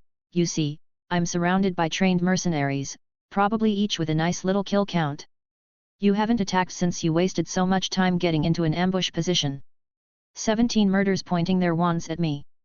I have nowhere to go, no way out. Now, my question is, do I look worried? Before they could answer he continued, because we both know I'm not an idiot, or reckless for that matter. I fought my fair share of people, and do you know what their biggest mistake was? They let me talk. With a snap of his fingers, the ground melted into some kind of liquid, making everyone bar Harry sink down, only for it to solidify once more, trapping them. With a flick of his wand, the 2 mercenaries on the ceiling were pushed down, only to land in liquid rock as well, and become trapped like their teammates. He smirked. Now, dearies, I think you should have a little nap. With another wave of his wand, the mercenaries fell asleep. He then turned towards the corner. Now, I know that this must be entertaining, but it's rude to just watch and not contribute. A woman melted out of the shadows. To say she was beautiful would have been an understatement. However, what truly captivated Harry was how familiar she looked. It was almost eerie. Hello, Harry Potter. My name is Isabella Zabanai and I wish to talk to you about my son. Chapter 277, Dark Spiders. November 17, 1994, Rome, Italy. A woman melted out of the shadows. To say she was beautiful would have been an understatement. However, what truly captivated Harry was how familiar she looked. It was almost eerie. Hello, Harry Potter. My name is Isabella Zabanai and I wish to talk to you about my son. Well, that was certainly surprising. For all the years Harry had known him, Blaise rarely ever mentioned his mother. He could understand why he didn't talk about her since the woman was an infamous serial killer that the authorities had given up even trying to catch. She had even earned the infamous moniker as the Black Widow, having married and killed around half a dozen men. Harry could see why so many men ignored the rumors about the woman and married her. She was extremely beautiful, exotic in a way. Isabella Zabanai carried herself with an enigmatic grace that was almost mesmerizing. Her deep, dark eyes could be described as enticing and unsettling. Her voice was soft yet resonant and alluring. Her presence was so commanding, so intoxicating, that it was easy to see how she could ensnare those around her. He could sense that there also had to be some kind of magical component to it. If he had to guess, she had some sort of allure that was more subtle than that of Vila's, probably a charm, a family trait, or a non-human ancestry. Honestly, it didn't really bother him, since he could hear her very soul thanks to the combination of the resurrection stone and his arcane hearing. Isabella Zabanai did a good job of hiding her intentions and expressions, but her soul was loud and bare. She was a broken woman in so many ways. Hey, it was honestly surprising that Blaise had turned out as well as he did if he was raised by her. The woman's smirk widened. Oh, you've been staring at me for a while now. What would poor Daphne say if she knew? Harry simply shrugged. You look like your son. It was a good tactic to stop people from gaining the upper hand in a conversation. A random comment to take people off guard. It wasn't even a false statement, just a random anecdote. To be fair, she did look like Blaise.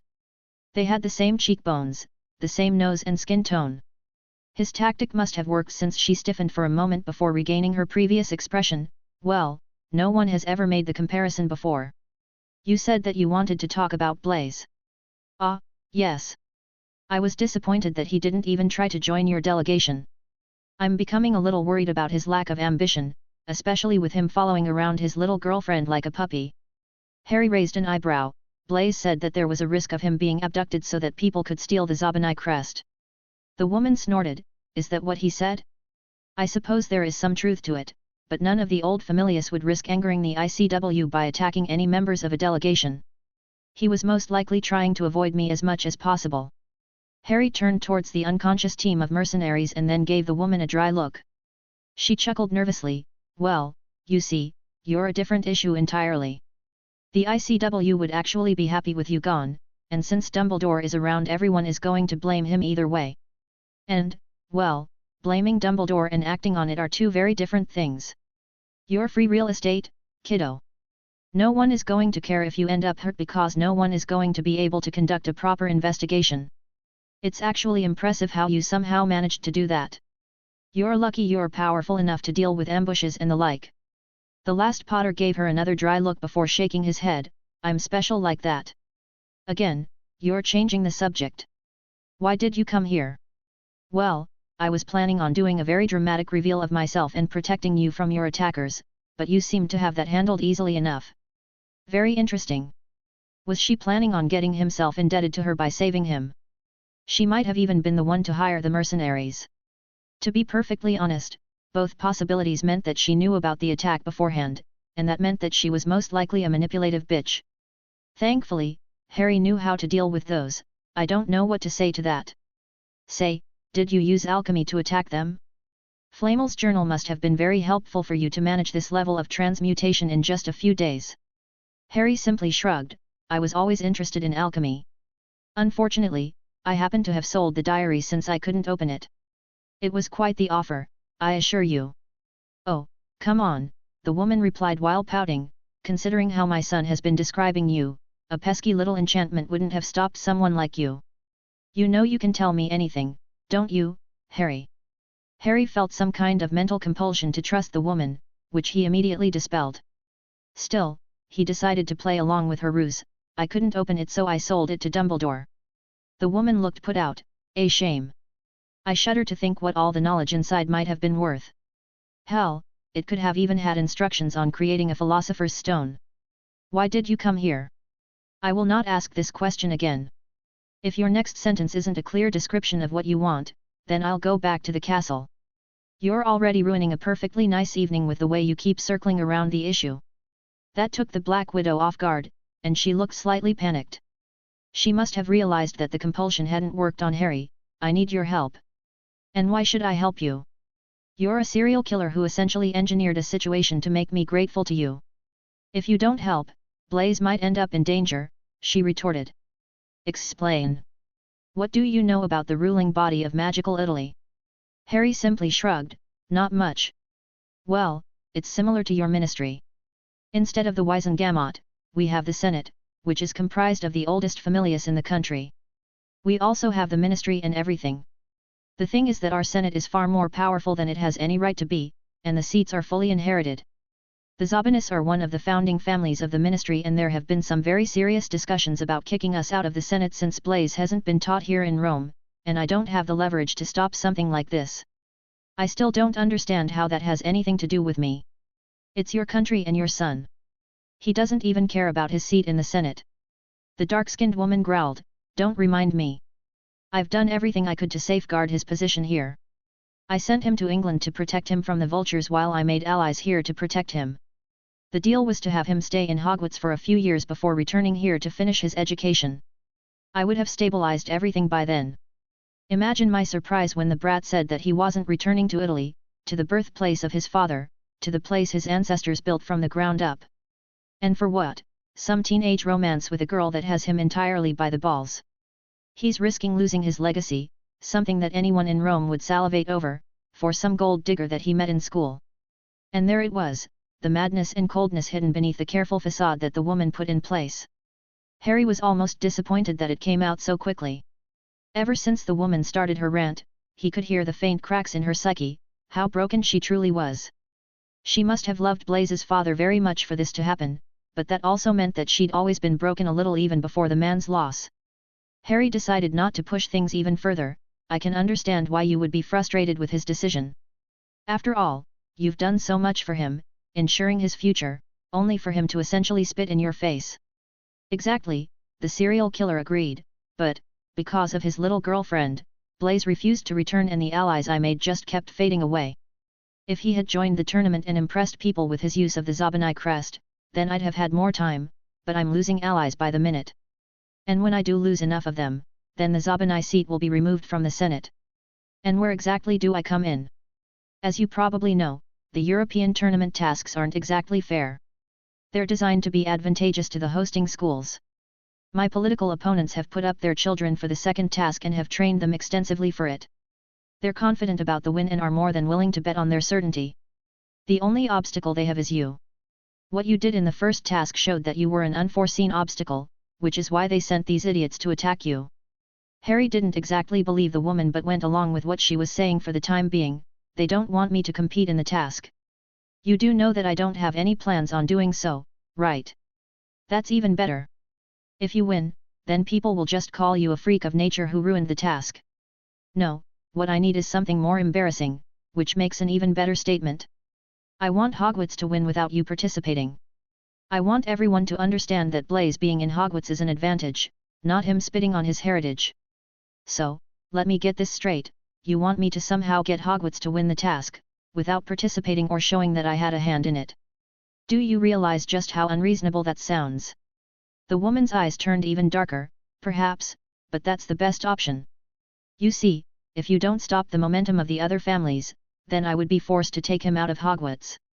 And if somehow that little hussy convinces him to defy me, then who knows what might happen. People around us, Zabanus, tend to die from mysterious reasons. However, I'd rather not resort to such extreme measures. Blaise will not lose this seat, whether he wants it or not. Harry could see the madness in the woman's eyes. Yes, she was more than able to kill her son's girlfriend out of a misplaced sense of love. In fact, she was looking forward to it. What was it with insane mothers all appearing at once? First Lily and the bounty she put on his head, and now Blaise's mother threatening to kill Tracy, who also happened to be Harry's friend. Of course, Harry wasn't going to allow anyone to threaten Tracy so brazenly. Having people threatening her so brazenly made him furious. He suppressed the urge to attack the woman and decided to take some time to analyze the situation a bit more. Until then, he would humor the mad serial killer. Fine. You want Hogwarts to win without me having anything to do with it. I'll think of something. Such a good boy, helping out your friend's mother. Why couldn't Blaise be more like you? Anyway, here's a list of the 7 magical creatures that will be in the tournament. I think this should make your task a little easier. Harry wanted to get as far away from the nutjob as he could. So far, he would play her game until he figured out what her real motive was. There was obviously a lot she wasn't telling him. It was hard to discern her motives or emotions because of how broken she was. It was honestly a miracle that she was still a member of society. He turned towards the woman one last time. Let me get something straight. You will not touch Tracy Davis. If you so much as cause her to have a paper cut, I will come for you, and you will not like the consequences. What I did in the first task was me messing around. You wouldn't want to know what I am capable of if I'm properly motivated. Goodbye, Isabella Zabanai. Harry felt the woman shiver in fear. So far, the only reason he hadn't reacted violently was because he didn't know how it would impact Blaise. He really needed to speak to the dark-skinned boy and investigate his mother's claims. He couldn't help but suppress a groan. Why did things always have to be so complicated? Thankfully, the blueprints of a plan started to form in his head. Oh, he was going to have fun with this. Chapter 278, The Dropping Shoe. November 17, 1994, Rome, Italy. Harry couldn't help but feel a headache coming on as he returned to the Metallic Dragon, where he and the rest of the Hogwarts delegation were staying. And he was having such a nice day and everything. Unfortunately, it seemed like fate itself didn't want him to relax even for a bit. He wasn't even really being lazy, he'd just wanted a day off before investigating whatever Dumbledore was planning. He expected another release of magic during or after the task, and he wanted to, at least, estimate where the source of the release would be. Now, he had to deal with Isabella Zabanai of all people. Seriously, from her reputation alone, Harry wanted nothing to do with the woman. However, there was something that felt odd during the interaction. Something just didn't make sense. It was right there, at the tip of his tongue. He could understand the fact that she wanted her son to keep his legacy in Italy, but she wouldn't have sent him to Britain without considering the realistic possibility that he might not have wanted to return. And the way she went about it, hoping that her rival's children would lose and embarrass the school, just felt a bit too chaotic, too unpredictable. Harry personally wouldn't have gone along with such a flimsy plan. The main question was, did he trust Isabella Zabanai? The answer was a resounding no. As much as she was Blaise's mother, the woman was a bitch. Now, the issue wasn't if she was telling the truth about being worried about Blaise's future. No, the bigger issue was whether or not she would go through with her threat of killing Tracy. To be perfectly honest, ever since they became a couple, Blaze and Tracy had started to drift away from Harry and, to a lesser degree, Daphne. It wasn't really serious, just them growing up. To be fair, they had been scared shitless of the crap Harry kept pulling in Hogwarts. Spending an entire year away from them wouldn't really help matters. Harry was also slightly at fault here. The way Tracy and Blaze acted was so childish. They had such small goals, and so few ambitions. Tracy wanted power, not for what she could do with it, but for the respect it would give her. Blaze wanted nothing other than to stay as far away as possible from his mother and to keep dating Tracy. They weren't willing to explore, to push the boundaries of magic. He and Daphne were different in that regard. The blonde was doing it out of desperation more than anything, hoping to save her dying sister. But Harry, it was what he lived for. He wanted to explore magic, to truly understand it, in a way that no one ever had before. Speaking of Daphne, she came back exhausted from another lesson with Lily. She decided to sit down next to Harry and lean on him. He gave her a faint smirk. "So, how was your lesson?" From what Harry could discern from Daphne's rambling, blood magic was similar to alchemy in the fact that it sought to make its effects last for a very long time. Instead of using spells, blood mages used their very life force, through their blood, to ensure that the world itself would bend to accommodate their desires. In a way, it was a taboo. Normal magic was using what was already there, but blood magic added something external into the environment, making it adapt in return, instead of manipulating it directly. It was a very delicate and terrifying field of magic, but one that Harry didn't find the need to explore.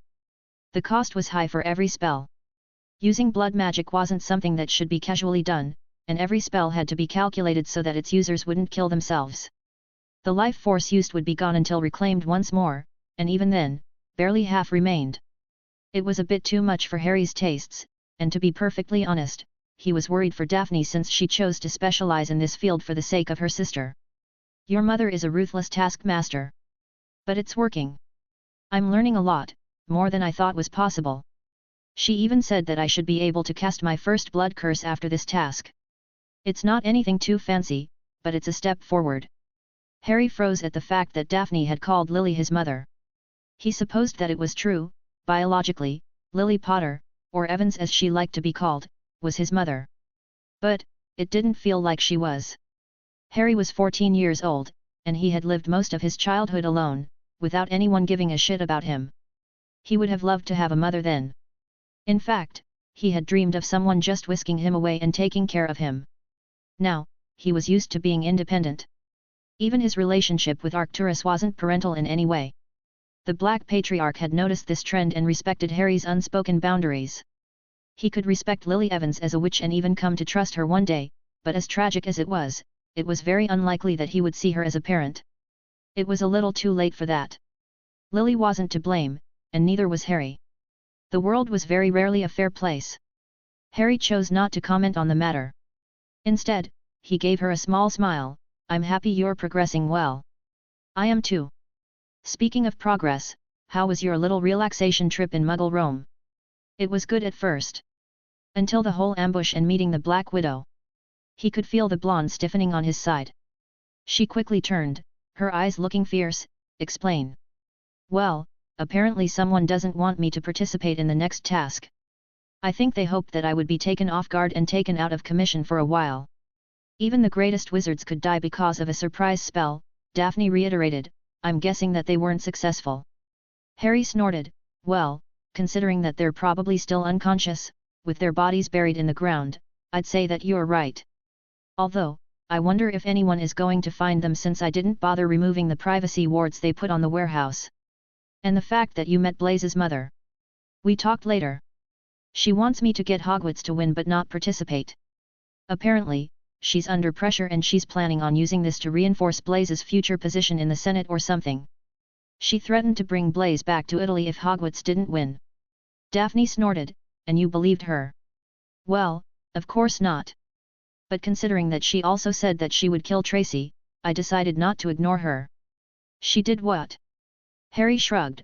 "I knew that she was a massive bitch and a serial killer, but that was slightly outlandish. She kept saying that it was for her son, and that was what was important.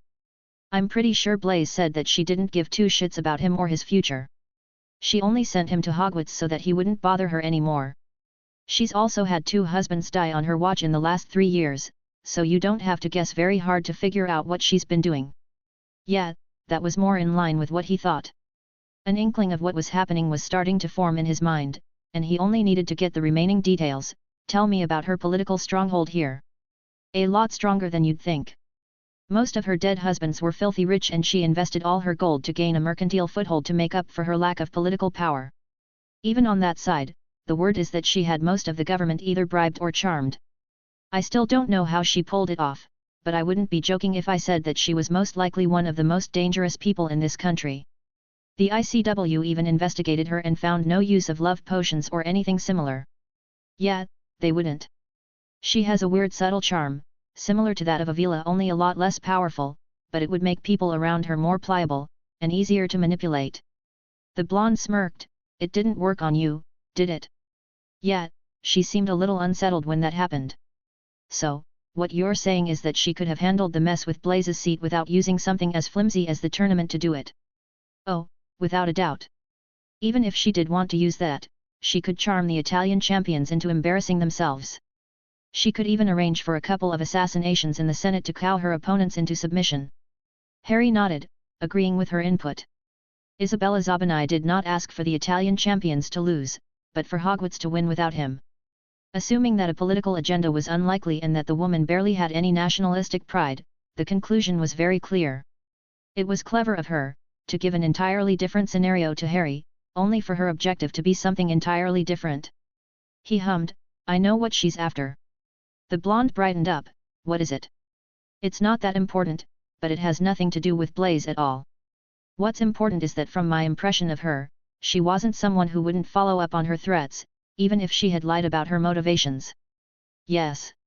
Do you want to warn Tracy and Blaze? No. Considering that the woman has successfully killed without impunity, it's very unlikely that we'll be able to prevent her from killing anyone. No, I need to hold up my end of the bargain. Daphne scoffed, so, just like that, you're ready to let that bitch win? Of course not. Believe me, no matter what happens, she is not coming out of this as a winner. Now, the question is how I'm going to pull off the win. I already have a plan in mind. Who did they decide are going to be the champions this time? Well, we technically had to give 10 different champions since someone could defeat all of the beasts. I'm actually number 7 on the list. I think the first 3 are Diggory, Chong, and Johnson. Then there's Granger, then the Weasley twins, me, Longbottom, Davies, and finally you. Me? Harry asked, amused. Come on. If we somehow take down all 7 beasts, I'll turn my hair green for a month. Challenge accepted. Daphne groaned, I didn't mean it as a challenge, you arse. Anyway, that's nice. I can deal with Diggory, Chong, and Johnson. According to what Isabella Zabani told me, the beasts aren't going to be particularly dangerous to fight. Well, it won't be easy, but the champions won't have to fight dragons or anything that ridiculous. Those 3, if I train them up properly, should be able to at least beat a couple of beasts. I'll need to speak to McGonagall. Without even turning to Daphne, Harry walked off towards the headmistress' office. An hour later, a smiling McGonagall went out of her office with Harry walking beside her. She quickly went to the common compartment and spoke up, Ms. Johnson, Mr. Diggory, and Ms. Chong, would you please follow me? Harry suppressed a chuckle at the expressions of the champions. They gave him a hesitant look before following. The headmistress led them to an empty compartment that she had probably just created. She gave Harry a nod, I leave them in your care, Mr. Potter. Of course, Professor. What the fuck is going on, Potter? Cedric exclaimed when the headmistress left. Harry gave them a bright smile, oh Diggory, it seems like I'm going to be training you for the task. Seriously? Johnson asked while looking strangely excited. Yes. If you think this is going to be fun, then you'll be very disappointed. When I'm done with you, you should at least not embarrass yourselves in front of the entire continent. As I said before, welcome to the Potter boot camp. I hope you survive the experience with your sanity intact, as unlikely as it may be. Harry's grin widened when he saw the scared looks on their faces. Oh, this was going to be fun. Chapter 279, Chapter 279, Train Express. November 19, 1994, Rome, Italy. Cedric Diggory fancied himself one of the best students in Hogwarts. To be perfectly fair, he was right in that aspect. He held the highest grade in his year, and he hadn't taken any easy classes. He was so confident that he was the best that he forgot what it was like to be utterly outclassed by someone, something that he was currently learning the hard way. He had been dubious when he was told by McGonagall that Potter would take over their training for the task. Sure, the boy was a great wizard, definitely better than Cedric himself, but there was still some doubt that someone 3 years younger than him could be of some help in such a short time. Cedric was regretting this doubt now as he ducked to avoid the incoming maw of the giant wolf, which almost bisected him. He followed up with an earth-repelling spell that Potter had taught them, which made the ground move like a wave and sent the beast away in surprise. The wolf was an alpha dark mongrel, a species of wolf that was apparently commonly found in the wild during the old days of ancient Rome. It wasn't that hard to fight, just very quick and surprisingly quiet, with about the same magical resistance as a troll. It was also on the list that Potter had put together of possible monsters for the task, and they were getting some experience fighting what they might end up facing in the tournament. To be honest, he didn't expect Potter to help them this way. Speaking of the magical prodigy, he was standing impassively at the side and gave Cedric an approving look. Well done, Diggory. For magical creatures that can't fly, the ground is your greatest ally. Manipulating it is an easy way to get some distance and precious time to think. Cedric noticed that Cho was getting overwhelmed by the griffin, and he conjured a stone hand to bring her to him. She gave him a cute smile in return. Thanks for the save, Cedric. Anytime. Johnson yelled out in a frustrated tone, can you two seriously flirt later? I need some backup here. She was being accosted by the more complicated of the enemies that they had to face, a fucking Nemean lion. It was, by far, the hardest enemy they had to face in this round of training, that's not to mention exceedingly rare and ludicrously expensive. Its hide was almost invulnerable, its claws as sharp as swords, and it was extremely agile and strong for its humongous size. The Gryffindor had created a raised platform to have some high ground, something that the lion seemed to have taken issue with and kept trying to knock her down. Cedric cast the Earthwave spell once more, pushing the Nemean lion to the other side of the arena. He quickly helped Johnson get back up but then froze when he heard Cho speak up with a hint of panic in her voice, guys, I think we have a problem. Cedric turned and noticed that they were surrounded by the three beasts, the alpha mongrel, the Nemean lion, and the griffin. He suppressed the urge to gulp, and he looked at Potter for help. The younger wizard simply shrugged, looking unconcerned, you have the tools necessary to win. Analyze your position properly, and remember your enemy's strengths and weaknesses. The Nemean lion doesn't have a fucking weakness, Potter. Angelina exclaimed. Everything has a weakness. Perfection is nothing more than an illusion and an unrealistic dream. So, start with the mongrel. What are its weaknesses? It's magically resistant to physical attacks, blinding attacks, and any prison that might overwhelm its physical strength, Cho retorted exactly as Potter had taught them. Perfect, now what about the griffin? Cedric thought about it. The half-lion and half-eagle hybrid had the usual magic resistance that most magical creatures had, but it wasn't that distinctive. The main issue it had was its mobility and aggressiveness, that's not to mention the wind magic that it seemed to be capable of, it relies too much on the wind magic when it flies. If we destabilize its flight with a well-placed spell, we could probably stun it with just 2 of us. Potter nodded, good plan. Now finally, the Nemean lion. The creature was a giant lion with an invincible hide. It was special in the way that it just couldn't be overwhelmed by any spells.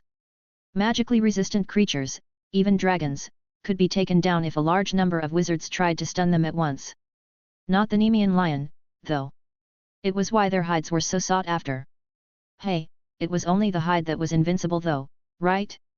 Cedric smirked, the mouth. Its hide is invincible, but the insides aren't. Yes, you could try to hit the inside of its mouth. Personally, I would probably dose it with a potion. We don't have any potions. Potter's grin turned vicious, and whose fault is that?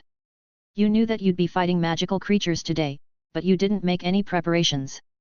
There weren't any rules announced about you just having your wands, only that any form of expanded storage was not allowed. In the fight between any 2 opponents, 9 times out of 10, the most prepared fighter wins. Now, that's enough talk, let's resume the training. The 3 creatures, who had been silent during Potter's impromptu lecture, roared. The griffin rose in the air and sent a blast of air at them. Cedric used a shield charm to protect them. Johnson, get the damn bird with a concussion spell. Let me know when you're about to cast so that I can drop the shield. Follow up with a stunner with Cho. Johnson aimed and yelled out, now. Cedric dispelled the shield and a white spell hit the griffin's chest while it was flying. After it fell down, the hybrid quickly succumbed to the two witches' stunners. The Hufflepuff didn't have time to celebrate and used the Earth Wave attack to repel the two incoming attackers. Luckily, the Alpha Dark Mongrel wasn't able to stick the landing and Cedric yelled out, stunners, now. 3 stunning charms reached the giant canine, and it slumped down, unconscious, leaving them to deal only with the most troublesome opponent. Cedric did his best to use the Earth Wave spell to overwhelm it. Any time he tried to hit the beast's open maw, it stubbornly dodged. Potter was right, this was a lot less reliable than just trying to get a potion in. Unfortunately, while thinking of another plan, he didn't notice that Cho had left herself open and that the Nemean lion was leaping at her. He tried to reach her, but even as he did, he knew he'd be too late. He prepared to see the Asian girl die, but Cho's hand glowed and some weird Eastern symbols started to glow all around her arm. She pushed her palm forward and the lion found itself frozen in midair, with its maw open. Cho was obviously grimacing in exertion, but Cedric did not waste this chance and sent a stunner into the inside of the creature's mouth, knocking it out. Of course, like at the end of every training session, the creatures turned into rubble. Potter was calmly clapping, very well done, Chong. I'm guessing this was your family crest. The Ravenclaw nodded but did not add anything more to explain. To be fair, it was her family crest, and she was perfectly allowed not to elaborate on it. The last Potter didn't seem annoyed or anything, very well done, but you need to remember that this was just a simulation. An actual Nemean lion could possibly escape from this spell, and you'd have been very injured if you used yourself as bait. So, what have we learned? That you're a spiteful bastard and not to pick a fight with you, Johnson grumbled. If you're just learning that today then I'm worried about your intelligence, Johnson, Potter retorted. We need to be more prepared for the fight, Chong answered. Yes. You knew that you'd be fighting magical beasts today, but you didn't bother to get anything to make things easier for yourselves. I'm talking about lures, repellent smokes, irritant potions, or anything else. You know what I told you. An unprepared wizard. The 3 of them interrupted him, is a dead wizard. Good. I'll be honest, you're probably not the best wizards in the task. So, that means that to compensate, you'll need to be prepared to deal with anything. Now, again, look back on the fight. Tell me what you think. Johnson looked pensive. We really started taking them out when we worked together. It didn't go so well at the start. Potter nodded, that's true. You're 3 mages fighting on the same team, you need to act like it. Anything else? They all looked hesitant. We won, didn't we? The Slytherin sighed in disappointment. You might have won, but these are just the imitations of 3 beasts out of the 7 you'll be fighting, that's not to mention the other teams who will be out for blood. If you went about things the same way during the actual fight, you'd probably end up taking out a single team and maybe even a beast at the most before someone takes you out in turn. What you should have done is the first trick in the book. Use your enemy's strengths against each other. You could have enraged the griffin by getting the mongrel to attack it. You could have started a fight without involving yourselves at all, just so you could then take out the winners. You also didn't attempt to take control of your environment. Conjuring mist to blind your opponents, certain smells to distract them, trying to hide and take them out stealthily. You went directly to challenging them up front. You need to be more devious. Johnson grumbled, says the Slytherin. This has nothing to do with Hogwarts houses. If you had to choose between fighting someone stronger than you in direct combat or ambushing them, you should always ambush them. And believe me, you're on the weaker side here. After all, surprise and deception are very powerful agents and far more effective than you could possibly imagine. Come on, we still won, she complained. I suppose you did. You've improved a lot in the last few days, and since you're so happy with your victory, I believe it's time for us to kick things up a bit. Wait. What? Cedric exclaimed. As I said, you were able to deal with 3 beasts at once, but you haven't really experienced fighting the beasts alongside other wizards. Don't worry, you'll only have to face little old me. Cho grumbled while giving Johnson a dirty look. See, this is what happens when you open your mouth. Potter raised his palm. Don't worry, you just finished this exercise. You can rest for a few minutes, then I'll give you a choice of spells that will help you make up for the shortcomings I found during the fight. We'll practice them a bit, and then we'll do the new exercise. Cedric ended up choosing a variation of the ground wave spell, which added spikes to the wave.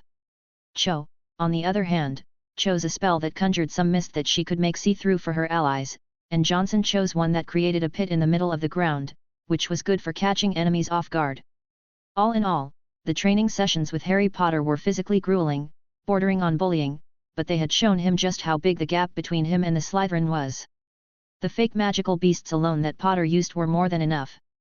Sure, he knew that the boy had purposely created and enchanted them over the course of hours and that there was a lot of illusions, and discreet spell use, to sell the idea that they were real, but the power and the control needed for something like this was completely out of his league. They were strangely similar to what McGonagall did with the dragon, but on a smaller scale. It was some of the most demoralizing moments in Cedric's life. It was also a period where he had learned more about magic and tactics than he ever did before. The sad thing was that the boy didn't even use this kind of magic in his fights. He preferred to fight using tactics and pure trickery. Cedric shuddered at the idea of Potter using his full might in a fight. He wasn't sure if he was excited or unsettled by the image that appeared in his head. Chapter 280, Stacking the Odds. November 20, 1994, Rome, Italy. Harry smirked as he sent another round of stinging hexes at his 3 victims, or maybe it would have been better to call them his students, while they were defending against 4 of the beasts that he had animated. He found that stinging hexes and curses were painful enough to motivate them to not get hit, without really injuring any of them. It did help that he had jailbroken the spells to be able to modify the power output, so he could use them as a normal attack spell. To be perfectly honest, this was sort of entertaining, not to mention mentally straining for Harry. In a real-world scenario, if he fought a group of wizards, he would not animate magical creatures while casting spells. There were thousands of better ways to fight. Still, the goal wasn't to defeat them but to train them and simulate what they would face in the second task. However, this was a good exercise for Harry. Animating 4 constructs while casting spells whose paths were warped to simulate being attacked by different teams of mages was a feat of multitasking that very few people could manage, and it was entertaining. He had stolen the animation charm from Lupin the previous year. It was surprisingly insightful as far as animation charms went. The animated creatures could be as fast as Harry himself could think, and they could be combined with a faint reflective rune shield to simulate magical resistance. Sure, Harry had modified it a bit to include some of the creature's instincts in the animation, and cast a few spells to simulate their attacks. It wasn't a perfect simulation of the magical creatures, but it was good enough to train the Hogwarts starting champions. Honestly, they were a sorry lot. Diggory was alright, magically at least, but had this whole knight in shining armor ideal that forced him to make stupid decisions. He kept overcommitting to attacks to prevent his teammates from getting hurt, even if they could have handled it themselves. Johnson took too many risks, and Chong rarely committed to an attack fully and had a tendency to overthink things. If he had a full summer with them, Harry could have turned them into a great team. But at the moment, they were just competent. What Harry had done was make sure that they wouldn't embarrass themselves or really be surprised during the task. He had taught them spells specifically made to alter the environment and tutored them on the weaknesses of each creature they would end up fighting, not that they knew that these were the same creatures. Seeing that they had gotten the gist of the exercise and that it was getting late enough, Harry decided to let them get to bed with a win. He actively made sure to weaken his animated creatures and slow them down. 10 minutes later, the 4 beasts were gone and each of the animated mannequins that simulated the human opponents had been taken out. Honestly, Harry didn't want to burst their bubble, so he let them have their confidence. He gave them a faint smirk, "Well done. I believe you should have a nice break. After all, you have a big day ahead of you tomorrow." "We have this in the bag," Johnson exclaimed. Harry suppressed the urge to roll his eyes and thankfully Diggory made it so that he didn't really need to make a comment. "Thanks for the help, Potter." "Don't worry about it," he just replied. Out of curiosity, the Hufflepuff continued, "How the hell can you cast spells that curve in the air the way they do?" Of course, Harry wasn't going to tell him that he was warping the fabric of space to modify his spell's trajectory, so instead, he said, "Trade secret, I'm afraid." "Fine, I know when to stop digging," Diggory retorted before turning and joining his fellow champions outside of the arena. When they all left, Harry spoke up loudly, "You can come out now." Lily Evans removed her invisibility charm with a snicker, very impressive detection skills, and an even more impressive use of multitasking. "What do you think?" About the brats? You did some good work with them, I'll admit that, but they're a far cry from a winning team. Harry scoffed, I never expected them to win, especially since Hogwarts will most likely be targeted for winning the previous task. And whose fault is that? Maybe it's mine, but I think I more than made up for it with my tutoring. I thought that with the teams being announced without me as a champion they would have laid off on Hogwarts. The redhead snorted, yes, but as per the task rules, McGonagall could choose anyone to join the task if the team gets one of the keys. The other competitors will want to take them out before then, just so that they can't ask you to join. Harry hummed. McGonagall had publicly stated that he wasn't going to enter the task. The news was met with a mixture of skepticism and cautious elation, even if it was leaked to the press by one of the task organizers. Apparently, the ICW organizers were pretty desperate to stop him from steamrolling the event, hoping that it would have some credibility. From what Harry could discern, McGonagall, while knowing that Harry had no intention on competing, still leveraged his lack of participation for a hefty donation to the school and a contract for the ICW to give them funding for a proper research center in the castle and to provide the school with competent academics in case she needed to replace any professors. The last Potter would have been lying if he said that he wasn't impressed. McGonagall seemed to want to actually improve the school and enhance the curriculum a bit. Apparently, she liked the extra electives in Beauxbatons and wanted to introduce a few of them in Britain. It was ambitious, to say the least, but it was something that the castle needed after decades of stagnation and even regression because of Dumbledore's administration.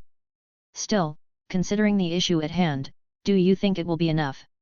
The fake Unspeakable replied, look, if it was just fighting a few beasts or a team of mages, I'd say they had a chance at winning. But, no matter how much time you had to train them, they wouldn't have fared well against 6 teams of mages and 7 magical creatures, who are most likely going to directly go after them. You taught them enough to hide and try to use whatever tools they had, but the sad truth is that the odds are definitely not in their favor. They never would have been, even if you had more time. I don't need them to win. I need them to hold on for long enough for the plan to work. Speaking of which, have you wrapped up your side of the preparations? Come on, the woman retorted while fluttering her eyelashes at him in a way that could be interpreted as innocent, but that Harry found disturbing on a grown woman's face. Would I ever disappoint you? She pouted and rolled her eyes before continuing, fine. Everything is in order. To be honest, I didn't expect you to ask this of all things. Desperate times call for desperate measures. What about the magic release detectors? Lily looked hesitant at his request before nodding, I put them in place. We should be able to triangulate any large magical release in the area. Do you think it's a good idea to mess with whatever ritual Dumbledore is performing? It could be dangerous and I'm not messing with it. I'm just trying to understand what it is. You can't tell me that whatever Dumbledore has planned, especially something of this scale, would be easy to handle. Plus, Isabella Zabinai is the more pressing issue now. We still have 5 other tasks to figure out what Dumbledore's angle is. You could have just killed the bitch and been done with it, the older witch commented with a dry tone as if she didn't care if her son murdered someone. It was moments like these that Harry could tell just how distorted Lily's worldview was. No mother would ever suggest killing the mother of her son's friend, even if that person was a serial killer who had threatened to kill one of his friends. And there were a lot of ways to deal with the woman. Ways far more subtle and which, more importantly, did not require him to commit murder. He knew that she meant well, in her own weird way. For example, the fact that she put a bounty on him during the first task was effective in getting people to actively seek him out, instead of him hunting them. It was wrong, but it was efficient. Harry did have that tendency. To make plans that were logically correct, but that weren't morally right. Meeting Lily was like meeting an extreme version of himself, and that had been a wake-up call as to where the path Harry was taking could lead. Deciding not to condone the murder of Isabella Zabinai, I don't think Blaise would think kindly of me making him an orphan.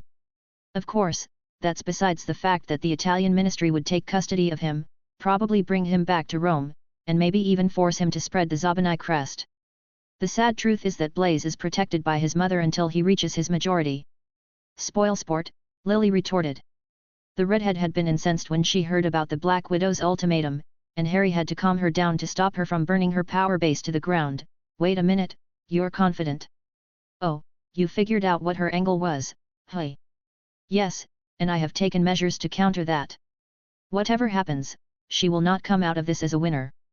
In fact, she will lose quite a bit. And do you think that abiding by her deal but making her lose will stop her from killing that Tracy girl? Harry snorted, of course not. Not if her plan just doesn't pan out. Unfortunately, she held a knife to my friend's throat, hoping to manipulate me. It's only right that I do the same to her.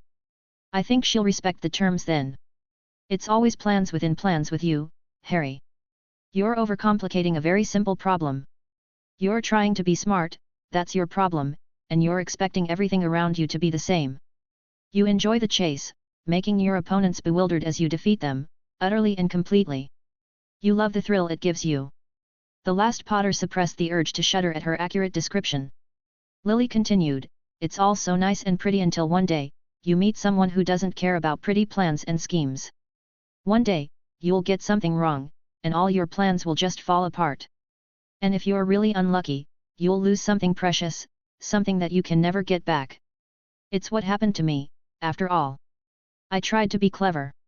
And I was so clever. I tried to use a war for my benefit, for my freedom. I manipulated James, I manipulated everyone around me, really. And when I ended up faced with an entire army, with you in danger, I was lost. I did something dangerous and very reckless. I didn't expect Sirius to act so rashly, I didn't expect many things. And it cost me you. I'm still here, Harry tried to console her.